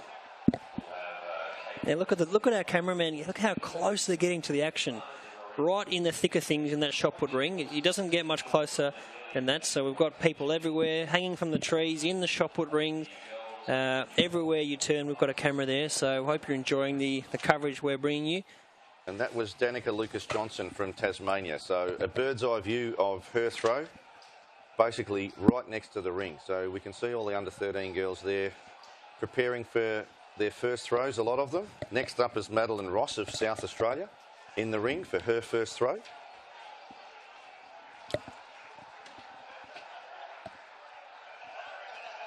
And it looks like a good one from Madeline.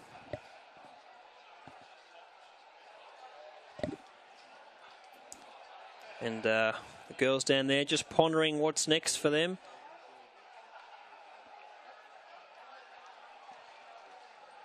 And we do have South Australia's fastest kid coming up very shortly. We'll do our best to bring you the action from that. So we had heats of South Australia's fastest kid this morning, and it's a concept from Little Athletics South Australia, where they're trying to find their fastest under-12 athlete. And the finalists for this event are in lane 1 is Caitlin Wesley from Lindock Little Athletics Centre. In 2 is Eliza Woolley of Woodville. 3 is Jordan McMillan of Westlakes. 4 is Ivana De Maria of Mildura Districts. 5 is Sophie Casey from Scott College. 6 is Chloe Schwartz. In 7 is Madison Schwartz of Westlakes. And in 8 is Amelia Tan of Eastern Districts. So a good field to take place here, and can be crowned South Australia's fastest child. And Nova are supporting this as well. So fantastic that the Nova are supporting this. And basically we crowned the fastest 12-year-old kid.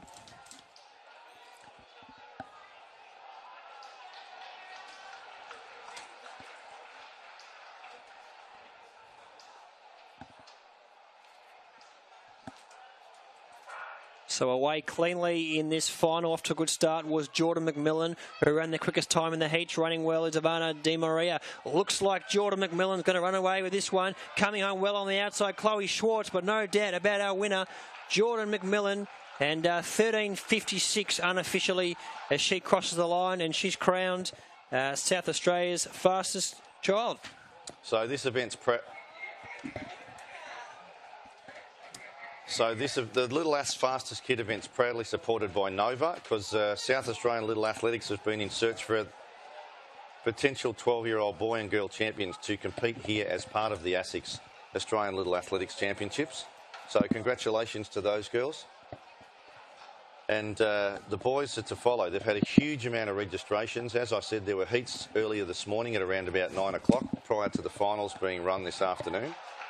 A big thrill for those under-12 girls to be a part of the ASICS Australian Little Athletics Championships, and thank you to the support of Nova, along with South Australian Little Athletics, for putting this event on. It's just a thrill for these kids to, hopefully, given that they're under-12s, they might strive to be a part of the South Australian team for next year's ASICS Australian Little Athletics Championships, which will be conducted in Sydney, New South Wales, as part of the rotation. So good luck to Kerry O'Keefe and her team at Little Athletics New South Wales for the Australian Championships next year, and after today they'll go into full swing in preparation for next year's event. So we're now looking at the finalists for the boys. Nova, South Australia's fastest 12-year-old boy.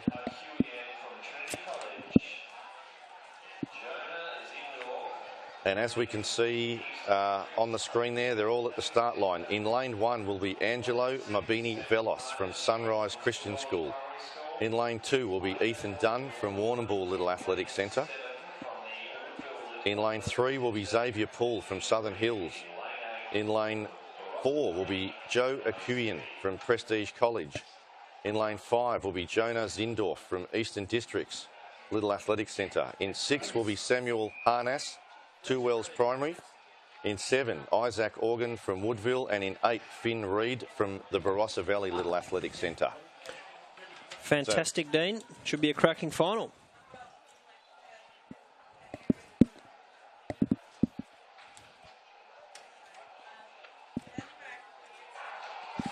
So away in this final and off to a good start, running well. It was Joe Akunin from Prestige College running well. Jonah Zindorf runs well down the middle of the track and looks like Zindorf's going to run away with this.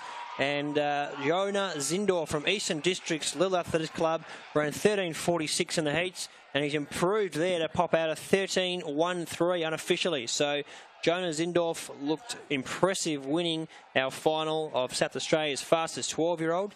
Jock Akuin ran well, right in the placings, and Samuel Harness. We're going to cross to the replay shortly to really have a look at that final, but no doubt about our winner.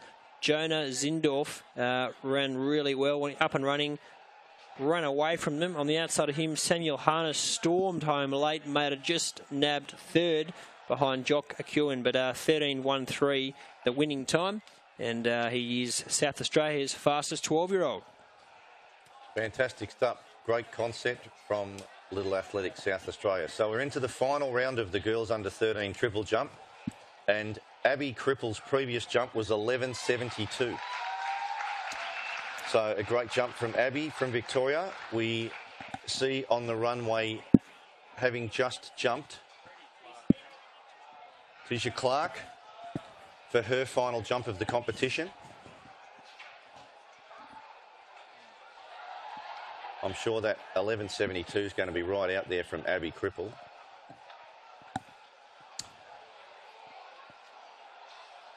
So, big jump, 11.76. Wow. Really throws a spanner in the works in the last round. No doubt she'll be happy. The sister's here supporting her, and that's how you get it done, producing when it counts. So a lot of athletes really bringing it to the table when they have to in the last round of competition. We've seen some huge improvements here. We're in the 11.70s the last two jumps. So an absolutely brilliant competition by the girls. Most certainly is, and plenty more action to come shortly.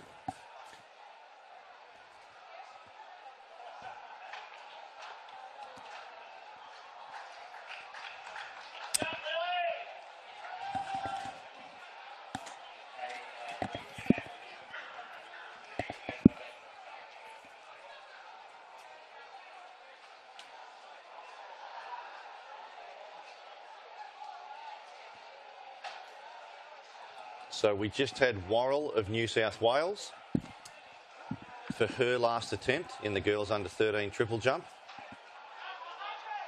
And it was at 10 metres 15. So probably not her best jump of the afternoon.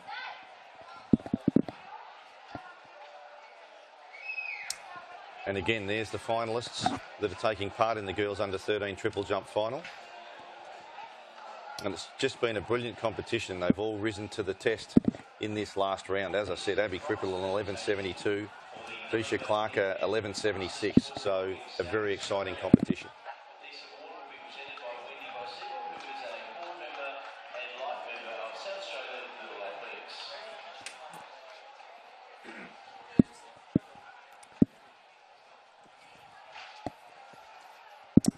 So don't go anywhere, ladies and gentlemen. An exciting afternoons ahead. We've got the walks not too far away. We've got the next stage of the multi-event, the long jump. Got some the boys in the 13 shot put. We've also got some 200-metre events and also the 800s to come. So don't go anywhere, ladies and gentlemen. It's just starting to heat up.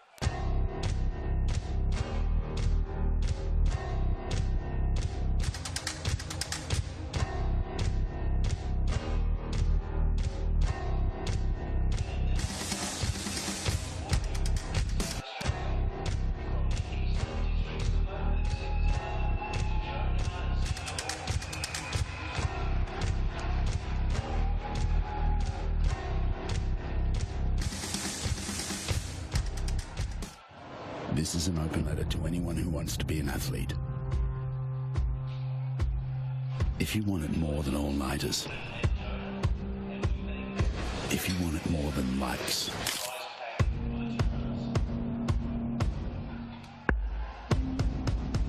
or soft hands, if you really want to be an athlete, just wanting it isn't enough.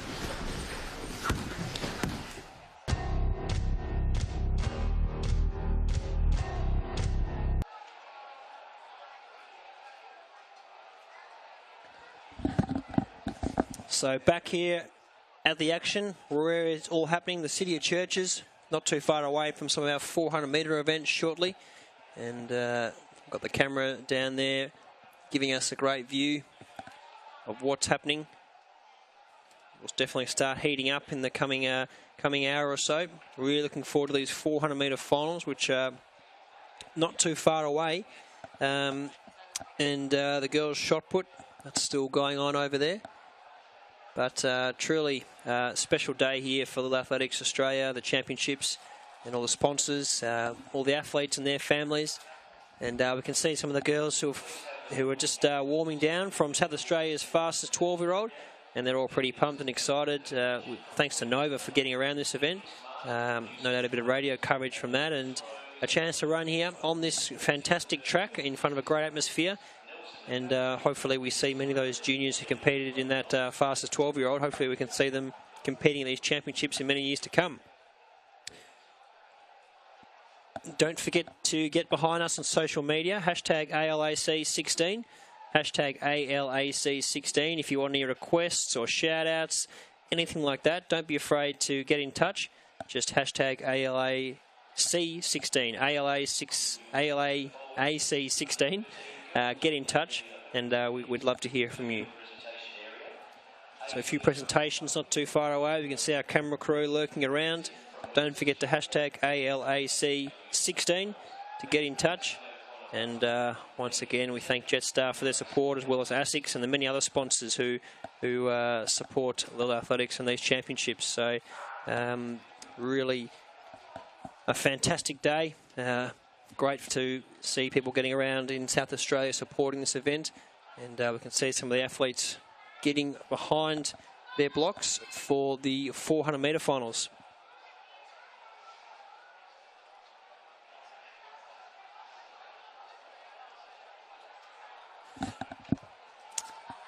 So the boys just starting to get ready for the 400 metres final, under 13 boys. I'll go through our start list. Lane 1, we Brody Hicks from Victoria. Lane 2, Simon Villalba from Queensland. Lane 3, Nick Donaldson from ACT. Lane 4, Oscar Anasio from New South Wales. Lane 5, Nicholas Thomas from Queensland. Lane 6, Antonio Vadahai from Victoria. Lane 7, Jackson Willis from New South Wales. And Lane 8 is Benedict Bollum from Lane 8. So they're your athletes who will be competing in our final, the boys under 13 400 metres. The quickest time from the heat was Antonio Vadahai, so he'll be one to watch. But as we've seen, a lot can change from the heat to the final, particularly in the 400 metres. I think Antonio mentioned he hasn't done too many 400s in his career, so I was quite impressed with Nicholas Thomas in the heats of the 400 metres. I feel like he's going to have a good finish on him, which could be critical towards the closing parts of this race. So for those at home, hope you are enjoying this. Hope you've been able to see who you've tuned in to see. Benedict Bollum on the screen there. He was raw, went out hard in that 400 metres, looked superb down the back straight. Just tired a bit late, but he'd be really one to watch in the future. And I think that's what we'll be looking out for today, really the stars of the future. I think obviously it's important, the athletes who are winning today, but often it's the athletes who might be in 6th or 7th or 8th or in the Consolation final, that they might be the ones to watch for the future. Whether they develop more later on as they hit 16, 17, 18, or they just train harder. So a lot of depth out here today.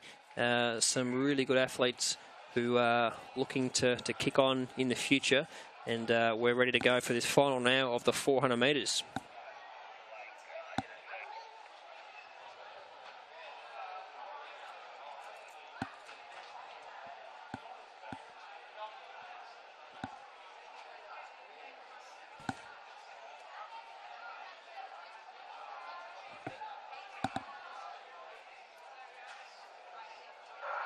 So away now in this 400 metre final. Hicks, Villalba, Donaldson, Anasio, Thomas, Vadahai, Willis and Bollum. And looks like Bollum on the outside is going to set the pace early on. Just behind him, running well, it's Willis and Vadahai. So Vadahai down the back straight. The Victorian starts to make his presence felt He's really setting the pace. He's about to go up on the shoulder of Bollum. Running well on the outside of him is Jackson Willis, and on the inside starting to make his way through Oscar Anasio, who looked good in the heats. But out in front, Antonio Vadahai. He looked very impressive in his heats. Hasn't done too many 400s in his career, so the last 150 here is going to be interesting. But straightening up now, Antonio Vadahai is in the lead on the outside. Jackson Willis is starting to come into it. It's still Vadahai in the lead. Willis looks the likely danger, and don't ride off Nicholas Thomas. Vadahai in the lead. Willis goes past him, and the Queenslander Nicholas Thomas. It's Jackson Willis. Thomas trying to go with him. Willis in the lead. He's going to hold on just from a fast finishing Nicholas Thomas from Queensland, and a great final in that 400 metres, 55.01. Great PBs for the boys. 55.01 for Jackson Willis on the outside from New South Wales, from a fast finishing Nicholas Thomas. He'll be one to watch in the future, and hopefully many of these boys do kick on.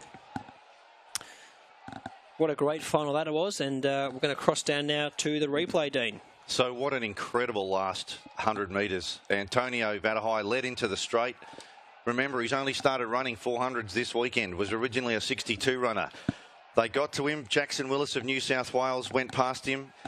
But the fight was on for Nick Thomas from Queensland. It was pretty close at the line, but Jackson Willis has hung on by a smidgen to take out the Under-13 Championship. We're crossing down to a bid at the finish line. With Jackson Willis from New South Wales, who's just won the 400 metres for the Under-13 boys. And what was your time there? 55.01. That's a PB, isn't it? How does that feel for you? Oh, it felt good, but hard at the same time. Like, the last 100 metres was hectic. I just don't know how I held on, to be honest. What does it mean to you to be representing your state at such a big competition like this? Oh, well, when I first found out, I went crazy, and then just trained hard and worked for it, and then I'm here now. Well done, Jackson. Keep working hard, and congratulations. Back up to you, Dean and Ollie. Thanks a bit. Great to see the happy young man in there. Jackson Willis held on really strong, and the official results are on screen. He's cracked the 55-second mark. Jackson Willis, 54.98. Nicholas Thomas in second, 55.01. And in third, Antonio Vadahai, 56.22. Jackson Willis, that's a fantastic run. And I think Nicholas Thomas, 55.01 in second. He's really one to watch in the future. So all three of them, big personal bests. Jackson's PB was 55.54 and he's come down to 54.98. Nick's PB was 56.73 and he's run 55.01. And, you know, Antonio started at 62 at the start of the day and he's run 56.22. So 2 56 seconds 400s from him today. Absolutely brilliant effort from those three guys. A great 400 metres, an exciting finish, and it's tough to run two of those in one day, let alone on top of other events that they've got to do throughout the day. No doubt about it, Dean, and obviously Willis, the strongest and fittest, got the job done here today, so fantastic victory to him, and wasn't Thomas a fantastic run? Yeah, just in relation to Nick Thomas, he only started Little Athletics in the under-12 age group late last year, late in 2014, so you know where he's come from. He's got a bright future ahead of him as well. Fantastic, and we're about to run the Consolation final. The boys under 13 400 metres. One to watch here will probably be Jake Teague from Western Australia. Of course, won the 100 metres earlier. And I've got really exciting news about the girls under 13 triple jump, which we'll give after the 400 metres final. Excellent. So a couple of scratchings. Looks like Teague is a scratching.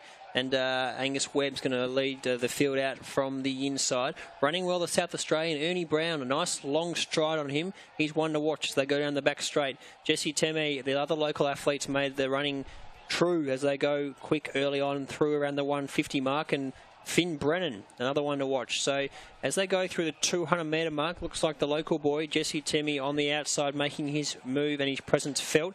South Australian Ernie Brown just starting to get into it now. The long stride of Ernie Brown just starting to wind up, and he makes his move. By his side is Finn Brennan, the boy from the ACT, and just behind him it's Michael Stingle.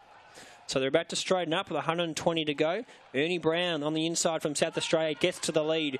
He strides away. On the outside is the other South Australian, Jesse Tim. Could be a battle between the two South Australians. And Flynn Brennan starting to get some momentum finishing home.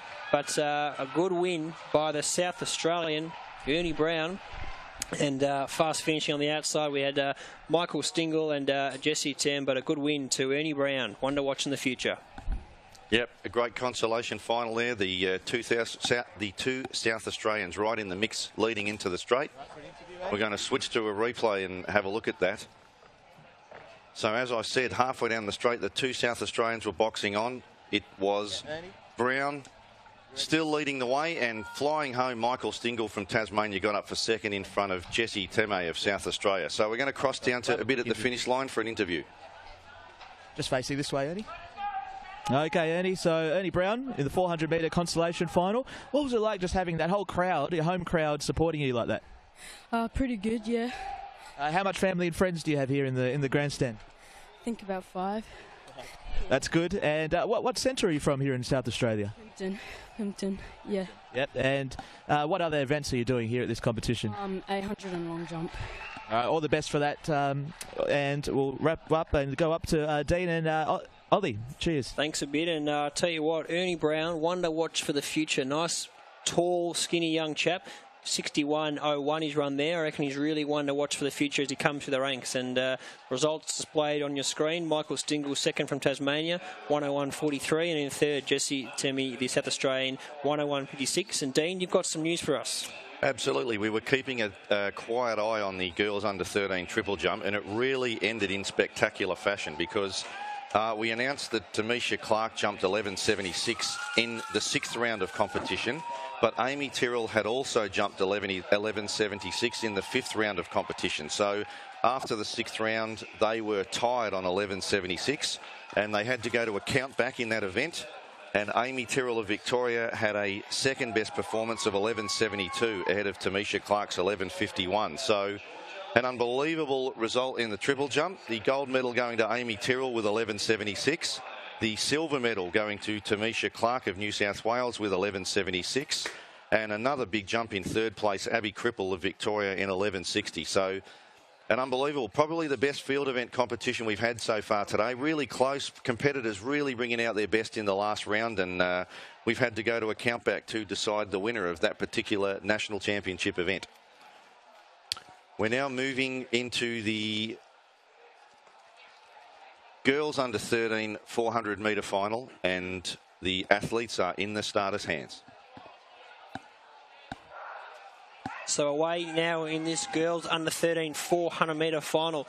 The ones to watch from lane 4, 5, 6 and 7.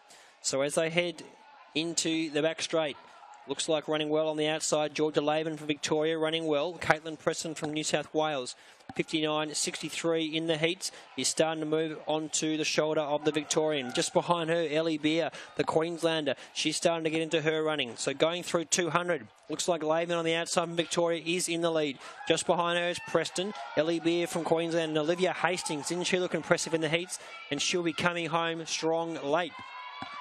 120 metres to go. It is the Victorian out in front. Georgia Laban. The others are going to have to get closer now because it's Georgia Laban really opening up. Starting to come into it now is Olivia Hastings. She puts the foot down. Laban in the lead. Hastings coming. It's still Laban. They're not going to get to her. Georgia Laban takes this one out. 59.95 in the heat. She's gone under that. 58.42. Massive PB. That's huge. 58.42 for Georgia Laban. The Victorian gets the job done. Great run by the South Australian Olivia Hastings for second. She's only pint-sized, Ollie, but boy, she's got the heart of a lion. When she got challenged by the South Australian halfway down the straight, she found plenty, and a big, big PB. So we'll have a look at the replay of the last, and you can see there she did lead into the straight. And Hastings from South Australia tried to bridge the gap halfway down the straight, but Georgia just found a little bit towards the last 50 metres and has gone on to win the national championship in an unconfirmed 58.42. So we're with Georgia Laban from Victoria, who's just won the 400 metres. What does it mean to you to be national champion? Oh, it's very exciting. This is my first win. Yeah, I'm really happy. Your time there was 58.42 PB. Got to be happy with that too. Yeah, it was actually quite a big PB.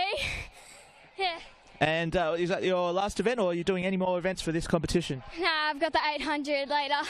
Well, all the best for that. And Georgia Laban, congratulations, national champion in the 400. Back up to you, Dean and Ollie. So, as we said, Ollie, 58.42 seconds. Her previous best was 59.14, so almost 3/4 of a second improvement. And as we see on the screen, Georgia Lavin, Victoria, 58.4. Olivia Hastings, South Australia, 59.07. And her previous PB was 60.81. So a massive improvement from Olivia as well to take out the silver medal. Caitlin Preston from New South Wales in 3rd place, also cracked the 60-second barrier in 59.86. Ellie Beer from Queensland, 4th in just over a minute, 60.23 seconds. And a great run from those competitors, 5th down to 8th as well. So a pretty exciting final of the girls under 13 400 metres. And the athletes are in readiness for the consolation final for that particular event. We've also got a team's score points update, which we will bring to hand after the consolation 400 metre final.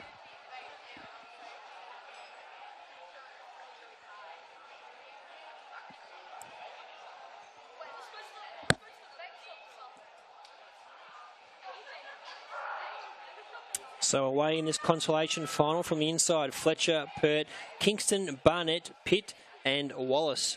And getting off to a good start early on, it's Eleanor Barnett from Western Australia. She moves into the front straight. She's got a clear lead early on, so she's starting to get into her running. Lara Pert from Queensland also looking good, as is Madison Kingston from Western Australia. As they go through the 200, just a touch under 28 seconds. The West Australians in the lead, Eleanor Barnett. She's gone out hard. Can she hold it from here? The Queenslanders starting to come. That's Lara Pert. So around 140 odd to go now.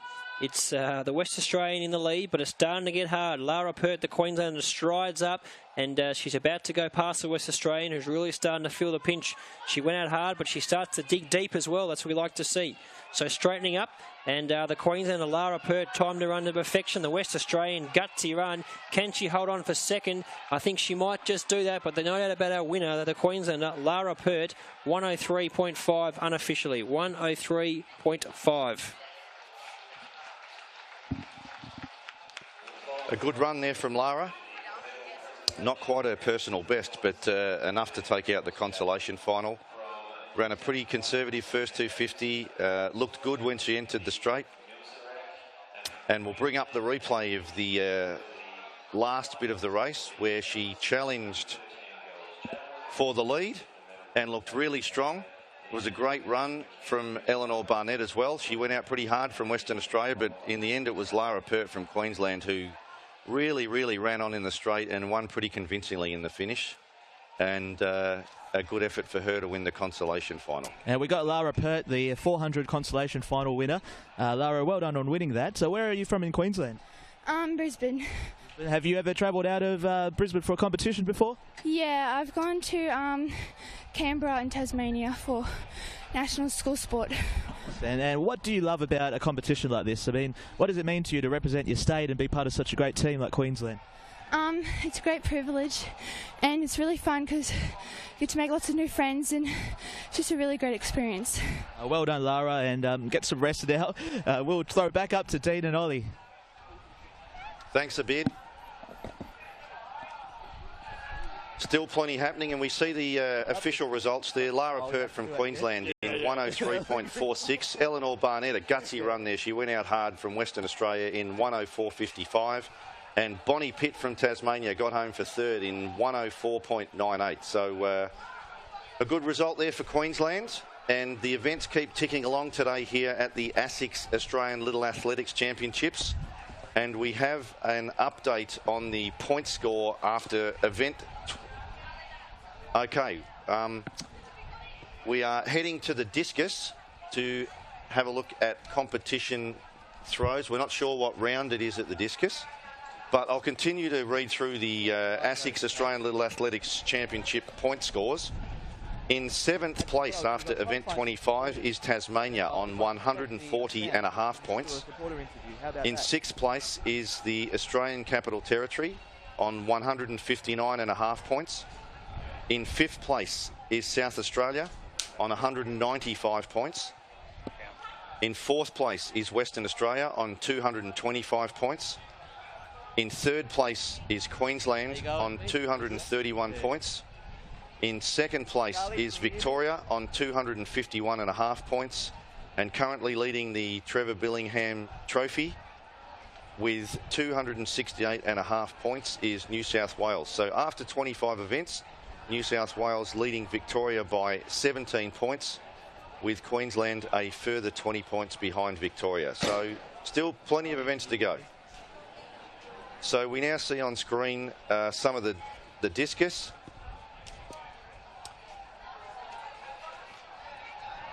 And it's Burrows from South Australia. We're not sure what round it is. But again, this particular event is forming part of the boys under 15 multi-event. So there's your start list, 21 competitors. And again, all of these points are adding up in all of these disciplines for all of these athletes to determine who will be the national under 15 multi-event champion. And as we mentioned earlier in the day, you know, not only do you have to run, jump, clearly there's throwing disciplines as well. And at the end of the day, these guys have got to get out there and run a 800 metres. So it's a tough and demanding day. And we see the officials running out. I'm not sure whether that one was a foul or not. But some of the competitors to watch in this event, Bailey Dawson, who's known as Big D from WA, he has a personal best in the discus of 58.65, so clearly this is one of his better disciplines. We see Cullen from Western Australia will be one of the next competitors into the ring. We've also got Alex Willett of New South Wales, who throws 47.31. And again, they're going to be trying to throw it out there so that they get maximum points towards their total points achieved at the end of the day.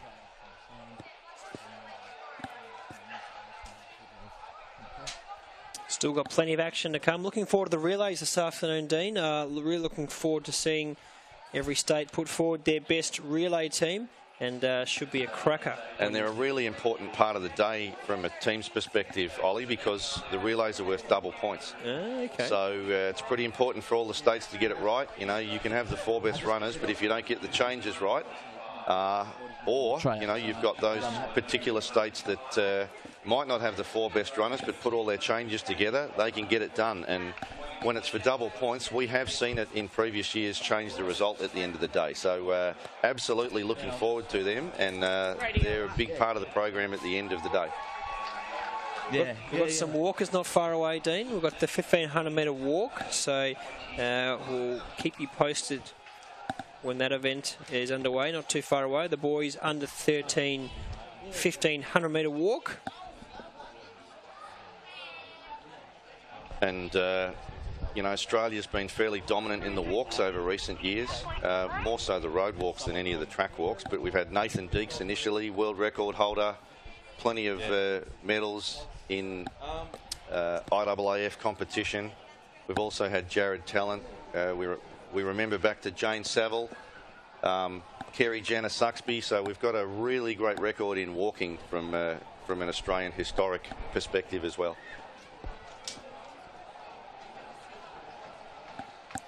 And here we go, the start list, Dean. Yep, so as you can see there, the 14 athletes participating in the under 13 boys 1,500 metre walk final. They're on the start line pretty much ready to go. Looking at some of the form, Joe Cross from South Australia has a PB of 6:58. We've also got Nicola Mandic of Victoria, who's got a 6:49. So they might be a couple of the athletes to look for. Nelson McCutcheon of Queensland has a 7:11. So they're on the line, almost ready to go. In this, the boys under 13 1,500 metre walk final. Of course, a couple of South Australians hold the Australian best performance. Craig Toppelwine from 1985, 6:22.10. And the meet records, David York, another South Australian, in 1994, 6:35.40. So anything under 7 minutes will be pretty competitive. Riley Lodding from the ACT. His mum competed for Victoria in ALACs in Perth in 1984, so there's another bit of family trivia there as part of this particular event.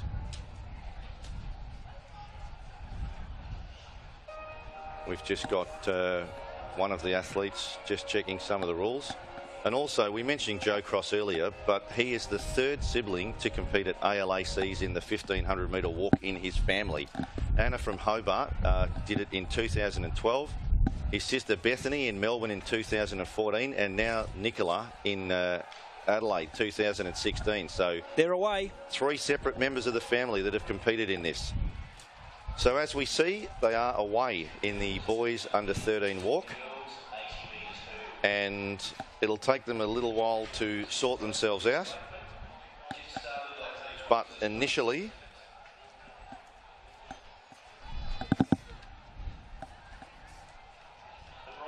so Queensland are in the lead at this stage. Looks like from the 2 New South Wales athletes, with South Australia, Victoria and Tasmania not far behind.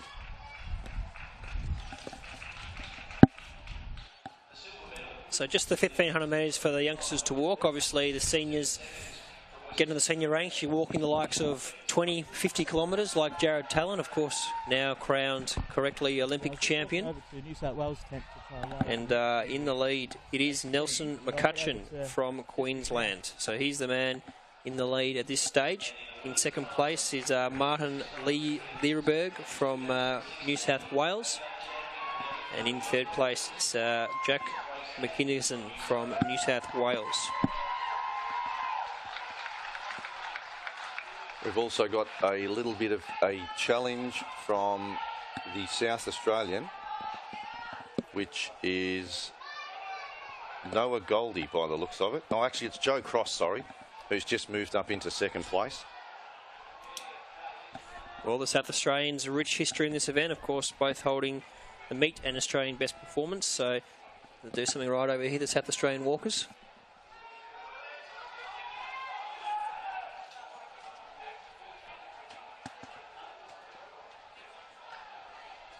Down the back straight, still the Queenslander. McCutcheon. In the lead. He's probably got about a 2 metre break at the moment on Joe Cross from South Australia. Not far behind him's Nicola Mandic of Victoria. Probably a similar sort of gap. And then further back to the New South Wales competitors, Martin Leerberg and Jack McGinniskin at this point. It's tightening up at the front. We've still got McCutcheon in front, but Cross is coming up to challenge him.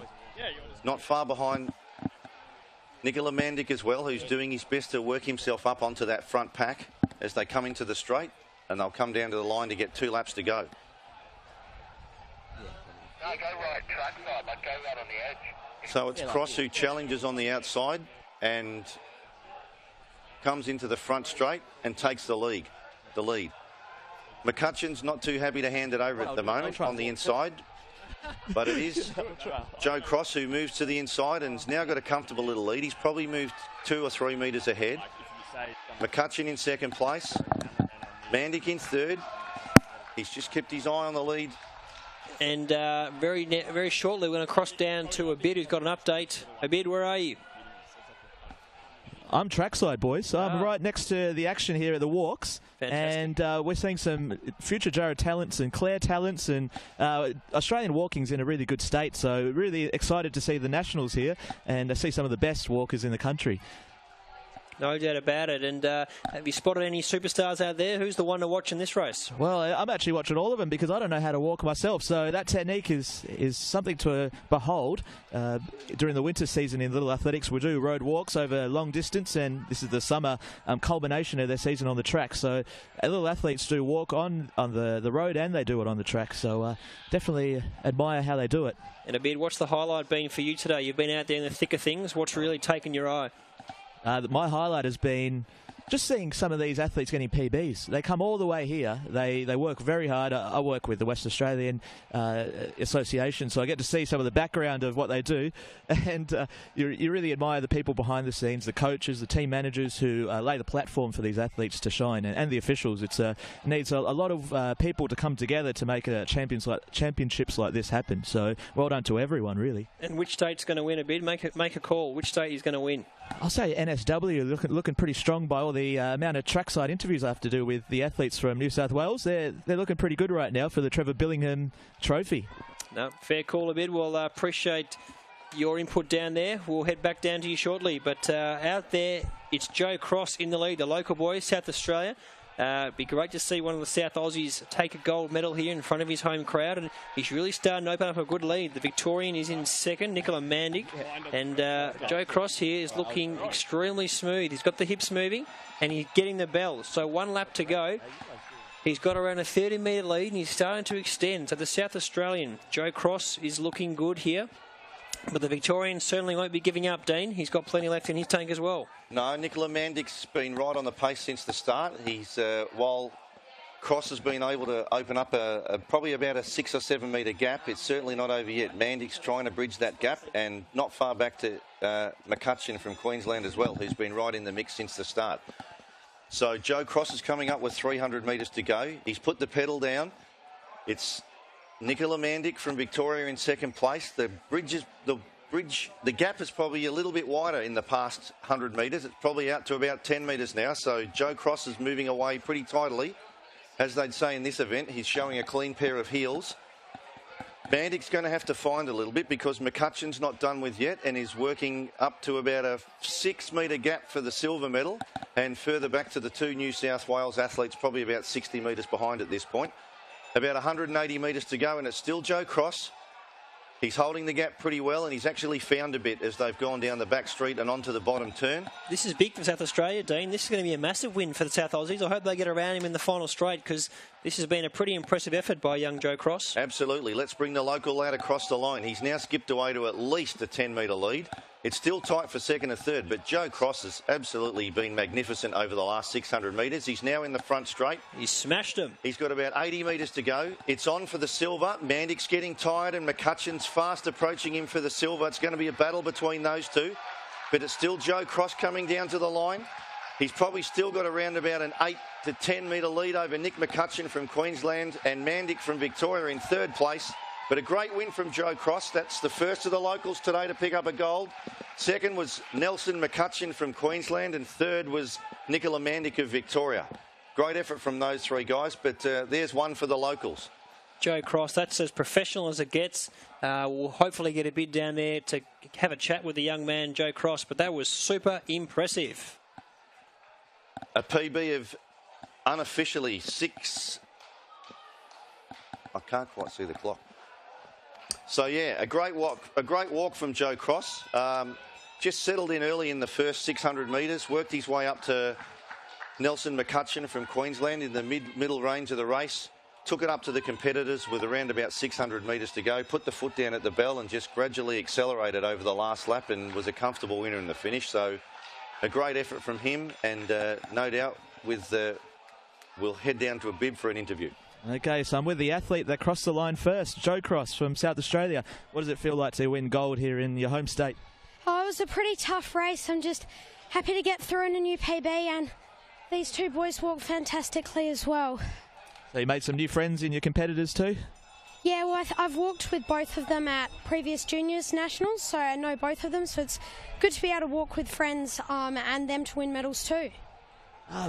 How long have you been walking for? Because I just tried that technique there, and I'm hopeless. So like, how long have you been perfecting your technique? When did you start? Well, my sister started earlier than I did, and I sort of followed on from there. So I would have started racing at about 8 or 9. And since then, I've just constantly trained and tried to improve with a really great group. We all love it here in Adelaide. We'd like to get to know some of the centres here. Or which centre did you compete at? I compete for Eastern District's Little Athletics Centre. Go Adelaide. Thanks a lot, Joe. You did fantastically well. I hope you enjoy the championships, and I'll throw it back up to Dean and Ollie. Well, fantastic from young Joe Cross. Very professional, very gracious. That's what we like to see. And didn't he walk well out there? He had a bit of pressure early on, but he kept his cool. Then made his move when he counts, and he held them off. And he's one to watch for the future. I like the way he holds himself together, Dean. Absolutely. Like I said, he was very clear-headed in the first portion of the race. Just was amongst it, but didn't go too quick. Worked his way through in the middle of it, and then just powered down the last 600 metres and pretty much walked his way away from the field. Here we go, Dean. This is what I've been waiting for. The Jetstar plane. Fantastic, mate. Oh, as we can see, the bit of orange on the plane there. Absolutely beautiful. How's that just coming into Adelaide Airport? Don't know where she's come from, but proud to be up in the skies and proud to be a partner of Little Athletics Australia. Beautiful leather seats actually on the plane over here. Just very comfortable seats, great customer service. As I said earlier on the coverage, I had the CEO on my plane. He spoke and he walked around the cabin and got to know everyone and was making a fair bit, talking a fair bit about Little Athletics and the support that they're giving to the association. So certainly very proud of their association, and as I said, next year things are going to be even bigger and better. So we can see some of the competitors still coming across the line in the walk. It's one of those really difficult events because generally most states will bring one specialist walker, but we have to field two in the event. So a lot of the guys, either throwers or distance runners or just anyone who gets put in, and it's pretty difficult when you haven't done walking to get out there and do it. So congratulations to all the athletes that are just getting out there and giving it a go for points for their team. It's good to see, and also again congratulations to Joe Cross, a PB Australian champion, and we mentioned earlier in the commentary that he's the third sibling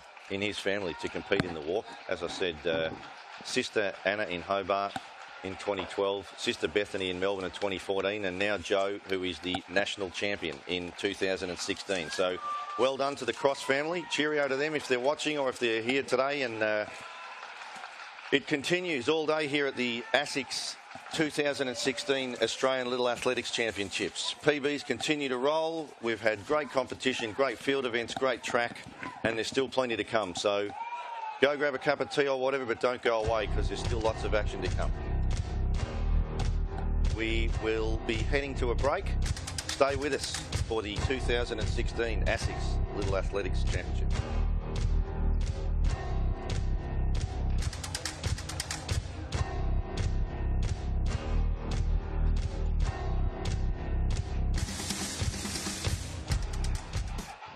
This is an open letter to anyone who wants to be an athlete.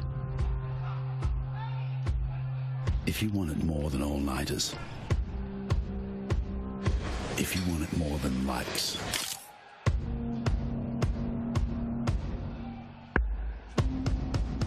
or soft hands, if you really want to be an athlete, just wanting it isn't enough.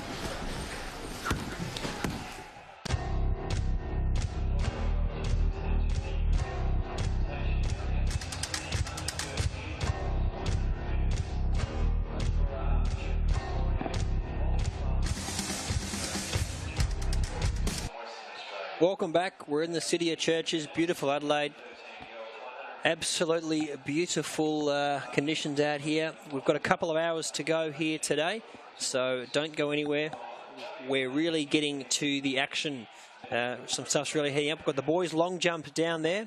Young Sweet. This is the triple jump correction. Young Sweet from the New South Wales. The walk is just underway as well. The girls under 13 walk, so we'll bring you the action.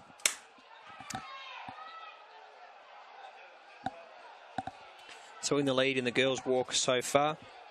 Brianna Betzold is in the lead. Just behind her, walking well, it's Alana Pitcher from New South Wales. And Emma Branch is walking well as well. So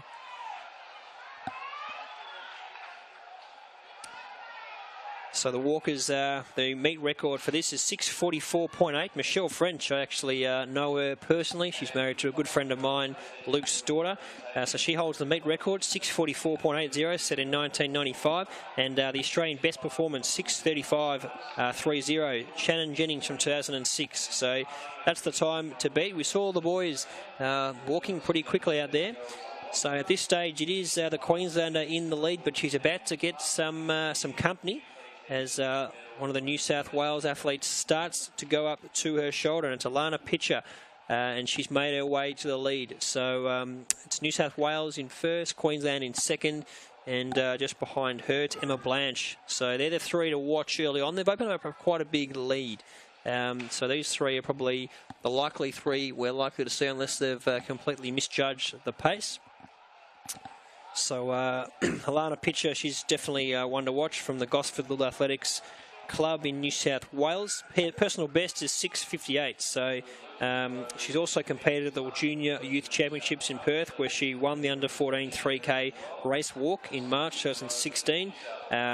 She also competes at state level in cross-country and is also a very good swimmer. So she's quite multi-talented. We've also got Emma Blanche in the equation as well. So she's walking a personal best of 6:59.24. And she's actually also quite a handy javelin thrower as well. So on the side, can throw a 27.41. So quite a versatile athlete. And the New South Wales currently first and second. So Pitcher and Blanche looking to get that Quinella for New South Wales. So still Pitcher in the lead, Alana Pitcher, and Blanche just behind her. In third from Queensland, it's Betzold. And really, they're the three, you'd think are going to be right in contention. And as Dean mentioned, some of these walkers won't be specialist walkers. They're throwing, their hat in the ring to help their state. And that's what it's all about, doing the team thing here. So great to see all these girls out there having a crack. Some of them obviously specialist walkers. Some of them are just helping out the team. That's what it's about, doing the thing for your state. So still out in front, we've got the Queensland Quinella. It's Pitcher walking very nicely, great technique.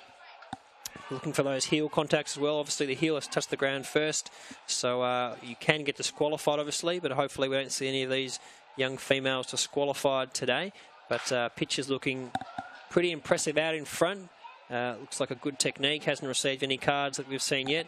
And looks like she's walking to a pretty impressive performance here. Blanche is in second. Betzold is still in third. She went out quite hard early on, but slowly backed off. Schofield, the other Queenslander, she's sitting in fourth. So Queensland 3 and 4. New South Wales 1, 2.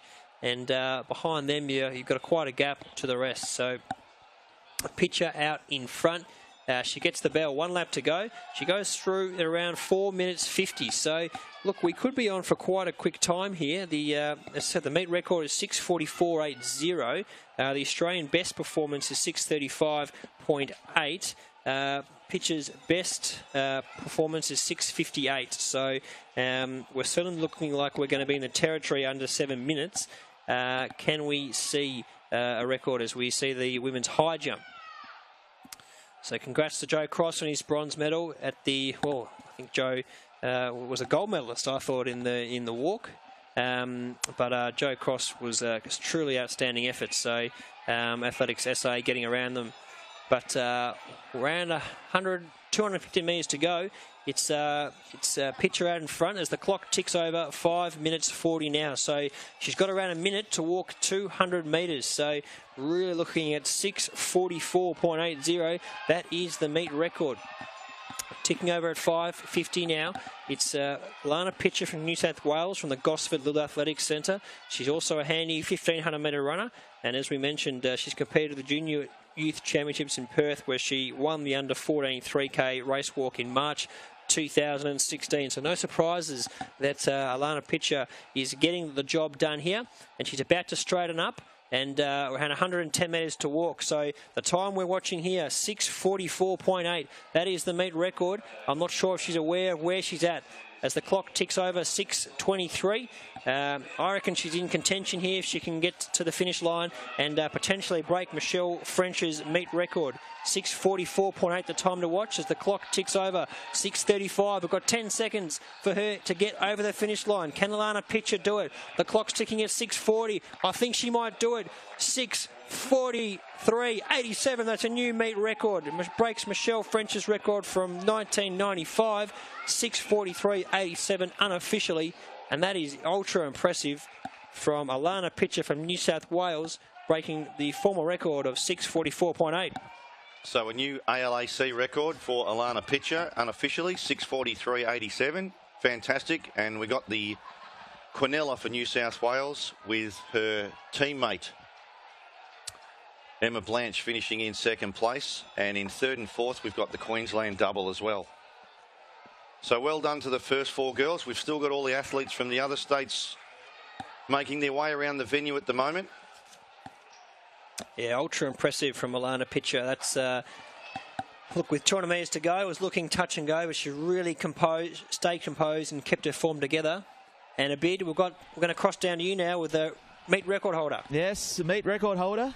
You just broke a 22-year record in the walks by Michelle French. I'm sure she's watching. What does that mean to you? It's just digesting that, right?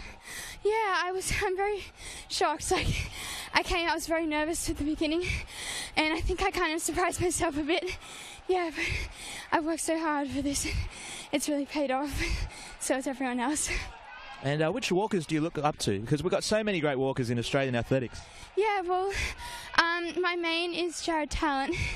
I've done a lot of school projects on him and stuff.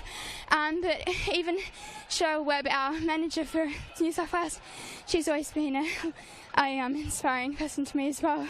So, yeah. And how much are you enjoying these championships? Now you got gold to add to it, but it must be a really life-changing experience, nearly. Oh, definitely.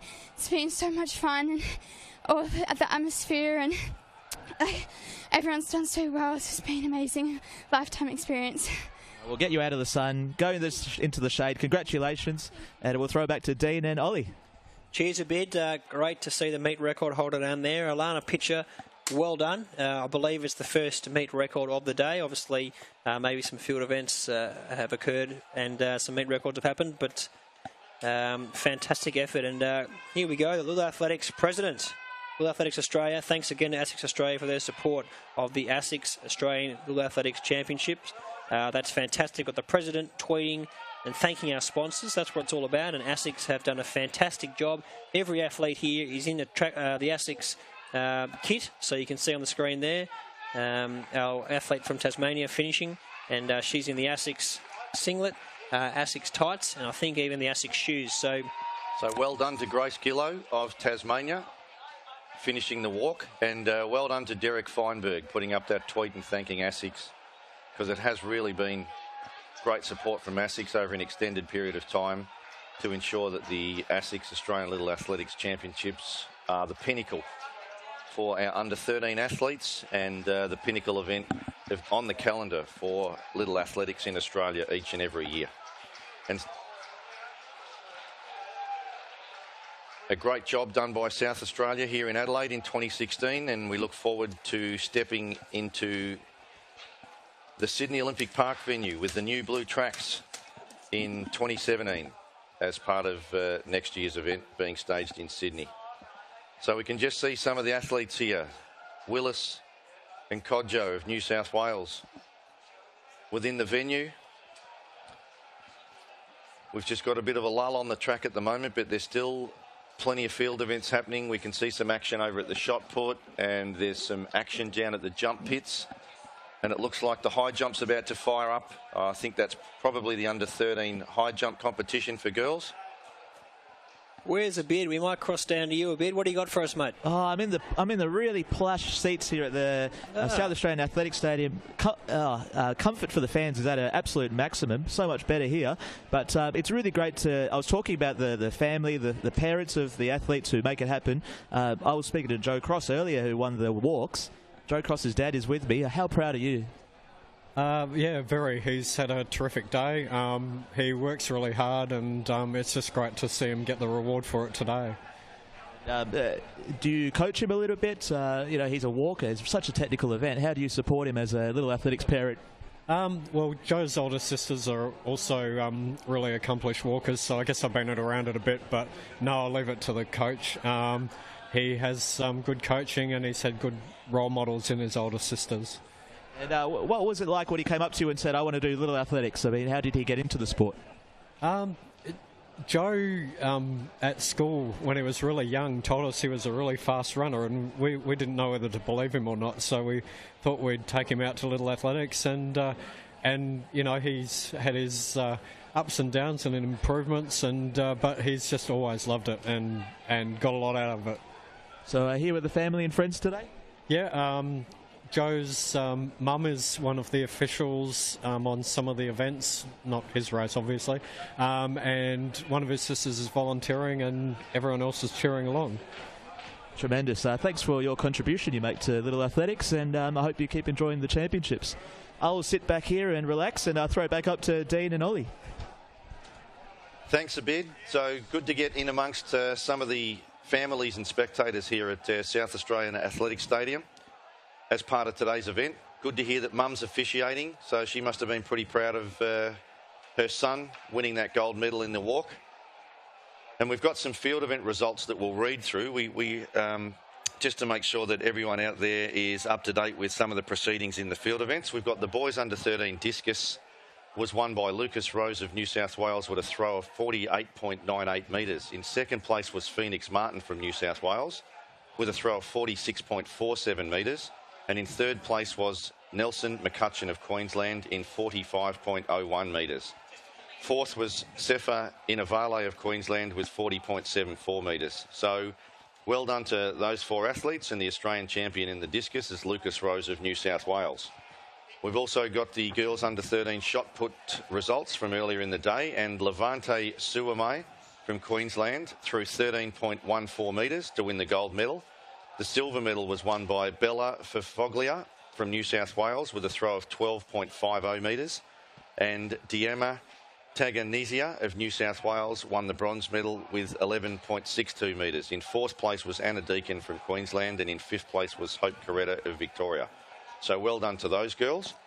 In the boys under 13 high jump, we heard out there that they'd gone past the 165 mark, and the results were Ben Major of Victoria is the gold medalist with 1.69 metres.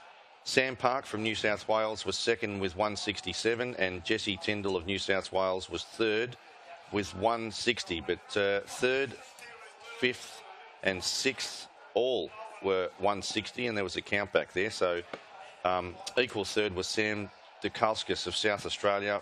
Fifth was Toby Field of Western Australia, and equal sixth were Jarman Segal and Eli Tua of Queensland. So well done to all the competitors in the boys under 13 high jump as well, with the national champion being Ben Major of Victoria. So plenty happening, Ollie. It's good to get some of those results in so that some of our viewers at home know exactly what's going on out on the field as well. Yeah, thanks, Dean. Appreciate that. And we'll go to a break to check out what's happening.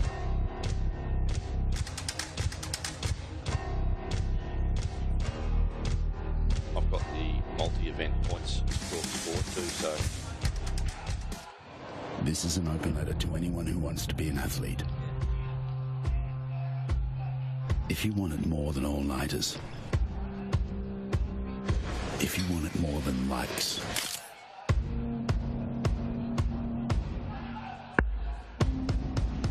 or soft hands,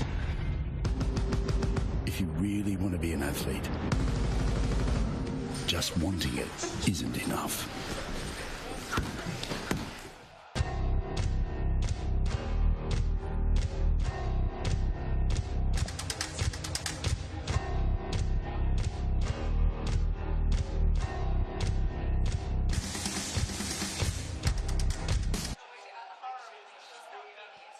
So here we are back at the South Australian Athletics Stadium for the 2016 ASICS Australian Little Athletics Championships. And the athletes are in preparation for the boys under 13 200 metre heats. The first of two. We're now well into the afternoon here in Adelaide, 2 local time. as we've said all day, it's just a cracker of a day. Sun out, hardly any wind, as you can see from the ASICS banners in the background there. There's not a breath of wind. It's just perfect conditions for personal bests and, you know, for everyone to really compete at the best. And we've seen a lot of personal bests from a lot of athletes, and I'm sure many are going to go home with great memories and a lot of PBs in their kit bag as well, Ollie. Yeah, look, it's going to be, at the end of the day, a lot of tired athletes, but a lot of happy athletes that have achieved their goals and had a great day out on the track or on the field.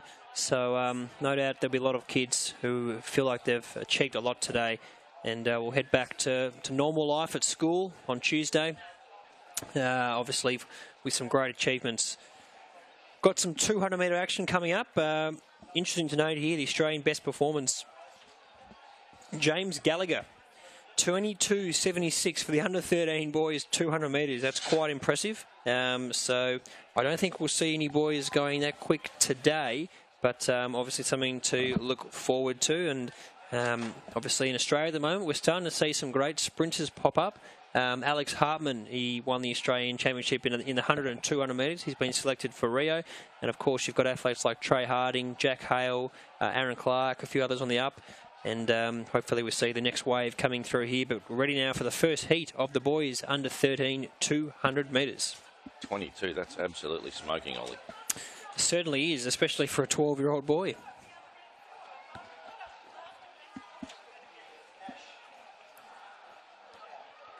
So away, and looks like off to a good start on the outside. Daniel Doyle running well from Western Australia. It's Rajulu who ran well early on. So straightening up. Visca from South Australia is right in it. And on the inside there, McPherson. Around 50 to go. The West Australian on the outside who won the hurdles earlier, looking good. And McPherson on the inside. It's going to be Raju and McPherson go across the line. And he gets the job done. The Ant. And good time. 24.72. Unofficial for the man that they call the Ant from Western Australia. It looks like Doyle from Victoria snuck home for third. Yeah, impressive performance there. And pretty quick going in those heats, 24.72. We'll get the replay up now and reflect on the first heat. And Doyle did get a good start on the outside. And Cruck looks like one to watch for the future. Big tall frame on him, perhaps more suited over the 400 metres. But looks like McPherson and the Ant from Western Australia really got into their running right about now. It was pretty tight between the both of them from about the 60 metres out. But it was the Ant, Antoine Vargiolu, who got a little gap and powered away at the line, and will take it out and qualify for the final later on in the afternoon. We're actually now going to cross down to the field, and we're looking at the boys under 13 triple jump event, and we can see Hinton of Queensland there just having had a jump. We're not sure if it looks legal because they're measuring it. Unfortunately, we can't see the results board from the commentary box from here, so it's difficult for us to keep you up to date with what the actual performances were. But we can see that Hackett from South Australia is the next athlete to jump as part of this under-13 triple jump competition. Nice tall figure on him, young Hackett. Reminds me a lot of someone like Alwyn Jones, who was very tall and very lean at a young age and slowly grew into his body. So interesting to see how young Hackett goes here. And looks like he's got a bit of potential there, judging by what I can see on the runway. So definitely one who certainly will take a few years probably to grow into his body and really kick on from there. And the boys are ready now for our second heat of the boys under 13 200 metres. Antonio Badahai, one to watch, coming out of lane 4, the Victorian.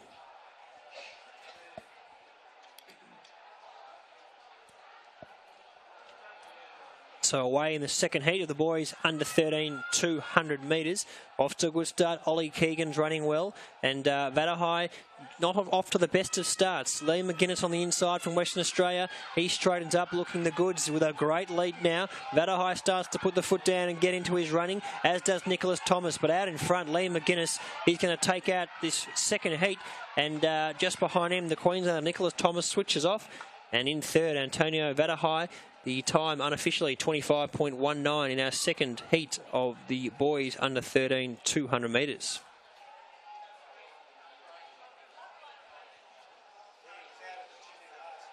We'll head to the replay now, and we can see on the outside off to a good start was Reece O'Rackety from the ACT. He's had a busy day.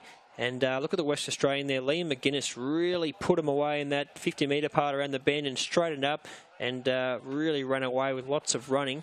Had a look over his shoulder just to see where the others were and knew he had it sewn up. The Queenslander finished off quite well. Nicholas Thomas and young Antonio Vadahai. He's had a busy day with a couple of 400s. No doubt he's feeling the pinch a bit. Yeah, more of a 200-metre runner, so he's put himself out, Nicholas, for the team, but I'm sure he'll make it through to the final this afternoon. I was pretty impressed there with the Queenslander, Nicholas Thomas. He looked like he had plenty left in the tank. Just ran to qualify in that heat there, and all will be revealed in the final this afternoon as we switch back to the triple jump event.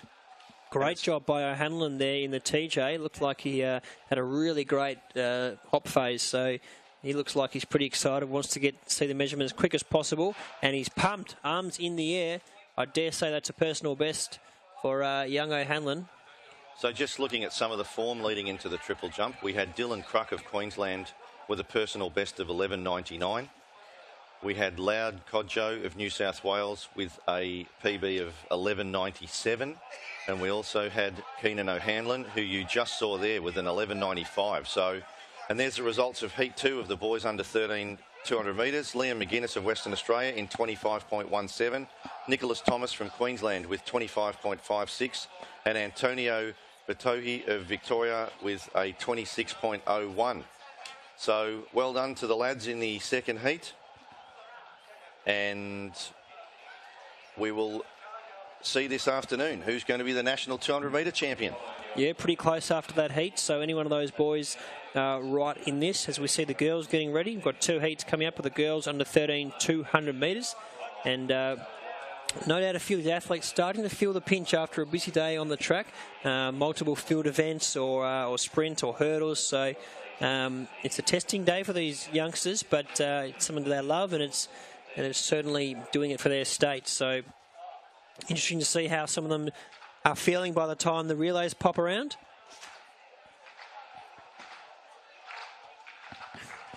Enjoying some triple jump action here, and we've got the Queenslander Cruck. He's been busy out there today, and big frame on him. I think we just saw him run the 200, and here he is now in the TJ. So, wow, he's he's certainly everywhere today, young Dylan Cruck, running a 200 straight into the triple jump. Certainly, as you get a bit older, Dean, I can't imagine myself being able to do that as freely, but these youngsters can get away with anything. Mate, I can't get out of bed in the morning, let alone triple jump, so pretty tough gig. Yeah, it's tough. Well, I remember being able to do 10 events in a day pretty comfortably, but it's different. But Cruck doing the bit for Queensland as we see Heat 1 ready to go for the girls under 13 200 metres. Away cleanly, off to a good start on the outside. Madeline Ruse running well. The Queenslander Jessica Mead off to a good start in lane 2. And Bingham, she's from New South Wales, starting to make her way into the race. Straightening up across the track. Amy Tyrrell running well. She's had a good day, and she looks well placed. Straightening up though, Tyrrell looks very well placed, running away with this. And on the inside of her, Jessica Mead. But no doubt about our winner, Amy Tyrrell. She's had a great day. 26.29. Very versatile, and she's really doing her best bit for Victoria. And Dean, she's very versatile. Absolutely. You saw her in the jumps earlier in the day. She's got a PB in the 200 of 26.12. So 26.21 wasn't far off the mark. But you see, she got away to a great start there. She really put a gap on those on the inside of her. Ran a really good bend and led into the straight and had put the cat amongst the pigeons pretty early in the straight. And you can see her here, beautiful form, just rolling along, not under a lot of pressure. She's got a nice lead on the rest of the field and not doing it pretty tough, just coming down to the line and eased off just before the line, as we can see, in a good time of 26.29. A bit up her sleeve for the final this afternoon. Yeah, impressive victory to the Victorian then. really kept it cool in a bid. We'll cross down to you, my friend. Whereabouts are you? I'm sitting with our precious official here who is looking after results, and I can tell you that Lord Koji, that jump he just had a go at was 12.39, the best of this competition from New South Wales. In second place is Dylan Cruck from Queensland with 12.15, and those were both their sixth attempts. And another sixth attempt, which was in third place, was Keenan O'Hanlon in 11.74. So those are the top three right now, and he's from Victoria. So Queensland, Victoria, New South Wales in the triple jump. Under 13 boys. Back up to you, Dean and Ollie. Thanks a bit. Appreciate the live updates down there, getting amongst it with the officials, the athletes. Certainly good to get those insights and give you some field results as soon as possible. So we've got the national 100-metre champion in this particular heat, Adora Arch, who's run a 25.75, Ollie. So after her form this morning, she's probably the one to watch. We see results of Heat 1 there. There's no times, but Amy Tyrrell won from Jessica Mead of Queensland and Sue Muller of Western Australia. So, as I said, Heat 2, they're in the starters' hands and they're away.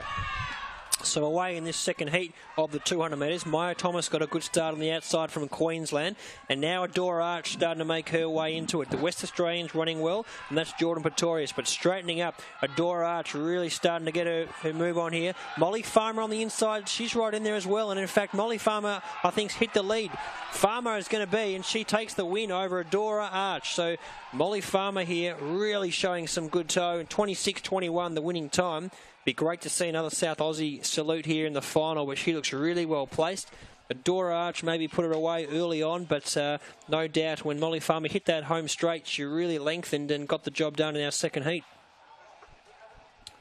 Well, Molly's got a PB of 26.83, so she's just smashed that with a 26.21 against the 100-metre champion. Adora did a great bend, as you can see, and Molly just worked her way into the race as she came off the bend. So the Victorian Adora Arch led into the straight, but Molly Farmer really put the pressure on her halfway down the straight and ran on beautifully to a spot in the final this afternoon with a personal best performance. Adora a little bit outside her best performance. She's got a PB of 25.75, so from her perspective, maybe just ran to qualify and a bit of improvement left in her for this afternoon's race. Yeah, well, she's had a good day already, obviously winning the 100 metres, and we can see the results from our second heat. Molly Farmer taking it out, 26.19. Adora Arch in second, 26.44. And in third, Maya Thomas, 26.96. So great to see the girls posting some quick times out there in the girls on the 13 200 metres. We're back down now to some triple jump action. Whilst we're down at the triple jump, we will give you a points update on the multi-event team trophy, the under-15 Life Members Trophy. In 7th place is the ACT on 73.5 points. In 6th place is Western Australia on 100 points. In 5th place is Queensland on 107.5 points. In 4th place is South Australia on 108 points. In 3rd place is Tasmania on 118 points. As we see Jessica Welford in the long jump in the under-15 girls multi-event competition, just completing her jump. In 2nd place is New South Wales with 140.5 points, and currently leading the Life Members Trophy is Victoria for the multi-event with 156.5 points. So at this point, Victoria leading New South Wales by 16 points in that event, and Tasmania a further 22 points back in 3rd behind New South Wales. So still plenty of action here at the under-15 girls long jump. And our New South Wales competitor on the runway. Looked good on the board. Collett from New South Wales. She's got the white flag.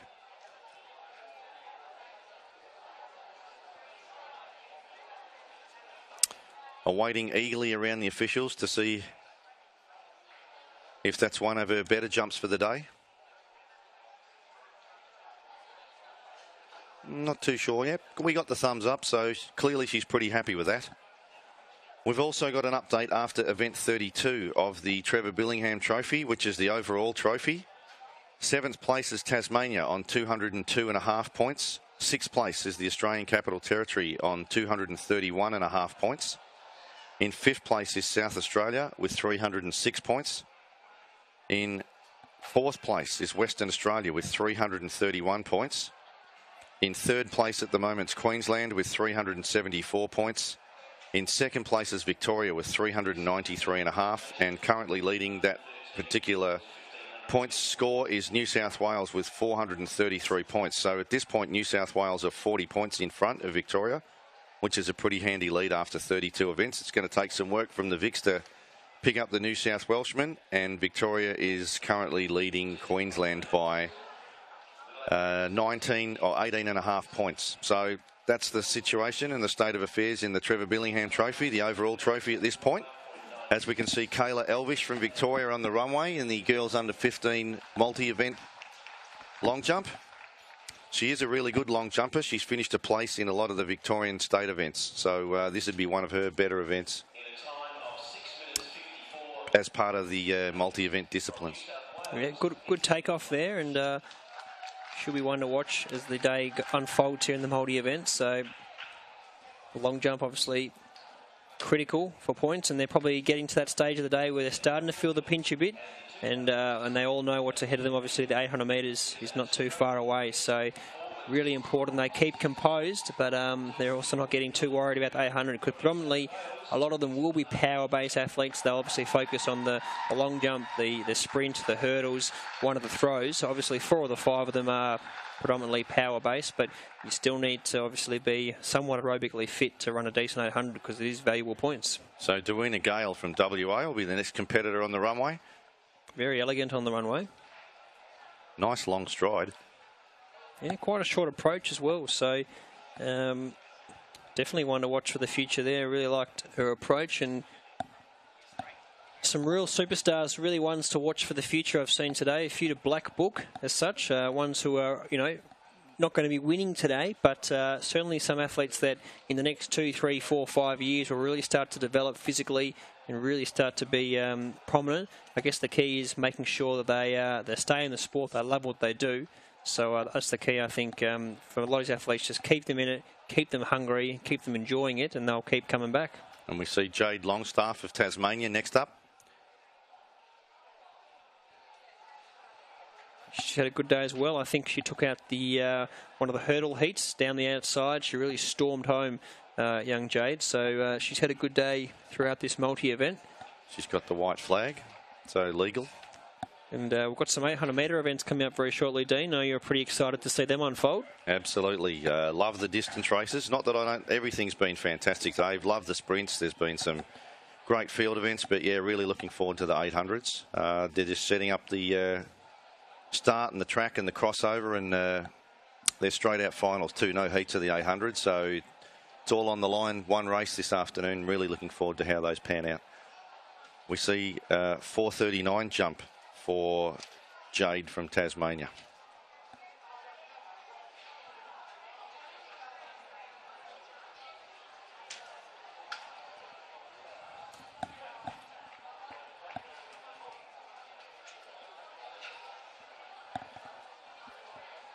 That was Quillan Economou of South Australia with her second jump. And next up will be Sophie Horner from Western Australia.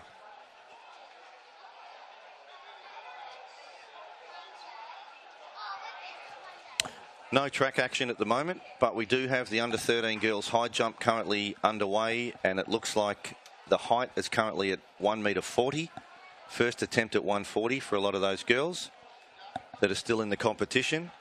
As we can see, Sophie Horner on the runway from WA in the girls under 15 long jump as part of that multi-event competition. And we have, it looks like, down at the shot put area, the boys under 13 shot put competition. So still plenty happening out in the field, but just awaiting for a bit more track action with the 800s coming up. And they'll be followed by 400 metre finals this afternoon, 200 metre finals, relays, The 800s is part of the multi-event competition, so there's still plenty to come on the track as well. All part of the 2016 ASICS Australian Little Athletics Championships. And again, thanks to ASICS, looking at those colourful uniforms from all the states. Yeah, they're great, aren't they? And what a day it has been. I mean, the organisation that's gone on here, all the helpers here, whether it be state-based or from around Australia, have helped put this together. It's been a seriously well-run competition. I'm very impressed. There's a lot of people around here who are very passionate about the sport, in particular little athletics, and it really reflects on the championship itself. So far, it's a pleasure to be involved in this, and certainly, hopefully, these youngsters really kick on to be part of the next generation of Australian athletics.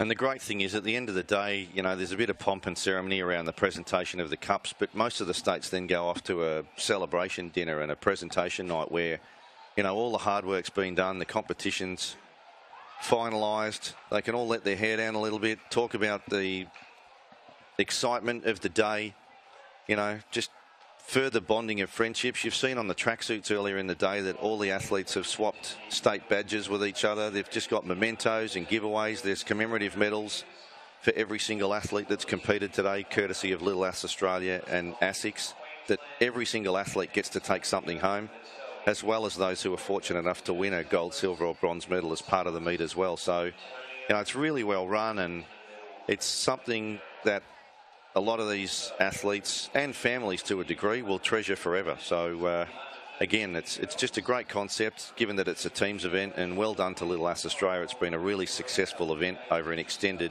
period of time, dating right back to the 70s when it first started.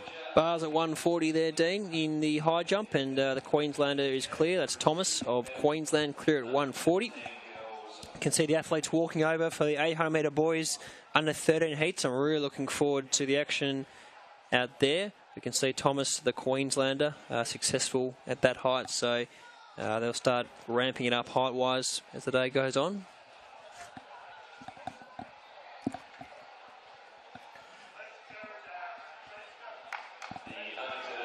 So Queenslander on the runway now, which looks like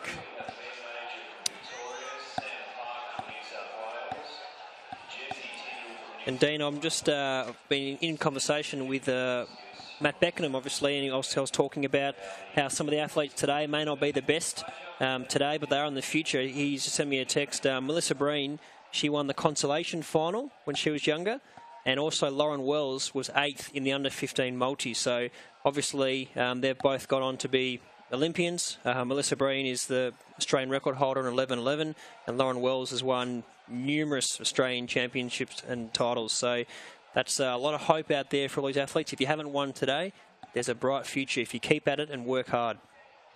Absolutely. It's not necessarily about here. So we're going to head down to a bid at the high jump to give us a rundown on what's happening in the girls under 13 event. So I'm at the high jump area where we've got the under 13 girls in competition now. They've gone through the round, started at 120 and now we're on to 145. And we have seen Eleanor Patterson come through the ranks here in Little Athletics, and now is in the Olympic team. Let's see some of these under 13 girls, the rising stars, and the bar is rising itself as well. Back to you, Dean and Ollie. Cheers a bit. Appreciate the coverage down there.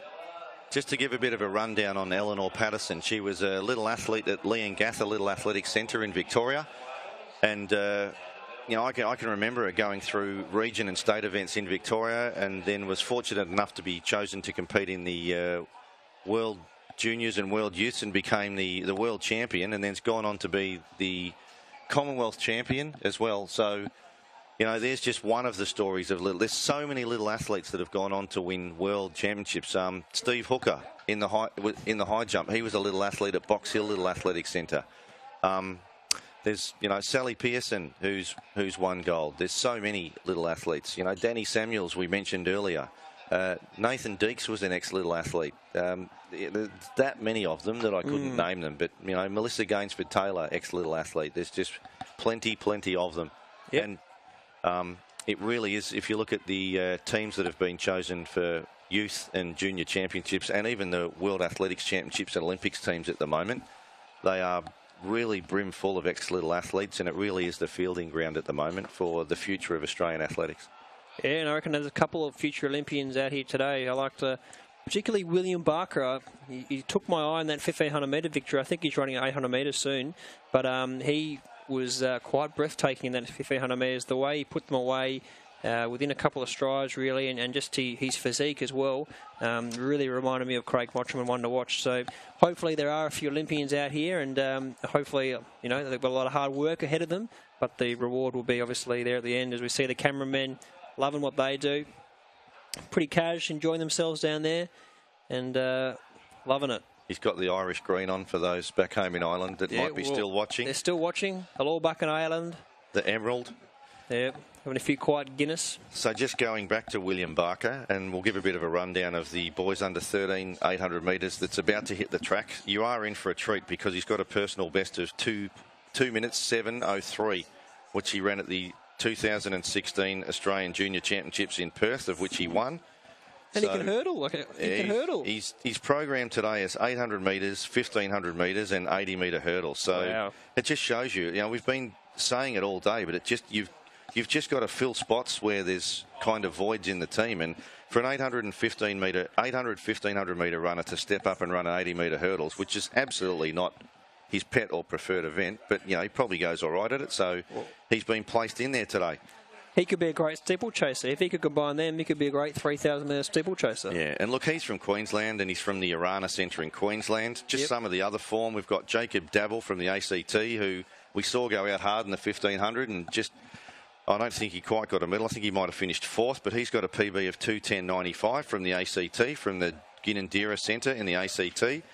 Paul Stavaji, the Stage, from Western Australia, from the Belmont Centre, he's got a personal best of 2:10.99. Go the Stash. He wants to become an AFL player, so given he's from WA, he'd probably like to step up for the Dockers or the Eagles in the future. And again, there's plenty of people stepped up into other sports out of little athletics.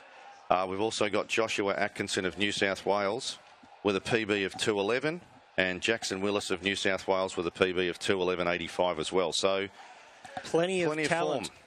And speaking of that lead in now, we've got the boys under 13, 800 metres. The boys are on the track, and few to watch, as we mentioned. The start list on the screen, Dean. So there you see, as we said, William Barker's got the inside from Queensland.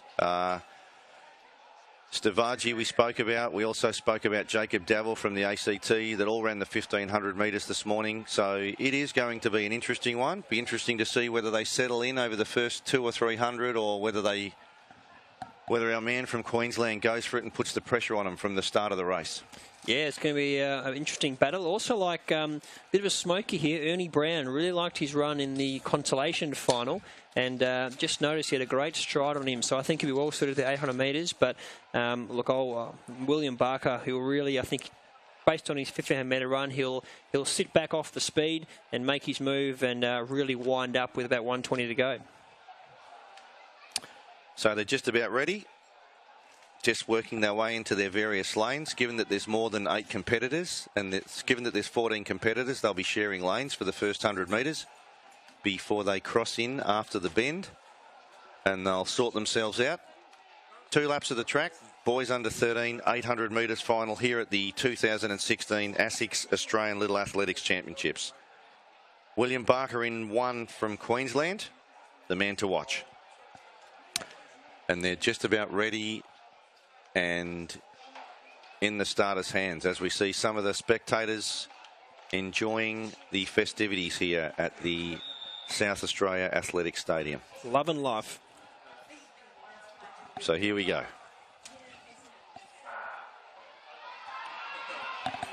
We're away in this 800 metres, and it looks like Barker on the inside's off to a good start, Dean, and they're really starting to settle themselves now.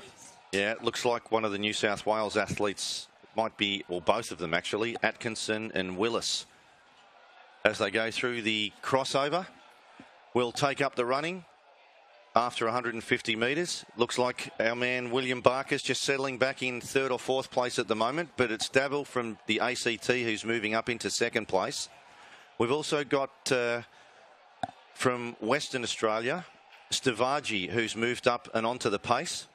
But as they come around after 250 metres, it is Willis from New South Wales that leads, from Davil of the ACT and Atkinson of New South Wales. On the inside's Barker from Queensland as they head into the front straight, and also Stavage of Western Australia. They're going to come up and get the bell. It's been a reasonably fast pace on the first lap, and it'll be Willis who takes up the running. Atkinson's challenged him, and DeVell from the ACT's gone around him and said, come and catch me if you can, as they head into the last lap. And look at Barker just really about to make his move. 3:50 to go. Moves his way into third, and I reckon he's just ready to pounce. You can't question Davil's commitment today. In both the 15 and the 8, he's gone to the front and sent the cat amongst the pigeons. So he still leads down the back straight with 250 to go. Atkinson's been right on his tail right from the start, but Barker's just looking so smooth and hasn't gone into second gear yet. And here he goes, puts the foot down. So 200 metres to go. It's William Barker who's made his run from home, an absolutely beautiful mover, and within a short space of probably 50 metres, he's put 5 metres into them. A big run from Atkinson from New South Wales in second place, but look at this guy, William Barker. He's just run away from them in the front straight. 80 metres to go. He's opened up the gap to about 10 metres, and he's just a fantastic runner. Keep your eye on this bloke. 40 metres to go. William Barker from Queensland will take out the 800. In second place, Atkinson from New South Wales, a really good run. Good to see Davil get the bronze. Stavage from Western Australia in fourth, and your man from South Australia's got up for fifth. Yep. A great run again from William Barker. He's my athlete of the meet personally. I reckon he's just delivered in both the 8 and 15, made all the right moves, won superbly, and has just got a bright future. Lancaster's run his guts out. He's on the ground. You can see there from Tasmania. I'm really pleased to see Jacob Davil win the bronze from the ACT. He put all his stones on the line in the 1500, and again he went to the front in the 800. So good to see him hang on for a bronze medal in the 8 and take something home. Really gutsy effort from him as well. And also Atkinson from New South Wales to take home the silver medal. So there we go. Look at him just winding up, a beautiful mover. Never in doubt, really. Holding his form, which is obviously critical in these events, especially after all you've been through. But we're going to cross down to a bit. Who's got the champion, William Barker. Yeah, William was just telling me that he's done the 8, the 15 and the hurdles today. How many Weet-Bix do you do in the morning? Toast, actually. Well, there we go. That's a breakfast of champions, guys. Toast. We saw the great David Radisha running on our shores a few months ago. What sort of athletes do you look up to in the middle distance area? Well, David was a big part of my running career. I actually was in Perth when he ran, and it was amazing to see him pull away from the field like that. We know David's watching, so all the best in Rio, David. And whereabouts in Queensland are you from? I'm from the north side of Brisbane, from a club called Arana Little Athletics. Fantastic. So everyone in Arana, hope you're tuning in and enjoying the achievements of this young lad today. So thanks for joining us, and back up to Dean and Ollie. Wow, William Barker, super impressive young man, gets the job done, and I reckon there's a lot to come from that young man. Absolutely, very impressive in both events. And, you know, as we've stated earlier, he's had to do 2 80-metre hurdles, a 1,500 and an 800 metres, all in a pretty tight time frame today, and he's just been a class above everybody, and fantastic effort, but great running behind him as well from Atkinson and Davil as well. A great 800 metres. So we head back to the high jump, girls under 13 high jump final. And it looks like the bar is currently sitting at 1.45 metres. And a good clearance there. Just trying to work out who that is from South Australia. That's Murdoch just cleared the bar then.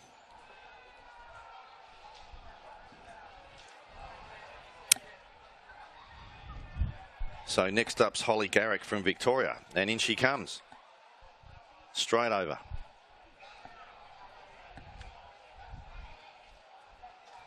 So a 1:45 clearance for Holly Garrick as well from Victoria. And the bar increases in height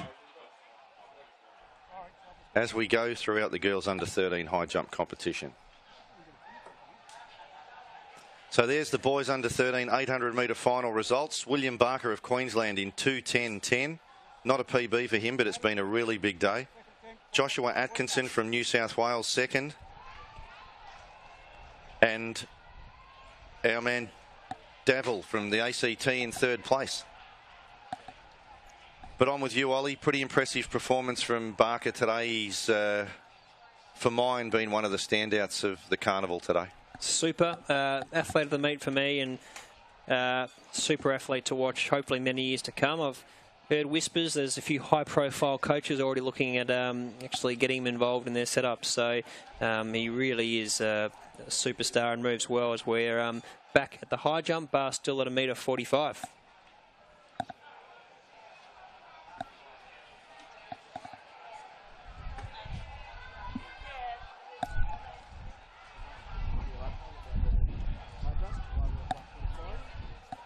Our Tasmanian competitor, which will either be Weena Jones or Ashley Reid. It looks like Weena Jones. And unfortunately a miss for Weena at 1.45. Looks like her second attempt, so I think she may have one more.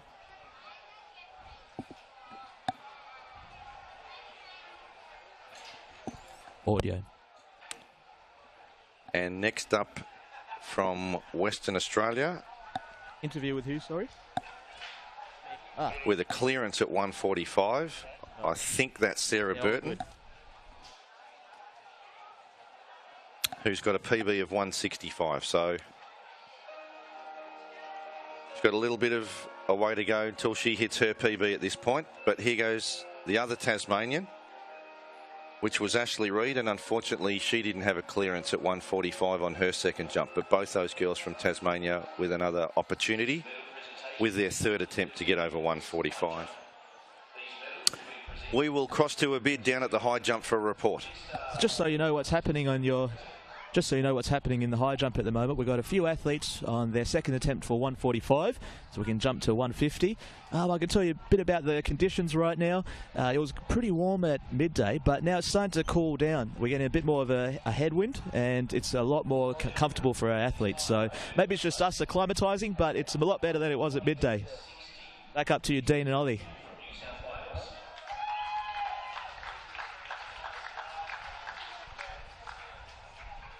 Fantastic bid. Thanks for the update down there. Got some medal ceremonies going on in the background, and really close to some of the relays, which I'm pretty pumped to see.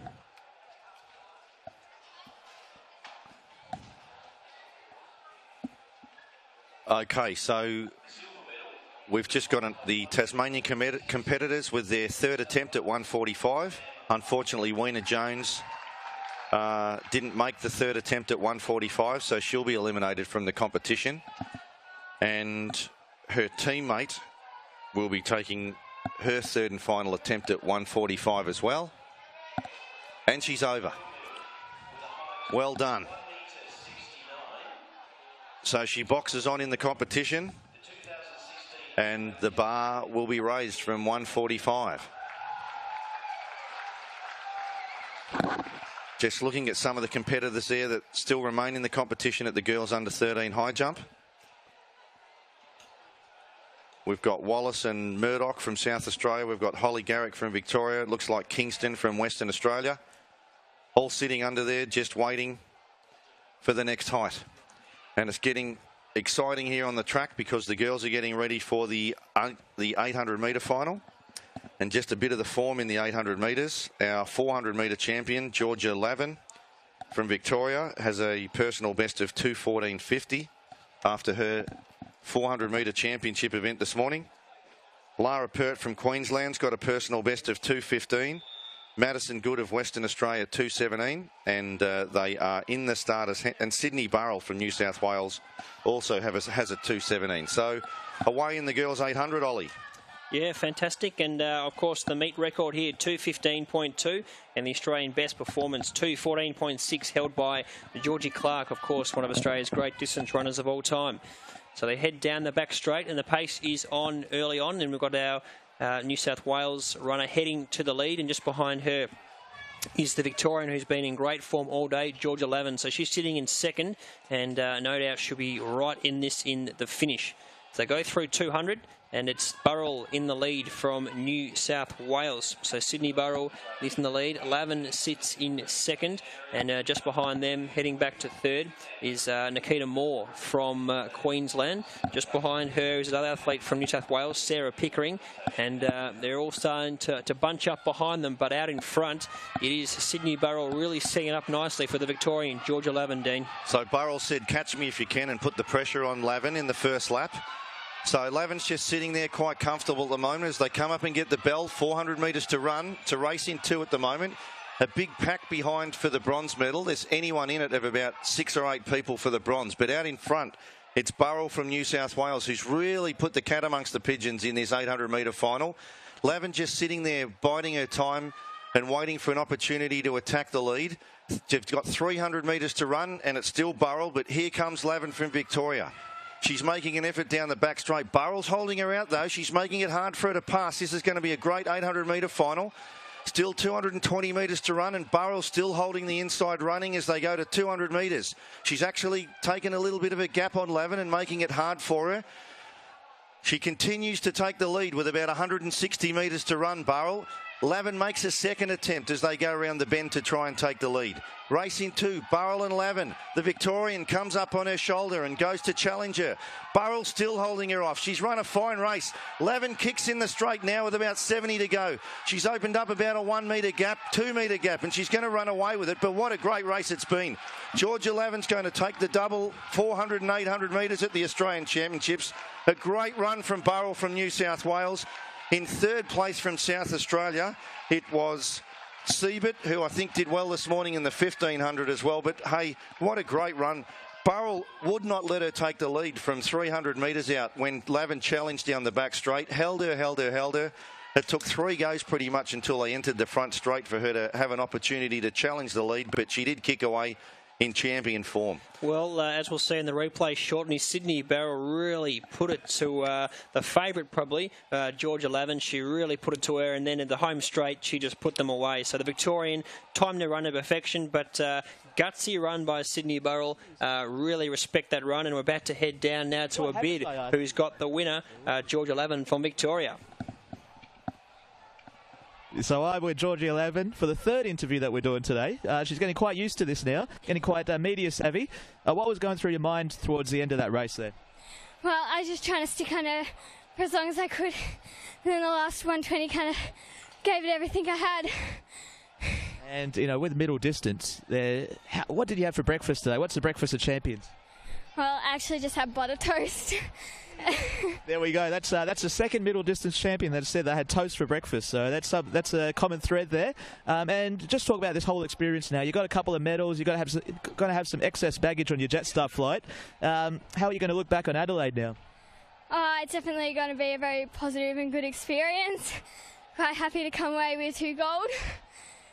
Tremendous, Georgia, and thanks for your time and for the interview, and all the best in your athletics pursuits. That was Georgia Lavin, the champion of the 800 there, and it's up to Dean and Ollie now. Thanks a bit. For those athletes that aren't on toast, get on it quick smart, because the 2 middle distance athletes that have won doubles today, it's their breakfast of choice on the morning of competition. So well done to both Abid and Georgia there, completing the girls under 13 800 metre final. If there are any bread companies out there who want to sponsor this championships, get on now, because everyone's having toast. So any of those companies, Helga's, anyone out there, sales reps, give us a buzz. Tip Top, whoever. We need sponsors. So just seeing all the 800 metre athletes depart the track. We're well into these championships now. It's 10 past 3 local time in Adelaide, so 3:40 Eastern summertime. And we've had plenty of action all over the field today. Jumps, throws, track, the whole lot. And it's been really impressive performances from a myriad of little athletes from all around the country. Yeah, look, there's young Ernie Brown. He's doing the long jump now. He's doing everything. He's a machine. Georgia Lavin there, 2:17.42, gets the job done. Sydney Burrell, gutsy in defeat, 2:18.25, and Hayley Siebert in third from South Australia. Wow, that was a great final to watch, and I hope you enjoyed that at home. And we're bringing you some long jump action now. And my word, Ernie Brown, he'll sleep well tonight. He's had a pretty hard day at the office. Definitely has, as of most of the athletes.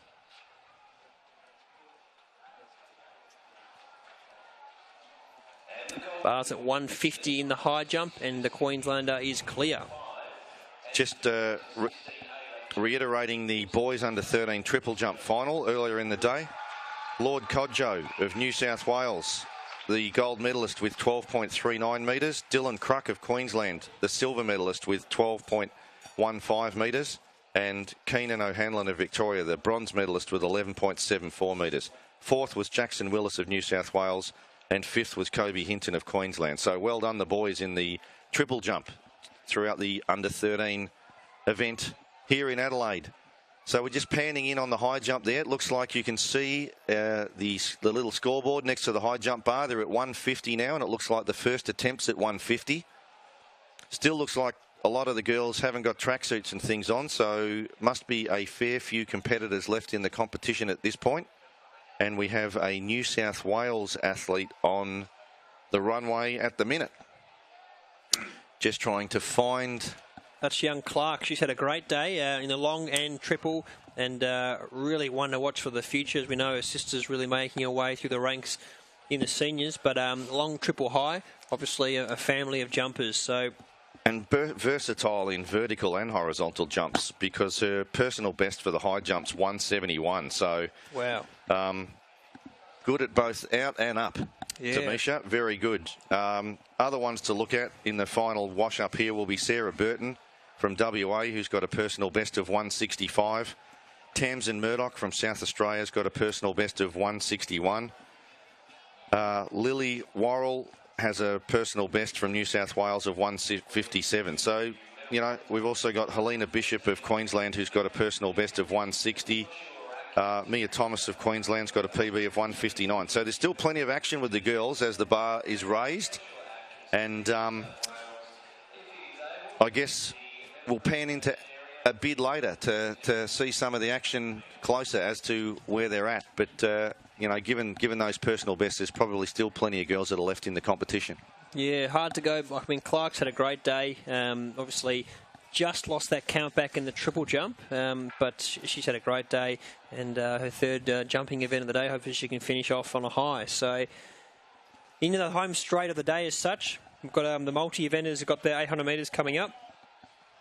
So I'm sure a few of those sprinters will be looking forward to the 800 metres. Obviously, not their preferred event, but still is an integral part of the multi-events, and it certainly can be won or lost during that 800 metres. So a few of these boys and girls are going to have to dig deep and really find something to get those extra points. Absolutely. And then we follow up with the boys and girls 200 metre finals following that.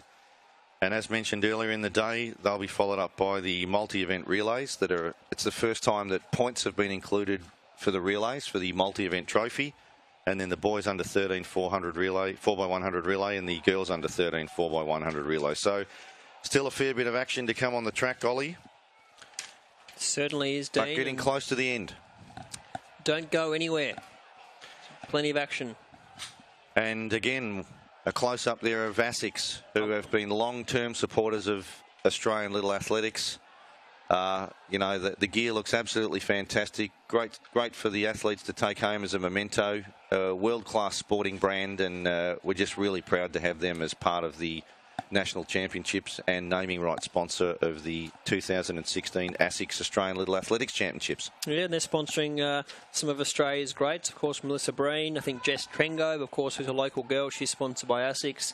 I think Clark as well, her sister, is sponsored by ASICS, got a lot of the gear. So Danny Samuels. Yep, Kim Mickle. So Kelsey Lee Roberts, Brennan Stark, just to name a few. So there's plenty of athletes sponsored by ASICS, and it's well, I think it's a very good gear, and I'm wearing my ASICS polo right now. Love it. And, of course, the gear the athletes have is very cool. So thank you to ASICS, and all the states looking fantastic in their ASICS kits.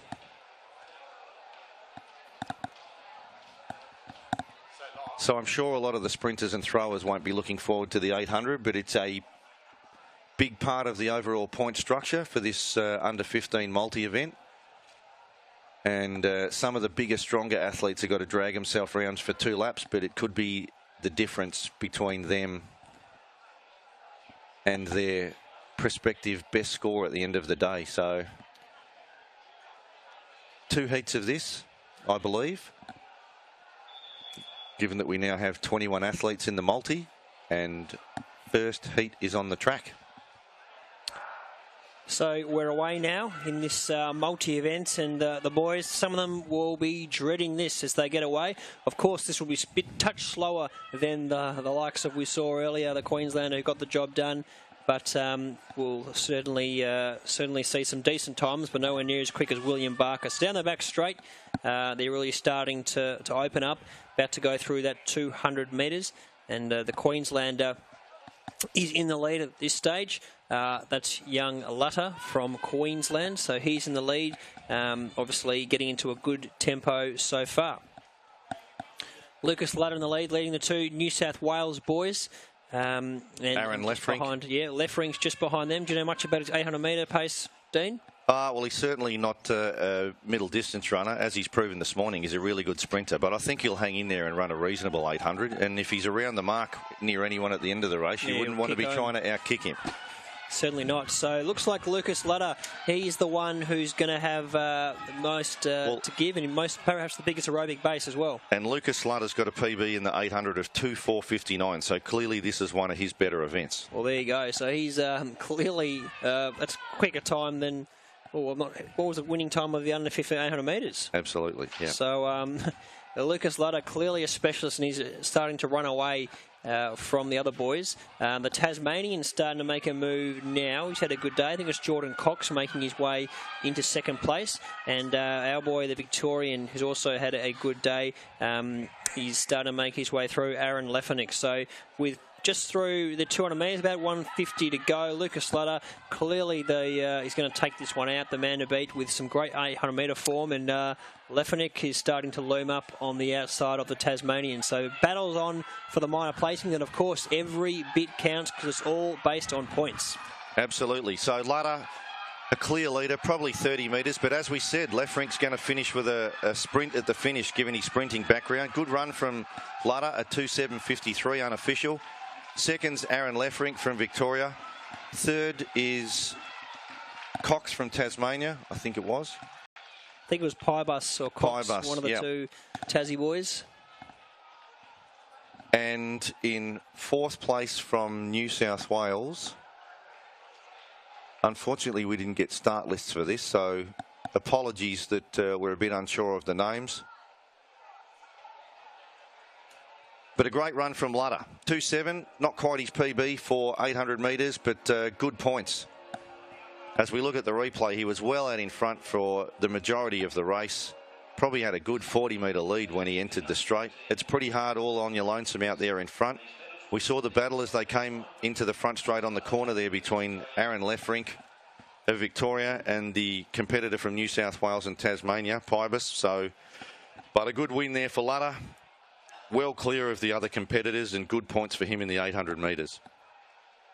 So I'm here with Lucas Lutter, who's just finished his 800, one of the under-15 boys. They do a multi-event competition. Lucas, what's it like doing so many events during the day? Oh, it's pretty full on, to be honest, especially today, because there's no break in between the events. So it's just full on all day. So what do you do to keep yourself in the zone? Oh, just, I don't know, eat some food, talk to some people, to be honest, and just relax. Are you making a lot of friends here at this championship? Yeah, a lot of friends. It's good to see the boys. You know, we're really coming together, sort of thing, so it's good. And any shout out to the people in Queensland? Whereabouts are you from in there? I'm from Deception Bay, and shout out to G-Bay Little A's. Lucas, pleasure. I hope you go well in the relay to finish off. Back to you, Dean and Ollie. Thanks a bit. Appreciate you getting around the athletes down there, and a good one by Lucas Lutter. We're going to post the results on the screen there. 2:07.5 the winning time. Aaron Lefrink in second, 2:12.13, and Jager Piebus from Tasmania, 2:13.1. We talk about Lefrink being a sprinter. It's a pretty handy 2:12, so not too bad. You can see why he's a good multi-event athlete as well. So we're endeavouring to get start lists for the next heat. because the athletes are on the track for Heat 2 of the boys under 15 800 metres as part of the multi-event. Big Cody Rodwell. I'm interested to see how he goes, but I'm worried that he's in his runners. He's not wearing his spikes. He's in his runners here, so that's a worrying sign. I'd love to see the big fella pop the spikes on, but he's chosen to go with the runners, so he looks like he's going to be one to watch. So there we can see Law of the ACT, Burrows from South Australia. Manawiro's competed well, particularly in the long jump earlier. He's another athlete. A couple of them do have their runners on, so I wouldn't be wearing my runners in an 800 metres, but each to their own. So they're away in this second heat, and the big Victorian on the inside, Cody Rodwell, he's looked like he's going to make his way into this early on. Manawira starts to make his way around, and they're going to head down the back straight. So quick time from that first heat. 2:07-ish it was, so it'll be hard to be competitive in this one. We can see Dawson from Western Australia and Burrows looking good, and Lowry from Queensland. Pretty tight up front there after 200 metres. Good bunch of three leading the race. And further back about 10 metres to Cody Rodwell of Victoria. And looks like Jordan Cox of Tasmania as they head into the... Whoa! Bit of unsteadiness there from the athlete from Queensland, which was Lowry, I think. Nearly fell. He stepped on the plinth and nearly fell. But they come up to the bell. And as you can see it being rung there with a lap to go. And Bailey Dawson from Western Australia, he's made his move and goes straight to the lead. To the South Australian, Lachlan Burrows in second. Mitchell Lowry sits in third. We go back to the Tasmanian sitting in fourth. And the big fella from Victoria, Cody Rodwell, sits in fifth. So down the back straight with around 300 metres to go. It's the West Australian, Bailey Dawson in the lead. The South Australian won't give in. It's Lachlan Burrows with around 250 metres to go, stalking the West Australians every step he takes. Dawson in the lead, starting to grimace and feel the pain. And in second behind him, it's Burrows. Starting to make his way backwards now. Lowry sits in third, but out in front, it's still Bailey Dawson from Western Australia. Can he hold the lead? Lachlan Burrows, the hometown boy, trying to go with him as they straighten up. It's the West Australian, Bailey Dawson in the lead, looking strong. I think Lachlan Burrows has had enough, and the West Australian's going to hold on here. Bailey Dawson, strong from go to woe. He'll finish off this 800 metres with great strength. It looks like a low 2 minutes. Very good run from our multi-eventers. 2:05.10. Great win to the West Australian, Bailey Dawson. A big punch of the air from Bailey. Clearly pretty happy with that 2.5. Don't know whether it's a PB or not, but from his actions, I think he's a pretty happy man, as you can see on screen there. He takes out Heat 2 of the 800 metres in 2.5. And it was a good run in second place from Burrows, the local from South Australia as well. He challenged him for a good portion of the race.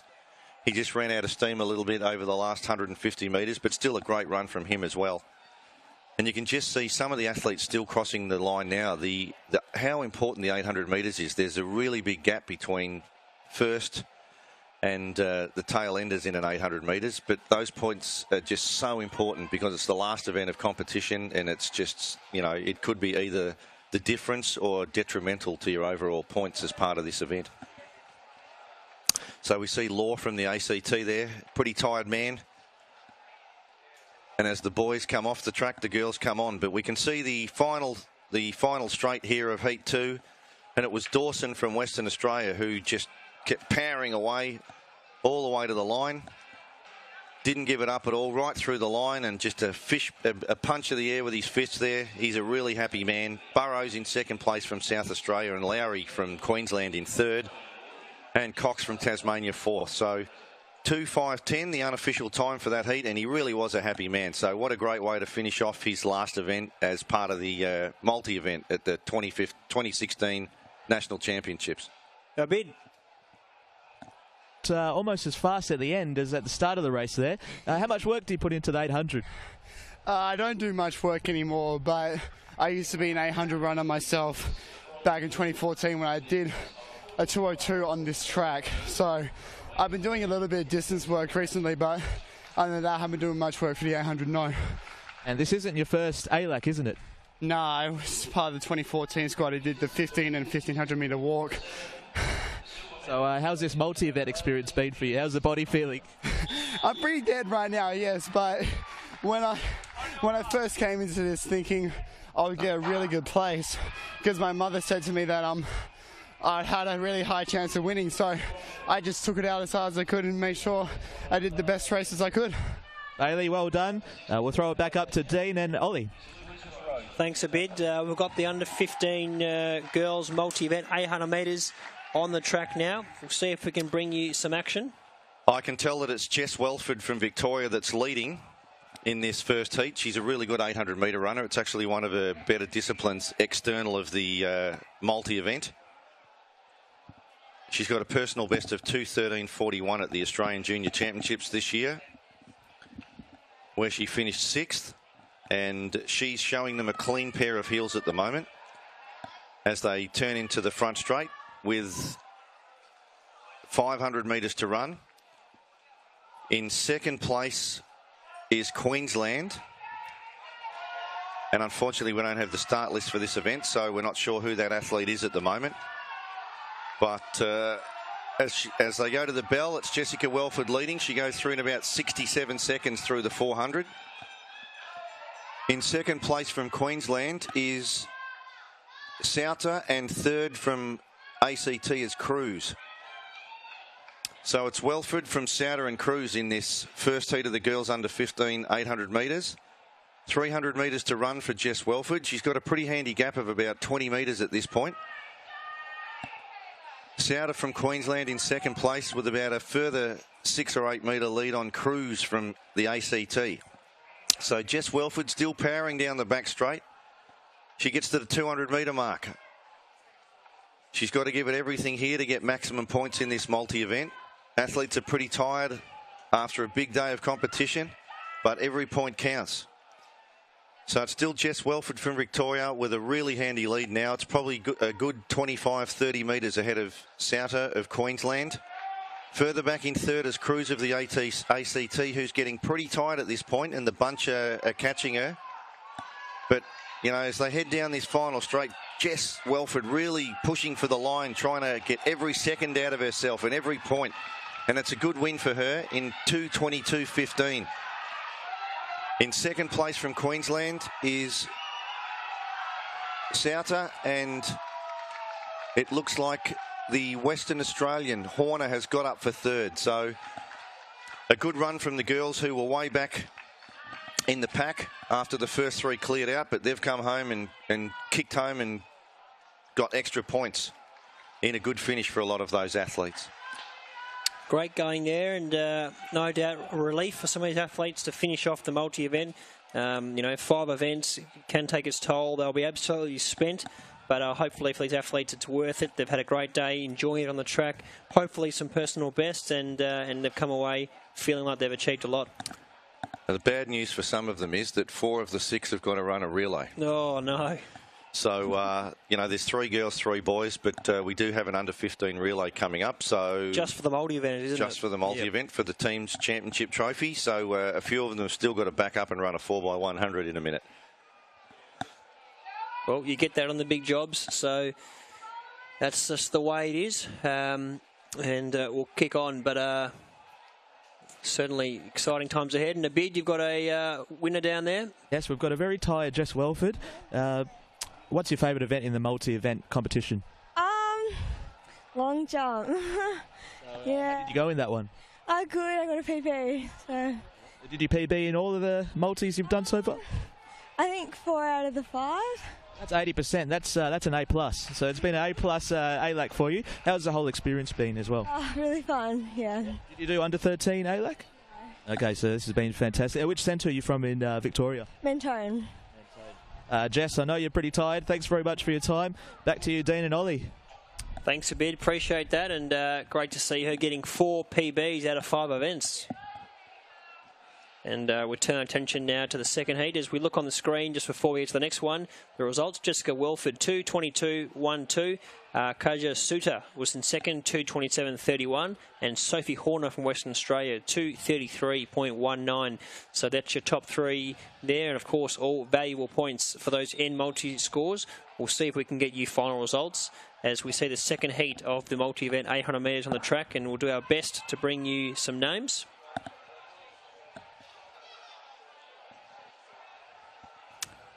As they're away now in this second heat. So we saw 2:22, the ballpark time they'll be looking for. So let's see if these girls can get close to it as they head down the back straight. The Queenslander in the lead. It's Quaif from Western Australia in second place. We're uncertain of who the Queenslander is at this point, unfortunately, because we haven't got start lists. So apologies to those at home, but we'll get a better indication when we can see their bibs. But the Queenslander at this point, 650 metres into the race, a handy lead of about 10 metres at the moment. Further back to ACT in Western Australia, and also it looks like Wright from Queensland, who's in the lead and showing them a clean pair of heels at this point. Yeah, she's looking good out in front and growing a pretty big lead as Wright takes them through, and she's about to get the bell. It's Wellington from the ACT in second place. It looks like Quaif from Western Australia in third. And Gale from Western Australia in fourth place. So apologies to those at home. We can see Kayla Elvish there from Victoria. So around about 320 metres to run for the leader, which is Wright from Queensland. And she's going along pretty well, although they're making a challenge from the back. It's Wellington of the ACT and Quaif of WA. And they're bridging the gap as they head down the back with 250 metres to run. In fourth place is still WA. So the ACT athlete's gone to the front, which we believe is Wellington of the ACT. And she's kicked for home. And as we said, every point counts. So this is a great run from her with 150 metres to go. She's clicking over more points here. She's foot to the floor. She's feeling the pain now, so she's vulnerable as they hit in the home straight now. It's the ACT athlete Wellington in the lead. The West Australians trying to reel her in, but it could just be too late. She's gritting her teeth, pumping the arms, and I think she may just hold on for a good performance. And no doubt a relief for the athlete from the ACT. She gets the win in the second heat. Quaif from WA's got up for second. A good run from her. And a good fighting effort from Wright from Queensland. Went out pretty hard to try and get some points on the board. Got pretty tired over the last few 100 metres, but a good run from her as well. There's a sprint finish, as you can see on the screen here, from quite a few athletes for all those maximum points that they're trying to earn. And they'll all get tallied up, and we'll find out who's the under-15 multi-event champion for both boys and girls a bit later in the day. But as you can see, they're pretty tough. Still athletes coming across the line. It's been a big day. And to finish off with an 800 metres is a really tough ask of these athletes. But they do the training. They do all the event disciplines. And clearly they love it. Otherwise they wouldn't be doing it. So great to see them all embracing each other. Great friendships being made today. That's what Little Athletics is all about. It's not just the competitive aspect. It's you know, the fact that they make great friends and lifelong associations with a lot of these athletes well into the future. So well done to all those girls. A good run from Millington from the ACT to take that one out. You can see Ellsworthy from South Australia, Wagner from Tasmania, Pryor from the ACT as well. Well done to all of those girls. Kayla Elvish from Victoria there as well. Sulisic from South Australia, all part of that heat, and a great effort from all of those girls. So we have a look at the replay. No, we're panning out to a widescreen shot of the venue, and as you can see, all the colour there, the ASICs, all the ASICs, all of the Jetstar, the team tents over there on the back straight. We can see the red South Australian tents. It's just been a myriad of colour here today, and a great event to be a part of. So here's the results of that girls under 15 heat. And it was Eloise Millington of the ACT in 2:28.68. Lauren Quaife of WA in 2:31.67 and Hayley Wright from Queensland in third place. So well done, girls and guys, in the multi-event. It's been a big day. I'm sure they'll all sleep well tonight, but the beauty for them is that all the hard work's behind them and they get to go to the team celebration dinners tonight and let their hair down and enjoy the rest of the weekend before they fly home to their various states on Jetstar tomorrow. So we're back at the high jump. We can see that it's the third attempt for competitors at 155.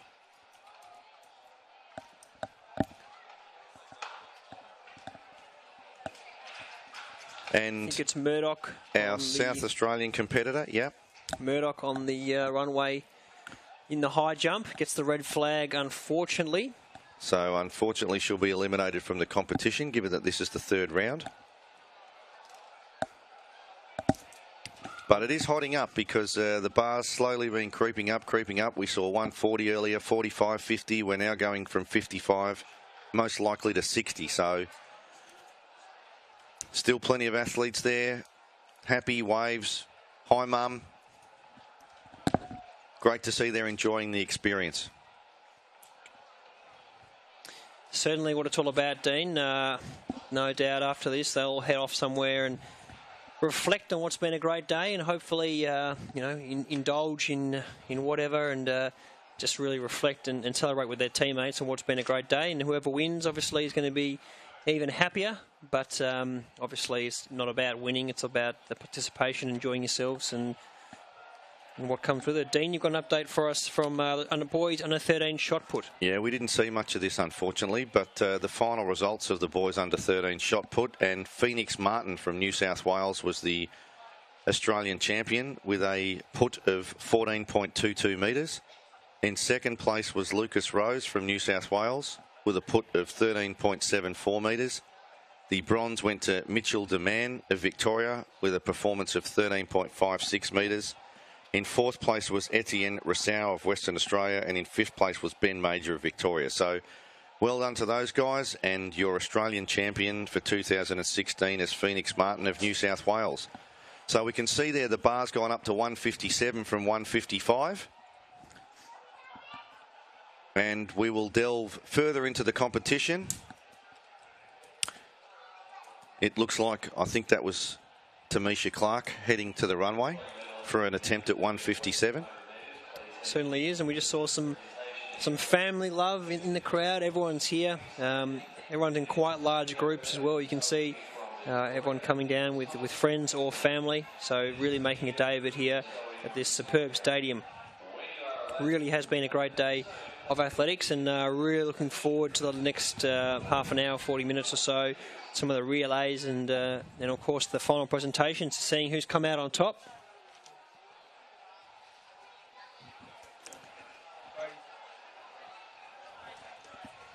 So it is actually Lily Worrell of New South Wales on the runway at the moment, not Tamisha Clark.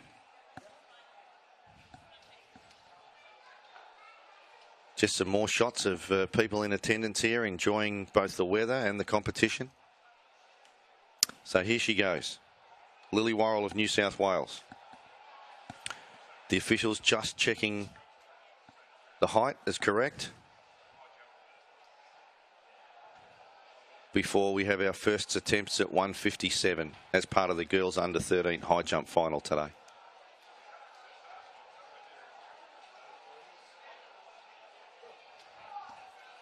Great job from the South Australian officials. It's been a long day. It's been reasonably warm, but it's just been really well conducted in a great environment, great atmosphere, everyone having fun, and they've done a really professional job. No doubt about it. The officials have been superb. So no doubt they'll enjoy relaxing tonight, putting their feet up.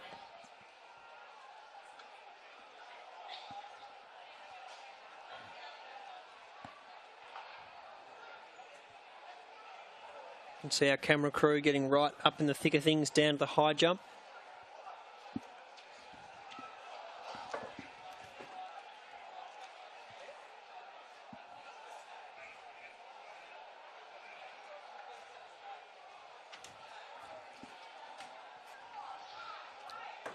So nearly ready to start at 157, but we've got our eyes on the boys under 13 long jump as well. And O'Mara from the ACT's just jumped 458 on his second attempt. And Lily Worrell, unfortunately, doesn't clear 157 on her first attempt in the high jump.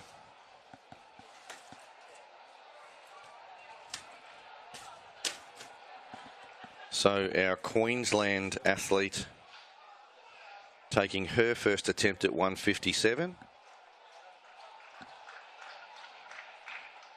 Good jumping in the long jump by Lord Kojoye, the New South Welshman, looking around that sort of 6 metre plus mark. He's got a personal best of 569.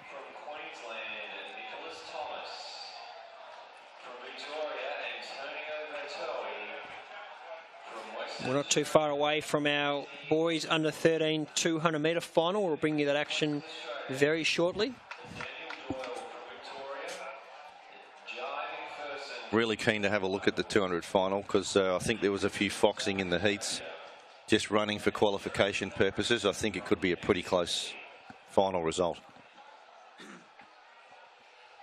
Yeah, I think so as well, Dean. You've got the fastest qualifier, which is Antoine the Ant Vargelot, so he'll be one to watch, the West Australian, and the athletes are going into their blocks now for the boys under 13 200 metre final.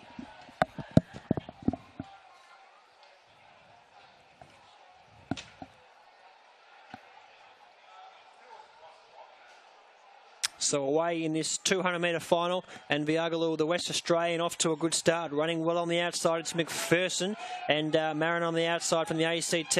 On the inside, Nicholas Thomas making his way into it. They straighten up, it's McPherson from New South Wales, the West Australian. Antoine the Ant, Vargaloo's right in it. It's those two again, Vargaloo and McPherson. Vargaloo's in the lead. He's going to win another one here. He's going to cross the line in the lead. 24.68 unofficial for the Ant. The West Australian gets the job done.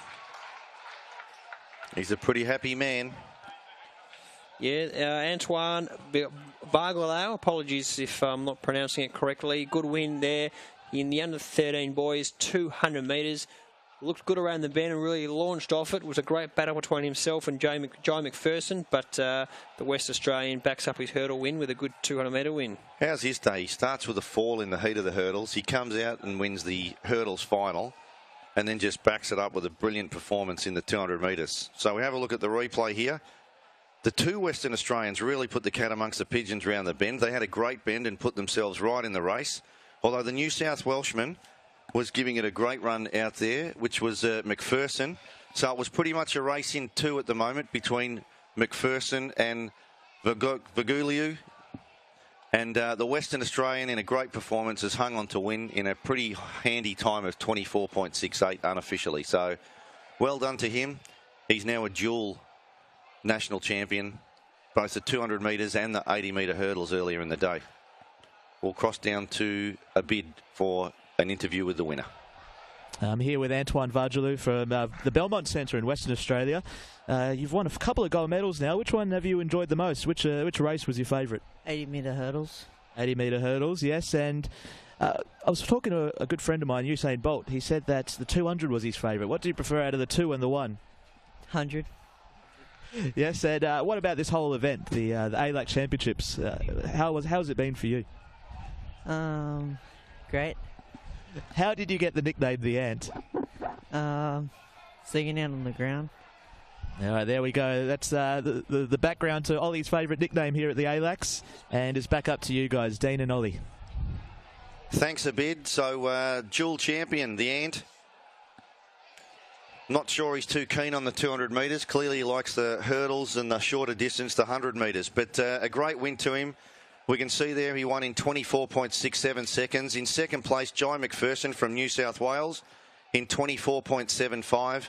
And third place, Liam McGuinness from WA in 25.01. So good effort from the Western Australians. 2 in the top 3 and only split by the New South Wales athlete. So we go into the Consolation final, Ollie, and they're off. They're off already in this consolation final. Ollie Keegan running well on the outside from New South Wales, as is Kurt Gonzalez. And Dylan Cruck, hasn't he had a big day at the office? Straightening up, it's Ollie Keegan from New South Wales and Gonzalez, South Australian. And now Dylan Cruck starting to knuckle down. It's Keegan in the lead. Cruck coming at him, but Keegan's just going to hold on, easing up. Oh, he almost let the lead go. I think he's just held on, unless there's a fast finishing Dylan Cruck, but I think Ollie Keegan's just held on from a fast finishing Dylan Cruck, who has been everywhere today, the Queenslander, and special hats off to Kurt Gonzalez. Great run by him. We'll wait for the official results. I mean, he did ease up on the line, so I'm not going to call it just yet. Can't wait to have a look at the replay here, because it was pretty tight. Cruck was coming at the rate of knots, but Keegan just took the foot off the accelerator about 5 metres out, and he's hung on by a millimetre in the finish. So well done to him. We think. In an unofficial 26.06. A bid. Tell us what he's thinking. I'm with Ollie Keegan, and we're next to an airport here at the South Australian Athletics track, and there was a plane just about to land. I swear these guys were going quicker towards the end. But Ollie, you slowed down a little bit like a bolt. How was that race for you? It must be a tiring day. Oh, yeah. Wasn't the greatest run. My hamstring has been really hurting. 2 seconds off my PB though. Yeah. Fine. What's it like representing your state, New South Wales? You guys had a great chant to start off, and must be a great experience to look back on, though. Yeah, it's been great. It's my first nationals, which is pretty cool. Yeah. How many events have you done today? I've done the 100, and yeah, I made the finals for that. Qualified fastest, but then yeah, didn't do very good in it. But yeah. How about just enjoying Adelaide with your team? Has that been a wonderful experience, getting to see the sights around this city? Yeah, it's been awesome. Yeah, we've been out to dinner and all that. So. Thank you very much, Ollie. And it's back up to Ollie and Dean. Thank you. Okay, thanks a bit. Really looking forward to the girls under 13 200 metre final, because the 100 metre champion Adora Arch was comfortably beaten by Molly Farmer in the heat, who ran 26.19, and Adora ran 26.44. So really interested to see how both of those, along with Amy Tyrrell, who was in another heat in 26.27. This should be a really good race, Ollie, and it could be any one of three, in my opinion. Saw Ollie Keegan getting the job done. The results were on the screen there, so he just held on by 0.03 from a fast finishing Cruck there from Thomas, I think it was, from Queensland. So great final, the consolation final, and we've got the girls on track now for the under 13 one. And look, Molly Farmer looked really good in the heat. Obviously, the Victorian Adora Arch really set it up in the heat, but didn't quite finish off as well as South Australians. So I'd love to see the South Aussies get another gold medal here, because obviously they're hosting this. They've put on a great show, and it's great to see the South Aussies do well. So keep an eye on Farmer in 4 from South Australia, Tyrrell in 5 from Victoria, and Arch in 6 from Victoria, as the starters give their final instructions.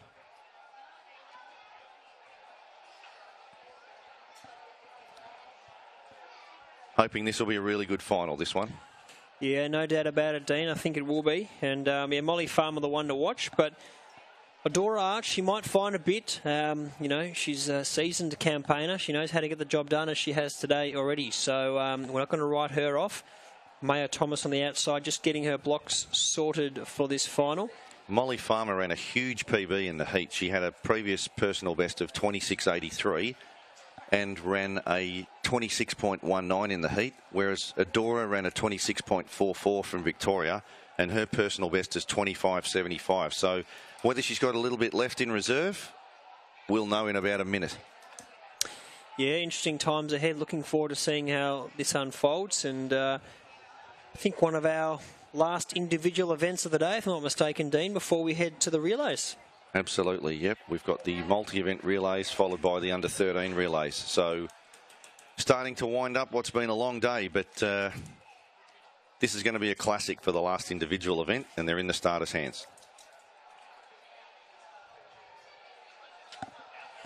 So away in this final on the outside, Maya Thomas off to a good start. Adora Arch running well early on, the Victorian, and Molly Farmer just smoking the pipe, ready to come off that bend. But Adora Arch, she's run well and straightens up in the lead. Farmer's just stalking her every step. On the inside, it's Bingham. It's still Adora Arch in the lead. Farmer's coming. She's not there yet. It's still Arch in the lead. Farmer's by her side. Adora Arch is in the lead. She's going to hold on. A great win by her. 25.97. Defy the odds. Got done by Molly Farmer in the heats, but she's done the job here. Adora Arch, the Victorian, held off a fast-finishing Molly Farmer, and 25.97 unofficial. So we did say, given her personal best, she might have had a bit up her sleeve, and they've cracked a 26 in the final with an unofficial 25.97. What a great race to finish up on the day, though, an individual event. As we said, we thought this one would be a good one. Just having a look at the replay, Adora ran a fantastic bend, which she didn't really do. She was obviously leaving a bit in reserve in the heat, but around the bend, she really put the race in her hands and made them chase her when they entered the straight. So if we see her come off the bend here, she's got a pretty good lead, but Molly Farmer really digs in over the next 20 or 30 metres, and they're almost neck and neck. There's only about a metre in it, and also Amy Tyrrell not far behind, the other Victorian as well. About 40 metres out, it's really tight, but Adora finds something, and it's a great win to her. And we'll cross down to a bid at the finish line to have an interview with Adora. With a very happy but tired Adora Arch. Just, you know, the anticipation for a 200-metre final. What goes through your mind when you're waiting for that race to start? I'm getting really nervous about how it's going to feel the last 20 metres, because I know I'm going to die. Who is your favourite sprinter that you look up to in the world? Again, Melissa Breen, but probably for the 200, Ella Nelson, because, yeah, she's amazing as well. Yeah, and she's Australian, so... That's good. Which centre are you from in Victoria? Brimbank Athletics Club. Thank you very much, Adora. You've done really well. And that's Adora Arch, who's just won the 200 metres in the under-13s. Back up to you, Dean and Ollie. Cheers a bit. Thanks for your insight today. I believe that's the last... that is the last individual event of the day. So what a cracker it's been. We're just watching the replay on the screen now, and certainly some. Right, so we're going to go to the live action now, and this is the second heat of the 200 metres. So straightening up is Chelsea Tobin of the ACT on the outside of her. We've got Madeline Ruse also running well, but from the ACT, looks like Chelsea Tobin is running very well. The West Australian Jodie Pretorius is running well. They switch off. 28.04 gets the job done in our second heat, the Consolation final of the 200 metres. So apologies there.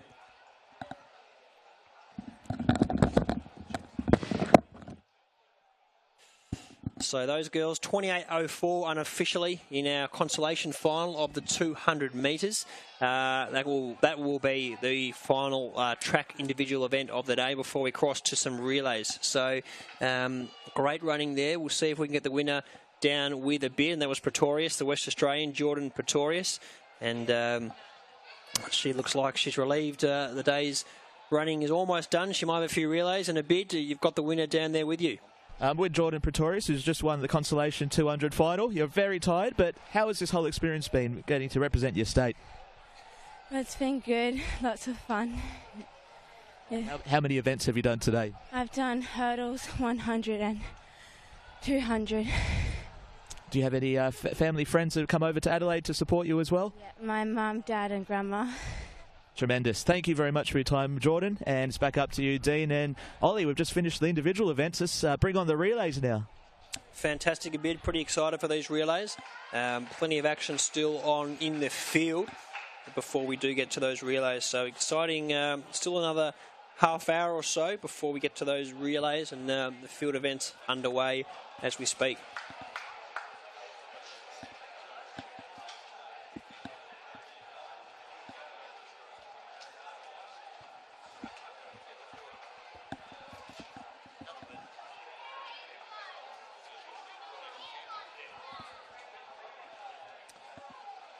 So we've got the results from our first final. Adora Arch getting the job done there. 25.95 the winner from Victoria. Molly Farmer in second, 26.06. And Amy Tyrrell, the Victorian, 26.26 were the top three. And you can see the top 8 place getters there in that first final. So Adora Arch ran a strong bend.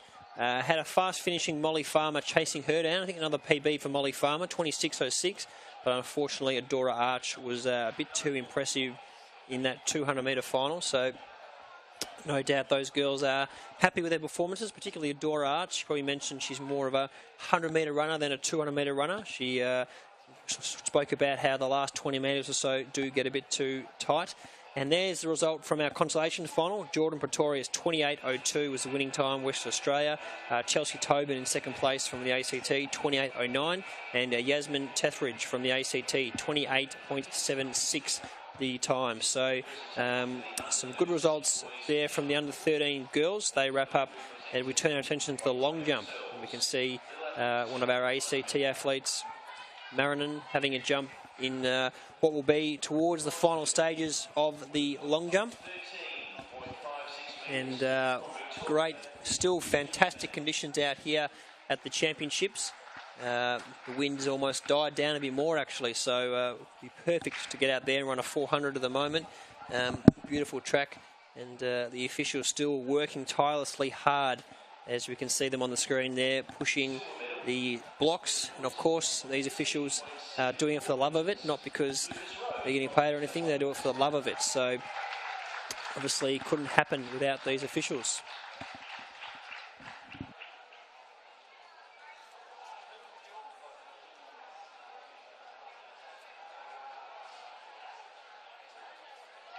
And the gold medal and the 2016 ALAC champion with a put of 14.22 metres from New South. So back down the long jump, and still some action.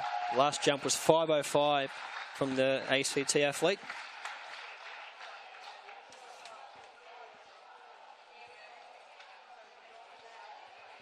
That was Nicholas Thomas, who just jumped from Queensland. Interesting to see what sort of effort he can get out there. Nick Thomas, of course, had a pretty good program. He is 200 400-metre runner who also does a long jump. His personal best is 5.50, so we'll see if he can get close to that here today.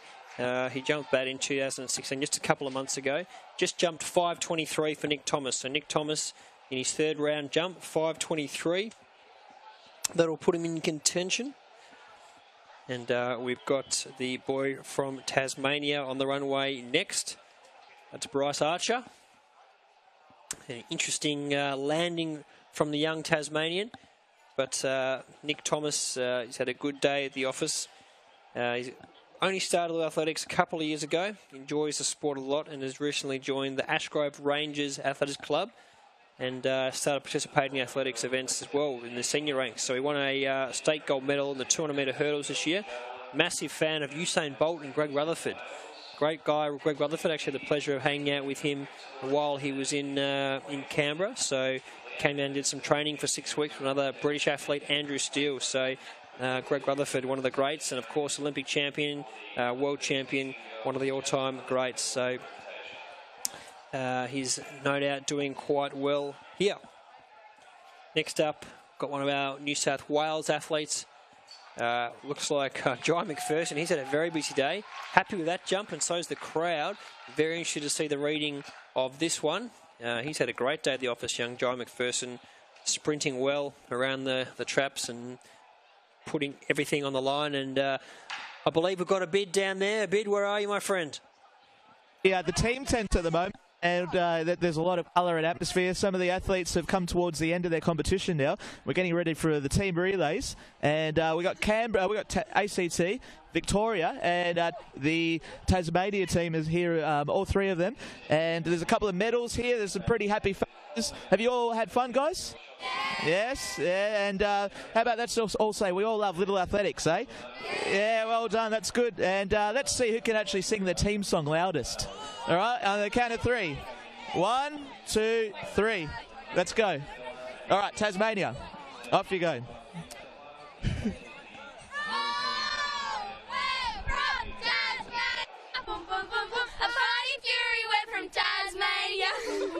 In any weather you will see us with a grin. Hey, risking head and skin. Hey, if we're behind, we'll never mind. We'll fight and find a winner. We're from Tasmania. Boom, boom, boom, boom. We never weaken till the final race is run.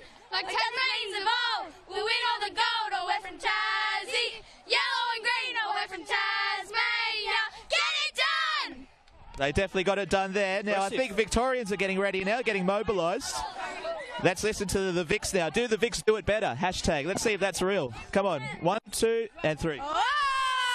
Navy blue and white, I want a colour scheme. Navy blue and white, I want an awesome team. Everyone from east to west knows the victory is the best. We're the victory won't give in. We won't stop until we win. B-I-C-T-O-R-I-A, B-I-C-T-O-R-I-A, B-I-C-T-O-R-I-A. Ooh, Victoria! Oh, that was pretty good. That was pretty good. But I'm looking forward to this one. We got a big group of team here from ACT. All right, boys and girls, we ready?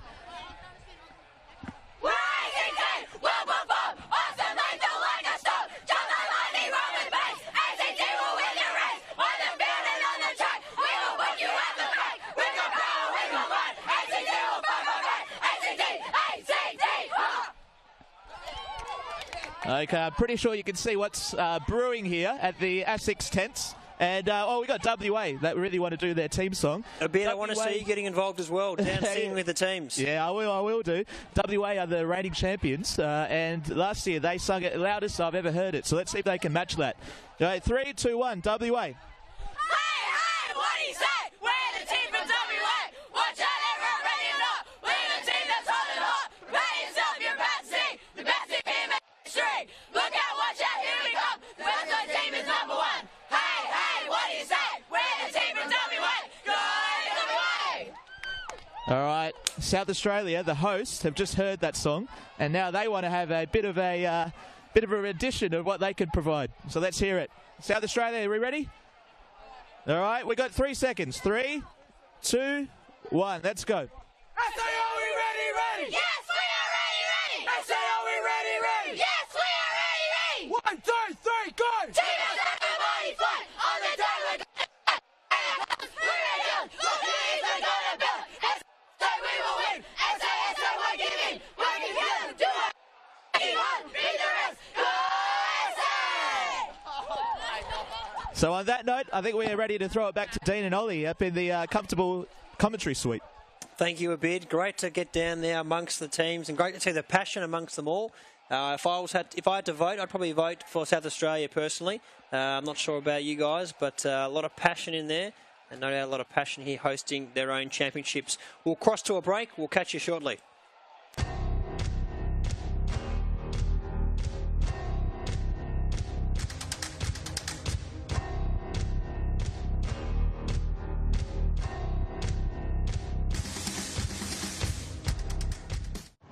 This is an open letter to anyone who wants to be an athlete.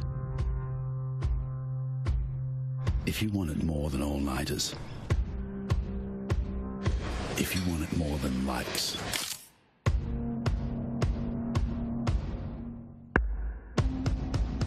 or soft hands,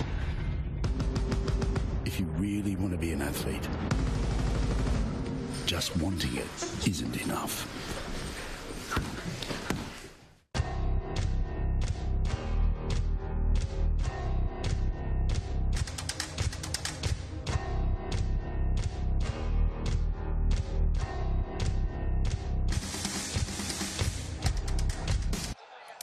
We're back here for the final session of the day. We've got the relays ahead of us, and really looking forward to some of these results up ahead now. But Dean, you've got some results for us. Yep, so we've been through the first 3 rounds of the boys under 13 long jump final. We're about to head into the last 3 rounds with the final 8 competitors. And I can tell you that at the moment, Lord Codjo of New South Wales is the leader with 5.91 metres. Brandon Lowe of Queensland is in second place with 5.65 metres. In third place is Kane Viskin from South Australia with a jump of 5.47 metres. And in fourth place at the minute, it's Thomas Rivers of WA with a jump of 5.45. So a good lead to Lord Codjo at the minute. He's probably a good 30 centimetres in front of Brandon Lowe, but pretty tight for the minors, and anyone's for the medals at this point. So just starting to get into the interesting part of the last 3 jumps of the boys under 13 long jump final. Yeah, really starting to heat up down there, and hopefully Abid will get down there and be able to give us some updates towards that real heaty end, the pointy end of that long jump. So Still got some field events going on here and plenty of action to come in terms of our relays. So the girls under 13 high jump, they're on their second attempts at 1.61 metre at the moment. And it looks like there's still a few competitors left in the competition. So 1.61 second attempts at the moment. Got the Tasmanian on the runway. Gets one out there, young archer, but doesn't look too pleased with his result, but does get the white flag. Still 2 to come as this is the 4th round. So still another opportunity to put another 2 good jumps out there. So the next track event's at 4:30, which is the mixed multi event. So we had 3 competitors in each state team in the multi event. So 4 of those 6 competitors will combine to do a mixed multi event 4x100 relay. So that's coming up at 4:30 local time here in Adelaide. So that'll be 5 o'clock Eastern and 3 o'clock if you're over in WA. We'll cross down now to a bid. You've got an update down at the high jump, my friend. That was a clutch jump from Sarah Burton for WA. That was the 3rd attempt at 161 and she passed it. So now we've got 3 competitors left at 161 and they passed it. 4 actually. I've got the official here with me, and that's Holly Garrick from Victoria, Sarah Burton from Western Australia, Helena Bishop, Queensland, and Tamisha Clark, New South Wales. Getting pretty exciting here at the under 13 girls high jump. Thanks a bit. Keep us posted how that unfolds. Looks like it's getting up to the pointy end and a pretty interesting little battle. So still a couple of battles going out on the field. Got some discus going on, the shot put and the high jump. And very shortly those relays, we're going to see the athletes going toe-to-toe there. So we'll keep an eye on the boys under 13 long jump as well, just here in front of us. Still on the 4th round of jumps. Nobody on the runway at the minute.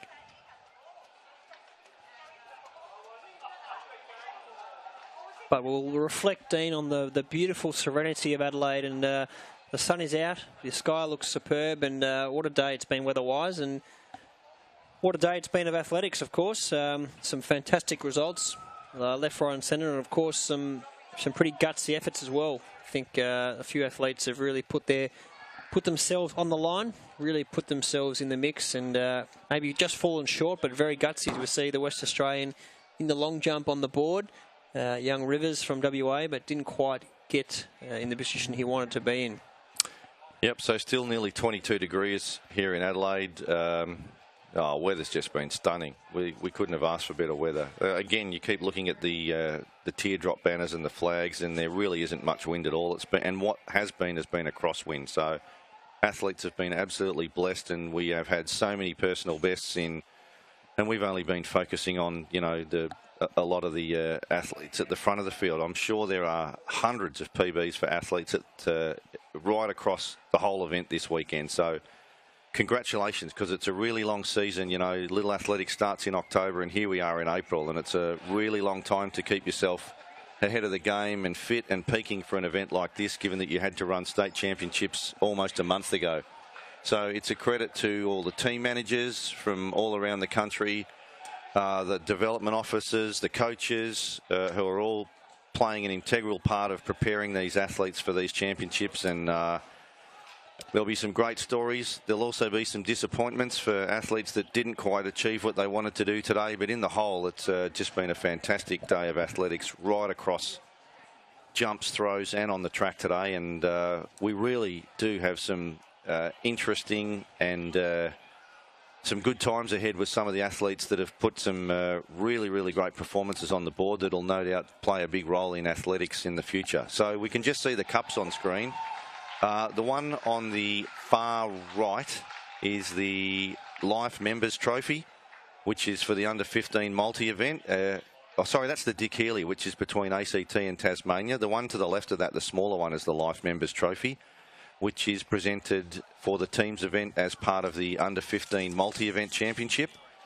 The next one is the Trevor Billingham Trophy, which is for the overall points at the Australian Little Athletics Championship event. We've heard that New South Wales has been leading that pretty predominantly throughout today.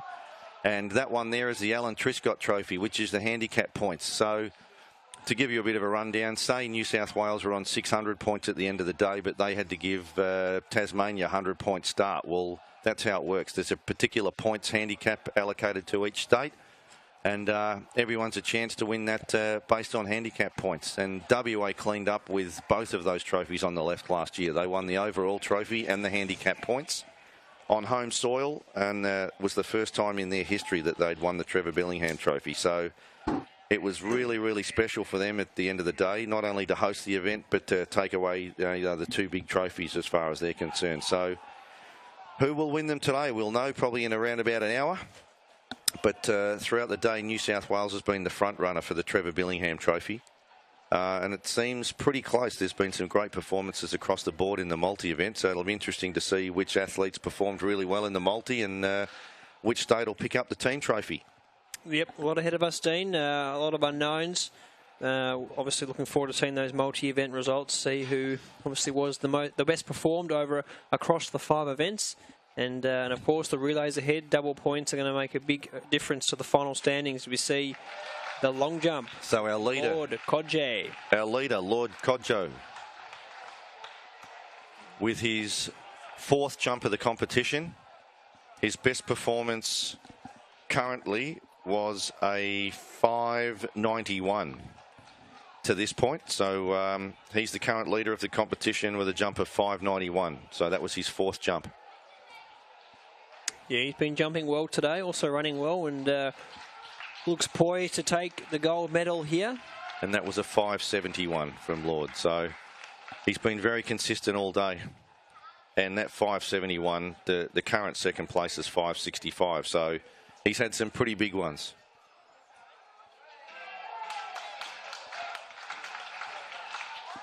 We saw a clearance at the high jump there from Demisha Clark at 1.61. Yeah, she's jumping well today. Overall, 3 jumping disciplines, so she's had a good day at the office.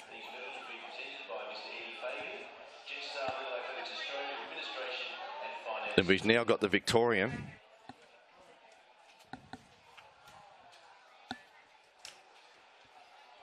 She's clear, so this competition's really heating up over there. A couple of girls cleared. I think it's 161. We'll double check that for you.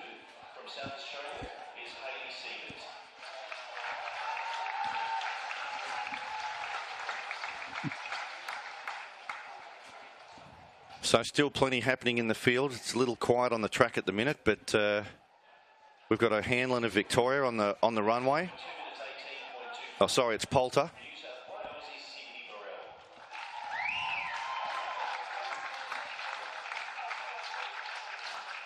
Plenty of applause from the grandstand, so it looks like a good one. And the 2016 ALAC champion from Victoria in a time of 2 minutes 17.42 is Georgia Lane. As you can see, it's a great day to be out in the sun. All the spectators there on the terracing around the South Australia Athletic Stadium.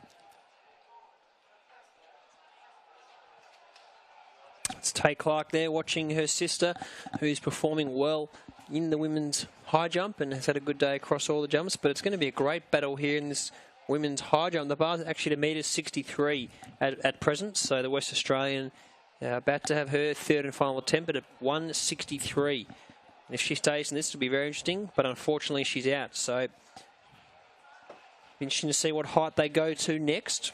So Poulter of Victoria's long jump was 5.25 metres.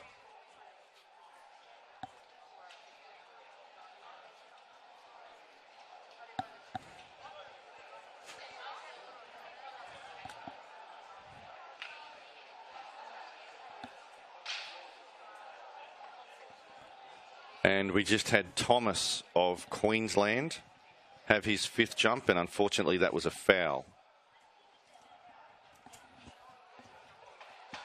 So you can see all the athletes, a lot of them preparing for relays.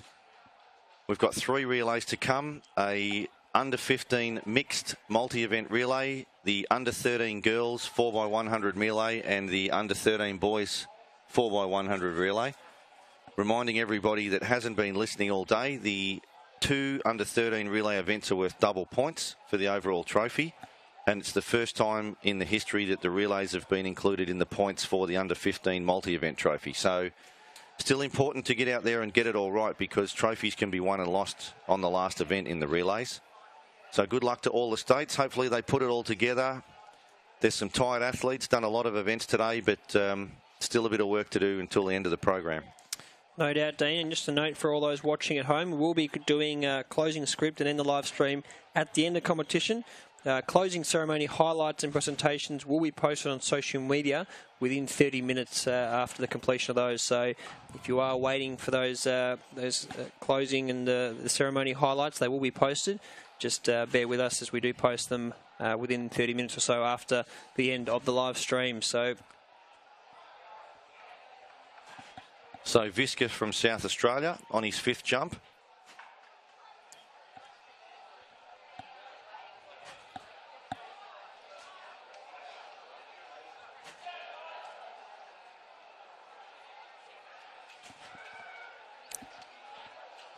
Visca just talking with his coach there, trying to work on that last bit of his takeoff. Of course, the takeoff, the most important bit of the long jump, and obviously the coach-athlete relationship critical to that success. So, and a 5.14 for Visca. McPherson, he's been everywhere today. Young Jai McPherson, real one to watch for the future. But unfortunately gets the red flag. So a foul for McPherson.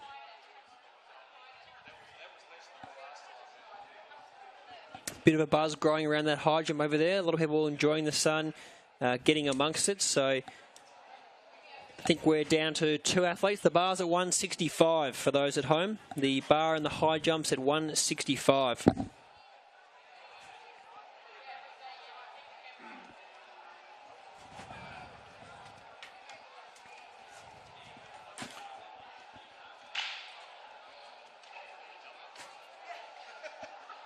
And the 2 competitors remaining in that competition are Tamisha Clark and Holly from New South Wales and Holly Garrick from Victoria. So really starting to hot up in the high jump at 165.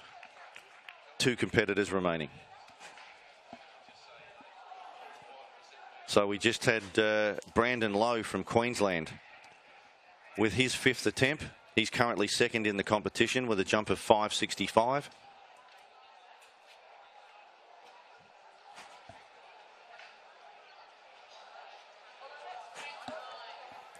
And his 5th jump is a 5.46. So no advancement for Brandon at the moment. Still in 2nd place with his best jump of 5.65 at the moment.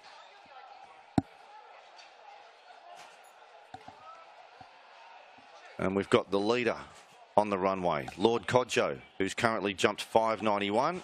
Just a run through on that one for the Lord. Unfortunately, couldn't pop another big one out. So we'll be starting the last round of jumps now, the 6th round and final round. We've got the split screen there with the girls under 13 high jump and the boys under 13 long jump finals running concurrently there on the field program.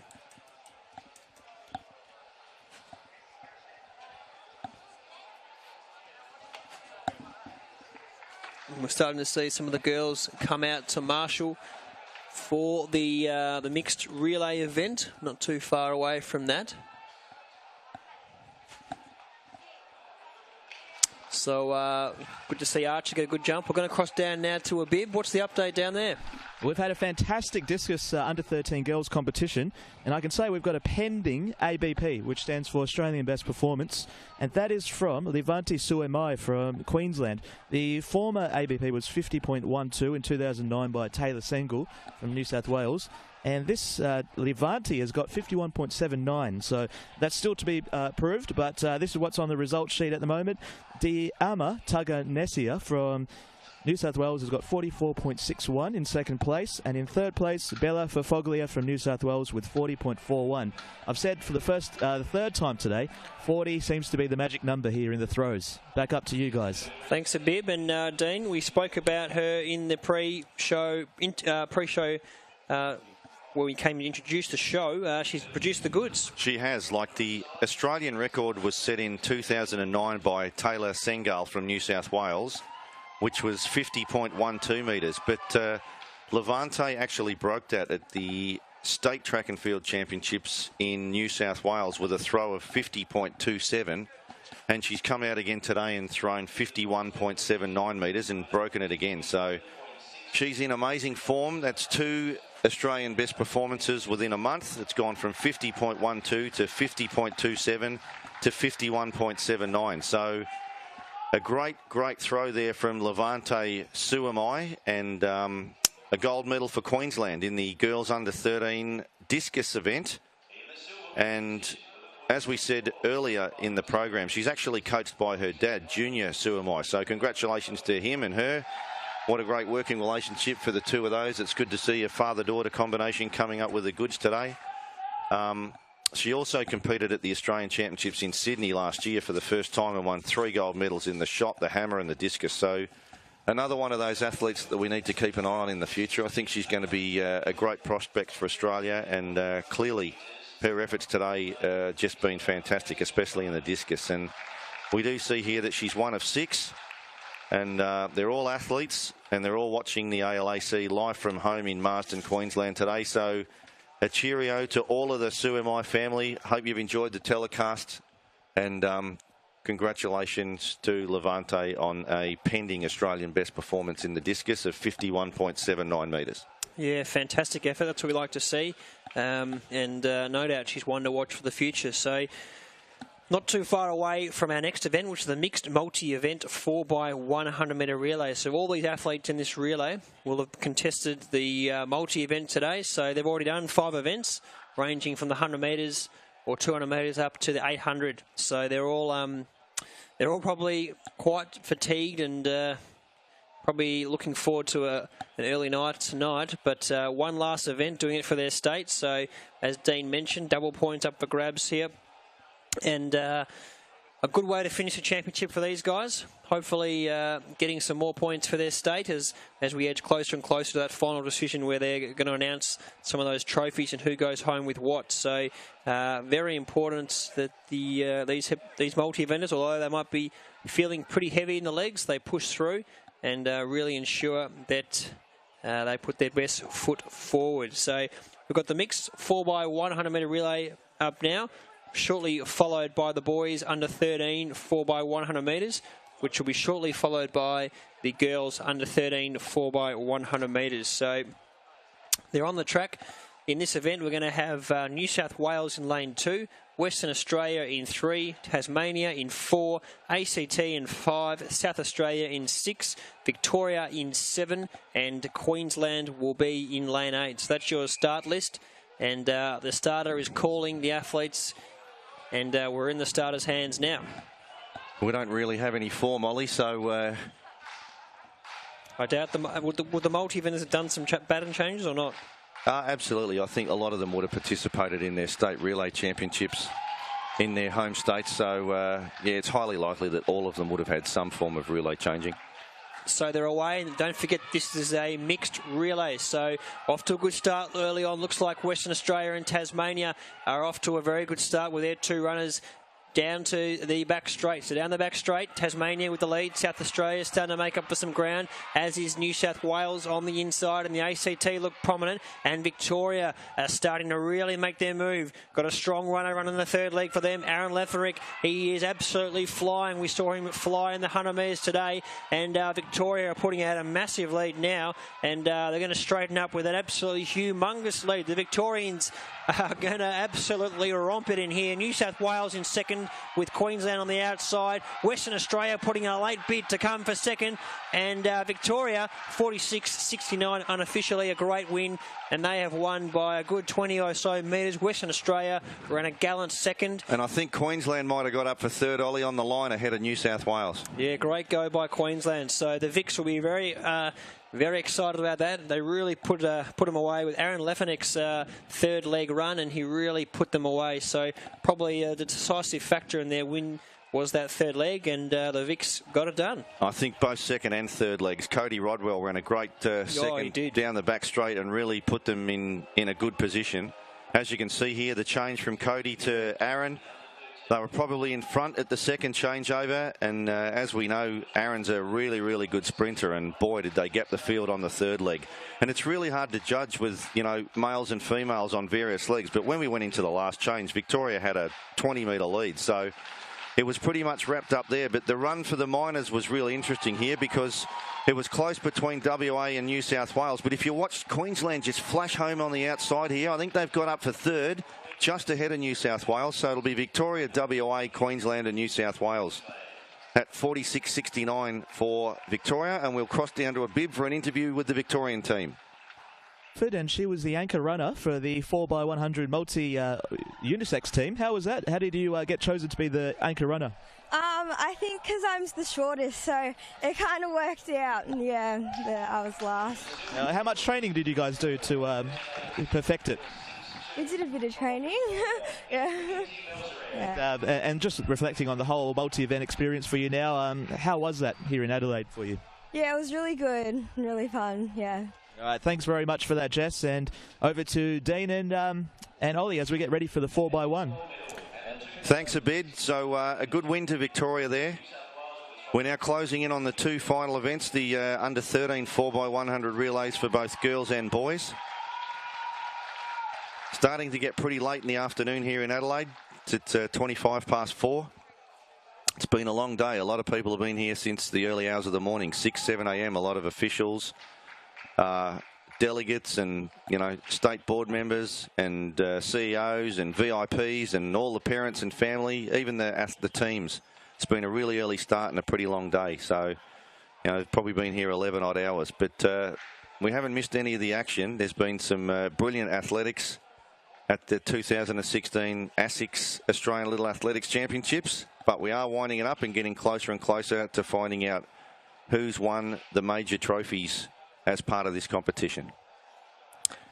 We can see the colourful state tents there on the back straight. The red of South Australia, the black of Western Australia, the Victorian Navy, the yellow, which the ACT are housed in. All the ASIC signage. We've got the green for Tasmania. The orange for Jetstar. We can't forget them and their partnership with Little Athletics Australia for the past 2 years and furthering into next year as part of the 2016-17 season as well. So we look forward to more orange around the venues in conjunction with their sponsorship throughout next season. And without them, you know, it's sponsors like ASICS and Jetstar and all the partners of Little Athletics Australia and the states that make Little Athletics viable and help in keeping all of our families fit and healthy. And as we know, the motto is family, fun and fitness. It is a sport that involves both the athletes and the families. As we said earlier in the program today, it takes a lot of people to get athletic programs off the ground. And if you've only joined in this afternoon, if you've played any part in ensuring that your Little Athletics Centre was conducted in an orderly fashion throughout the year, we really thank you. You are the people that make Little Athletics, and we look forward to your support in next season, being an Olympic year after Rio as part of the 2016-17. But thanks for your help this year as well, because it's people like you that have got the athletes to an event like this as part of weekly competition and then region or state competition and then national competition. So thanks for supporting your kids, and it's a great sport, athletics. It's the foundation for all sports. As we said earlier, we've had people go on to other sports that have come out of Little Athletics because of the run, jump, throw, basic principles, and we're pretty proud of it now that it's been around over 50 years since it started in Victoria in 1964. We'll head to a break now. We'll catch you shortly.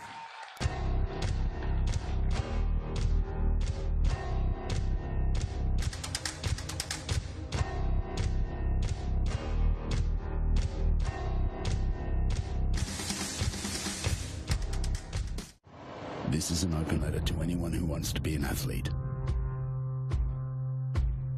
If you want it more than all-nighters, if you want it more than likes,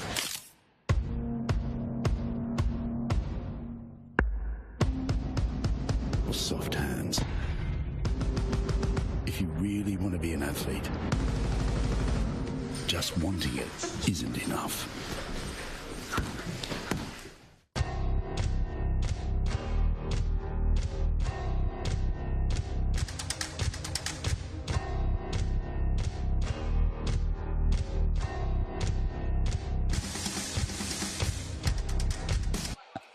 So we find ourselves now at the high jump, where Tamisha Clark is going for the meet record. So the meet record is currently 1 metre 70, and we'll confirm the height of the bar for you shortly. But obviously she's going for higher than that. So she's had a great day in the long and the triple. Her PB is 171, so no doubt capable of breaking this meet record, which is jointly held by Kiera Lesser, who jumped 170 in 2014, and Kim Mulhern, who jumped 170 back in 1997. So she's going for 171.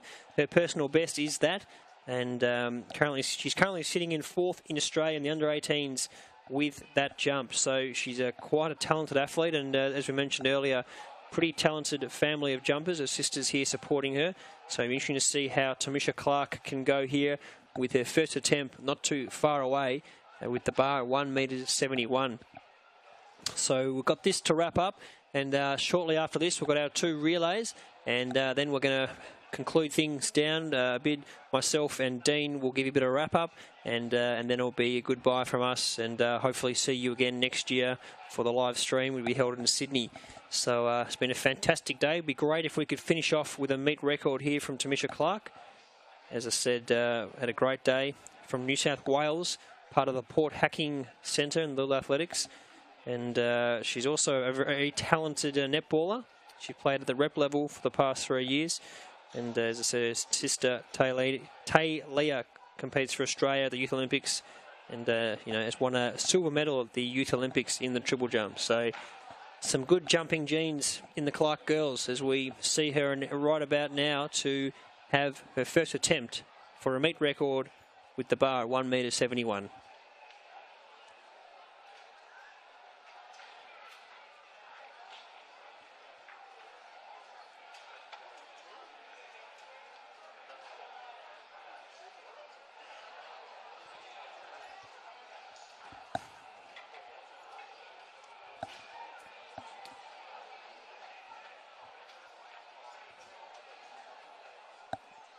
So just composing herself now.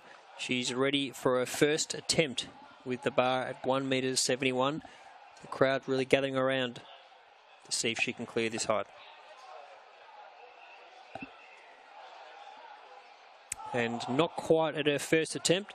So the red flag goes up. She's still got 2 more attempts to have a crack at 1 metre 71.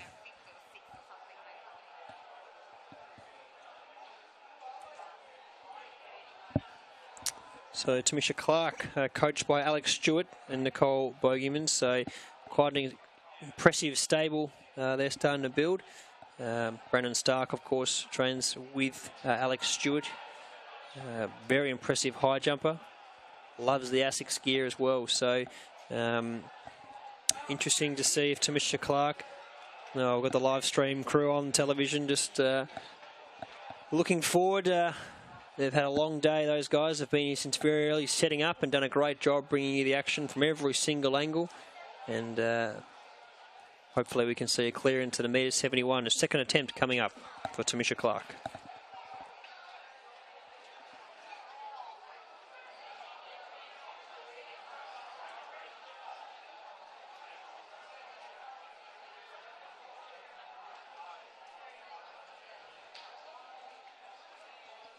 Ooh, close on her second attempt. She's got one more. One more crack. One more crack. She's got at 171 to equal her personal best. I'm sure she'll put everything into it. Been a good day for her in all her jumps. So very shortly she'll have her third and final attempt. No doubt her coach will be watching now, probably on the live stream. And let's hope that she can get the job done. Tamisha Clark, 171 in the under 13 girls high jump. The Australian best performance is Sonia Wenix Said in 1987, he jumped 1 metre 80. Quite phenomenal, really. So, we'll see if we can get this meet record, which is jointly held by Kim Mulleran and Carissa Lesser. Tamisha Clark, third and final attempt. Bar at 1 metre 71. Can she do it? Clutch attempt.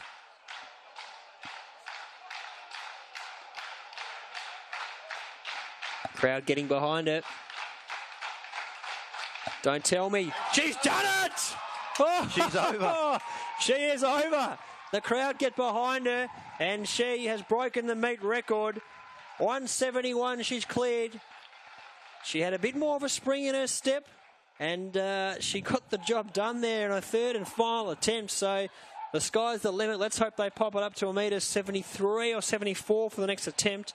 But pretty exciting stuff. She's cleared 1 metre 71, and that will be a new meet record to Tamisha Clark. So how's her day, Ollie? A gold in the long jump, a silver on countback in the triple jump, and a gold in the high jump with pending Australian best performance. Just been an amazing day from her. Yeah, certainly a superb day. She's probably pondering now, what height do I go to next? And her sister probably looking on and chatting, and I reckon they'll go to 174. There she is, giving a smile to the camera, and that's what it's all about. So we've got 2 more relays, and we've got Tamisha Clark. So let's have a look at the clearance. In she goes. Just a touch, but enough for it to stay on. Get off there quickly, Tamisha. So she stays in the comp, even though she's the gold medalist at a clearance of 171, and it looks like she's moving it up to 173. So we'll keep you informed as we move back onto the track for the boys under 13 4x100 final, but we'll keep you informed on events over at the high jump as it continues. So next event will be the boys under 13 4x100 metre relay. We've got Queensland running in lane 2, Victoria in 3, Western Australia in 4, South Australia in 5, New South Wales in 6, Tasmania in 7, and the ACT in lane 8. Dean, who's your pick in this under 13 boys 4x1? Oh, pull a rabbit out of the hat, mate. If we look at some of the 100 metre results this morning, the ACT actually did pretty well in the 100 metre results this morning, along with WA. So, but then again, it comes down to 4 athletes, not 2. But I'll suggest it might be one of those. But New South Wales is generally pretty strong, as a Victoria. So there you go. I've picked 4 out of 7, mate. But I'll go WA. Okay, I'm with New South Wales. I think they're going to get the job done here. So they've got Lord, Kodjay, Ollie Keegan's had a good day, Jai McPherson. And Abib, we're going to cross down to you. What's the update? We're talking about clutch clearances in high jump. That was absolutely incredible. The tension was palpable. It was high quality high jump at its absolute best. Tamisha Clark from New South Wales, her final attempt, 171 meet record. She gets it. And now they're going for 173. So we're going to take our time to make sure the bar's at the right height. The officials will do their job, and we're ready for some more high jump. It's all happening, but we're towards the end of our competition now.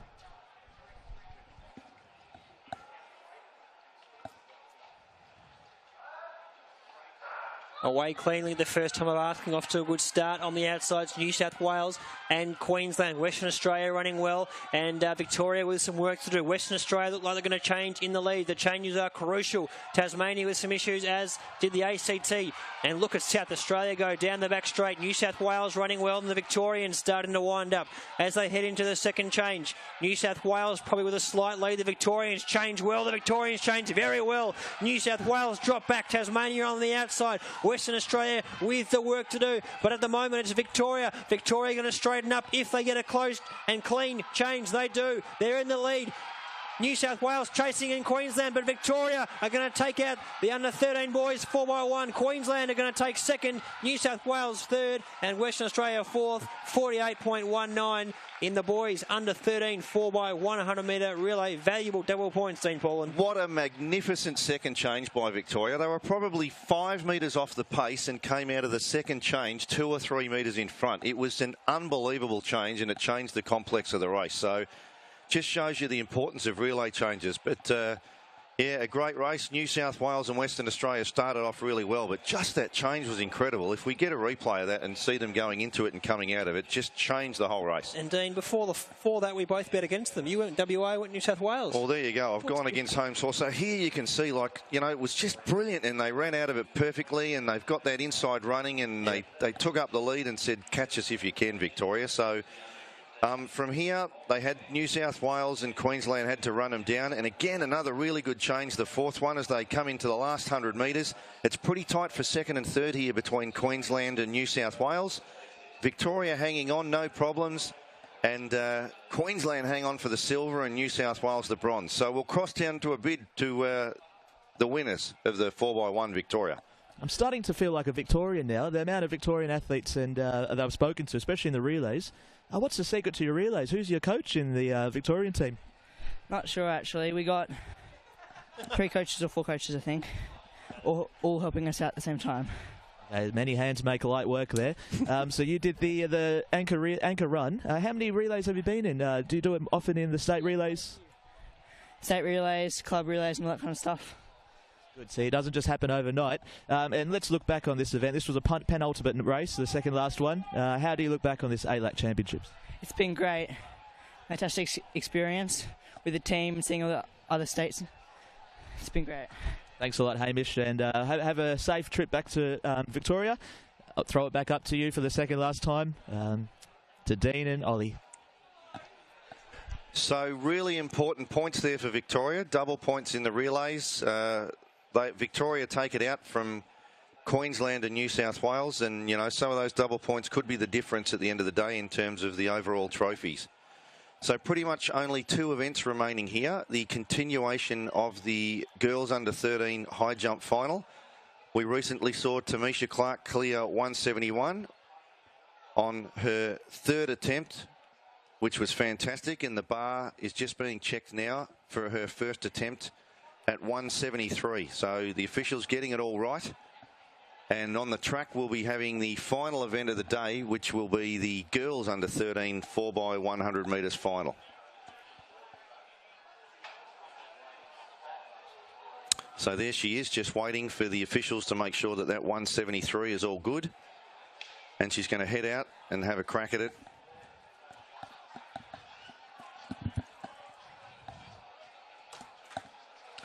As we said, it's just been an unbelievable day from her. In all the jumps, to the long jump, she took out a gold medal. The triple jump, she jumped the equal longest performance, but unfortunately lost that on a count back. And here she is in the long jump, just 171. Unbelievable day. Don't tell me she can clear a metre 73. Oh! Decent attempt. She's got 2 more attempts at this height, and look, it's certainly not impossible. She got good height there, so if she can bring it together, there may be a slight chance. She certainly found a bit on her 3rd and final attempt at 171, so got no doubt if everything came together and clicked, she may just be able to find a bit, but as we all know, it's going to be very hard to find that extra little bit.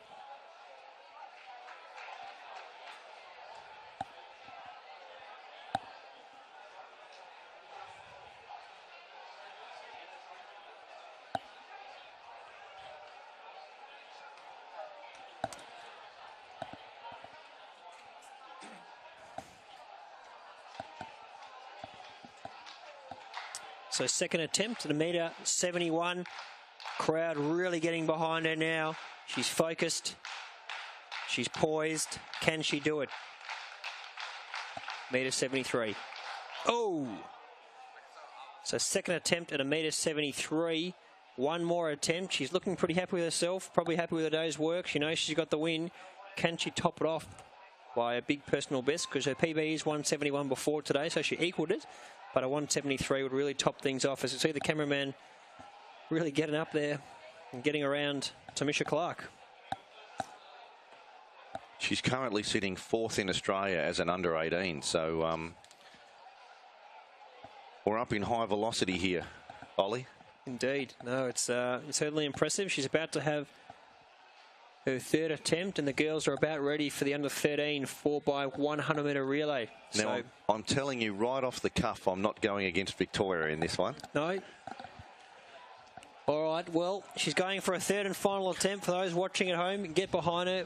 Will everything you can. The crowd is really going to get behind her now. 1.73 metre, third and final attempt. Another clutch attempt. Can she do it?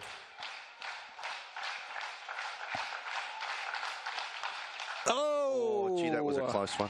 Well, fantastic effort. Meet record by Tamisha Clark, acknowledged by the crowd. And she's had a great day here. What a day she's had, Dean. 2 golds and a silver. Meet record. She's had a field day. But already away from that, we've got the girls under 13 4x1. Tasmania in 2. Queensland 3. Victoria in 4. ACT in 5. West Australia in 6. South Australia in 7. New South Wales in 8. Our last event of the day. Dean Paulin's tipping the Vicks on top. I'm with him. So away cleanly the first time of asking, off to a good start were the Victorians. Also running well is Queensland, but Victoria are the ones making the biggest inroads early on. Running well on the outside is New South Wales. They're the ones to catch early on. So Victoria, a good change, as with New South Wales and South Australia running well. But it's Victoria running well, and that looks like Adora Ark running well down the back straight. They're about to head into the second change now. Crucial changeovers here. Victoria changed well. New South Wales only average, so Victoria extend the lead. Western Australia chasing, but Victoria another clean change, and they're well in front. So they're about to change for the third and final time. It's Victoria with a big lead. New South Wales are not going to get close to Victoria. Oh. It's an absolute shellacking here in the last 4x100 metre relay. Victoria win both boys and girls under 13 4x100 metres. New South Wales second. Western Australia in third. 49.12 unofficial. That is a wrap from all our track events. We'll bring you the wrap-up very shortly from down on the track. And a bid, no doubt, shortly we'll have the winner of the women's 4x100 metre relay. So 3 relay wins to Victoria. Well done. Congratulations to the management team.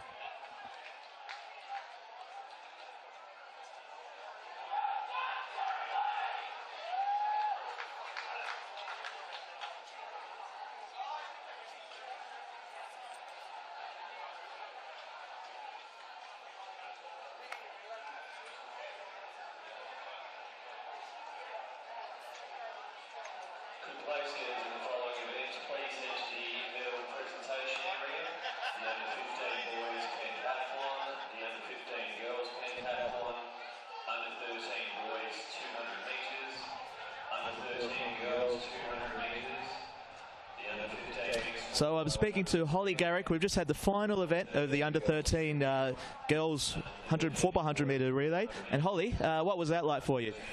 Oh, it was such a thrill, and I had to run last, and I was really nervous at first, but then I felt fine afterwards. And let's just look back on the day for you. I mean, I just saw you at the high jump, and you had to get ready for the 100. So what other events did you do? I did the 100 today. I got 4th, and in the high jump, I might have got 2nd or 3rd. I mean, Victoria have dominated the relays, and it's been really good meet for you. But what about the activities you got to do outside of ALAC? Like, how was your time in Adelaide, spending the time with the team, the friendships you made? How's all that experience? Oh, it's been so good. This is by far the best nationals I've ever been to. And tomorrow we're going to the beach and we're going to DFO. So it should end well. That's good. And do you have any family friends who have come over and supported you here in the stadium today? Yeah, I'd just like to thank my family for coming over today and helping, supporting me, and just taking me here and giving me the opportunity. And just to sign off, I mean, ALAC, this was just unbelievable, wasn't it? So, Little Athletics, National Championships, I'm with Holly, and she just won the relay. And thanks for your time, Holly. Have a great, safe trip home. So as we reflect on that last race, I've got Ollie next to me, and Ollie coming to the shot here. How good was that last high jump? That was incredible. Yeah, it was fantastic. Real clutch attempt at 1.71 metre, her personal best, which she got, and close at 1.73, but no doubt in many years to come we'll see her getting higher than that. As the sun actually goes down here in Adelaide. We're a little bit tired now. It's been a big day. We've got Tamisha Clark. Tamisha Clark has just achieved the meet record of 1.71 in the high jump. How does it feel? Just tell us about it. It feels good. I was hoping for another PB today, but it wasn't quite there. it's a bit tired, so. And, as you were coming in that final attempt for that 171, you had the crowd rocking, everyone was supporting you. How many supporters do you have here with you in your family and friends? I have 5 of my family here. Early on in the day, we interviewed your sister, who's also coaching you as well? Yes, she is. And what's it like learning from she's a high-level athlete herself, so she must give you some top tips? She does. She's a very good coach. She's very good. And what other competitions have you done? Is it the first time you've competed outside of New South Wales? No, this is my 8th time at Nationals, so... Seasoned campaigner, there we go. So Tamisha, congratulations on your achievement, and we look forward to seeing you many more times in the jumps and achieving great things in the sport, so congratulations. So that was Tamisha Clark from New South Wales. I hand over to Dean now. So what was your highlight for the day? That had to be that moment. That was incredible. You could actually feel the tension in the air, and for her to achieve that and to be right there when it happened was pretty cool. Yeah, what a great effort from her. Gold in the long jump, silver in the triple jump on a count back, and gold in the high jump with Australian best performance. Ollie, your performances of the day? William Barker, no doubt. I thought he had a fantastic day in the 8 and 15. Dabbled in the hurdles as well, but I think he's really one to watch in the future. Dominant in his victories, and he's got a great frame moving forward. I think he's one to watch. Another couple of big performances. Adora Arch in the 100 and 200 double for Victoria in the under-13s, and also Georgia Levin's double in the 400 and 800 today were pretty impressive performances. A reminder that the closing ceremony will be available later online on the Little Athletics Australia website, along with all the full package of results from today's events. Just congratulations to Little Athletics South Australia on conducting such a wonderful event. It's been a wonderful atmosphere in here, and all of the parents and everybody's had a fantastic day. Congratulations to Little Athletics Australia. Thanks to ASICS for their partnership in this event, and without them it just wouldn't happen. A safe trip home to everyone who's flying, especially those on Jetstar, and congratulations for their announcement this year of their involvement next year for 2016-17 with Little Athletics all around the country. And finally, from here at the South Australian Athletics Stadium, we sign off. Thank you for being a part of the live telecast today. We hope you've enjoyed it, and we look forward to being back in 2017 in Sydney. See you later.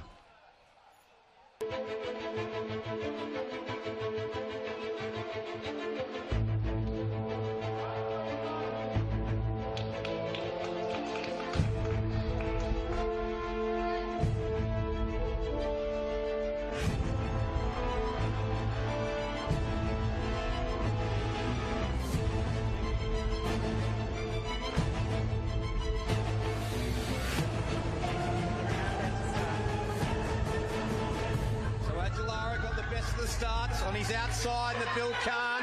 Still Adjalara holding on the outside, and now flashing home from Warrington, Joshua McLaughlin.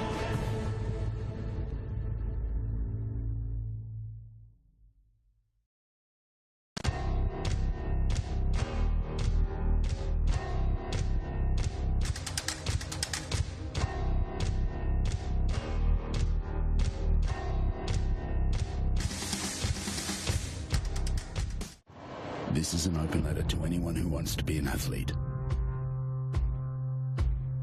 If you want it more than all-nighters, if you want it more than likes,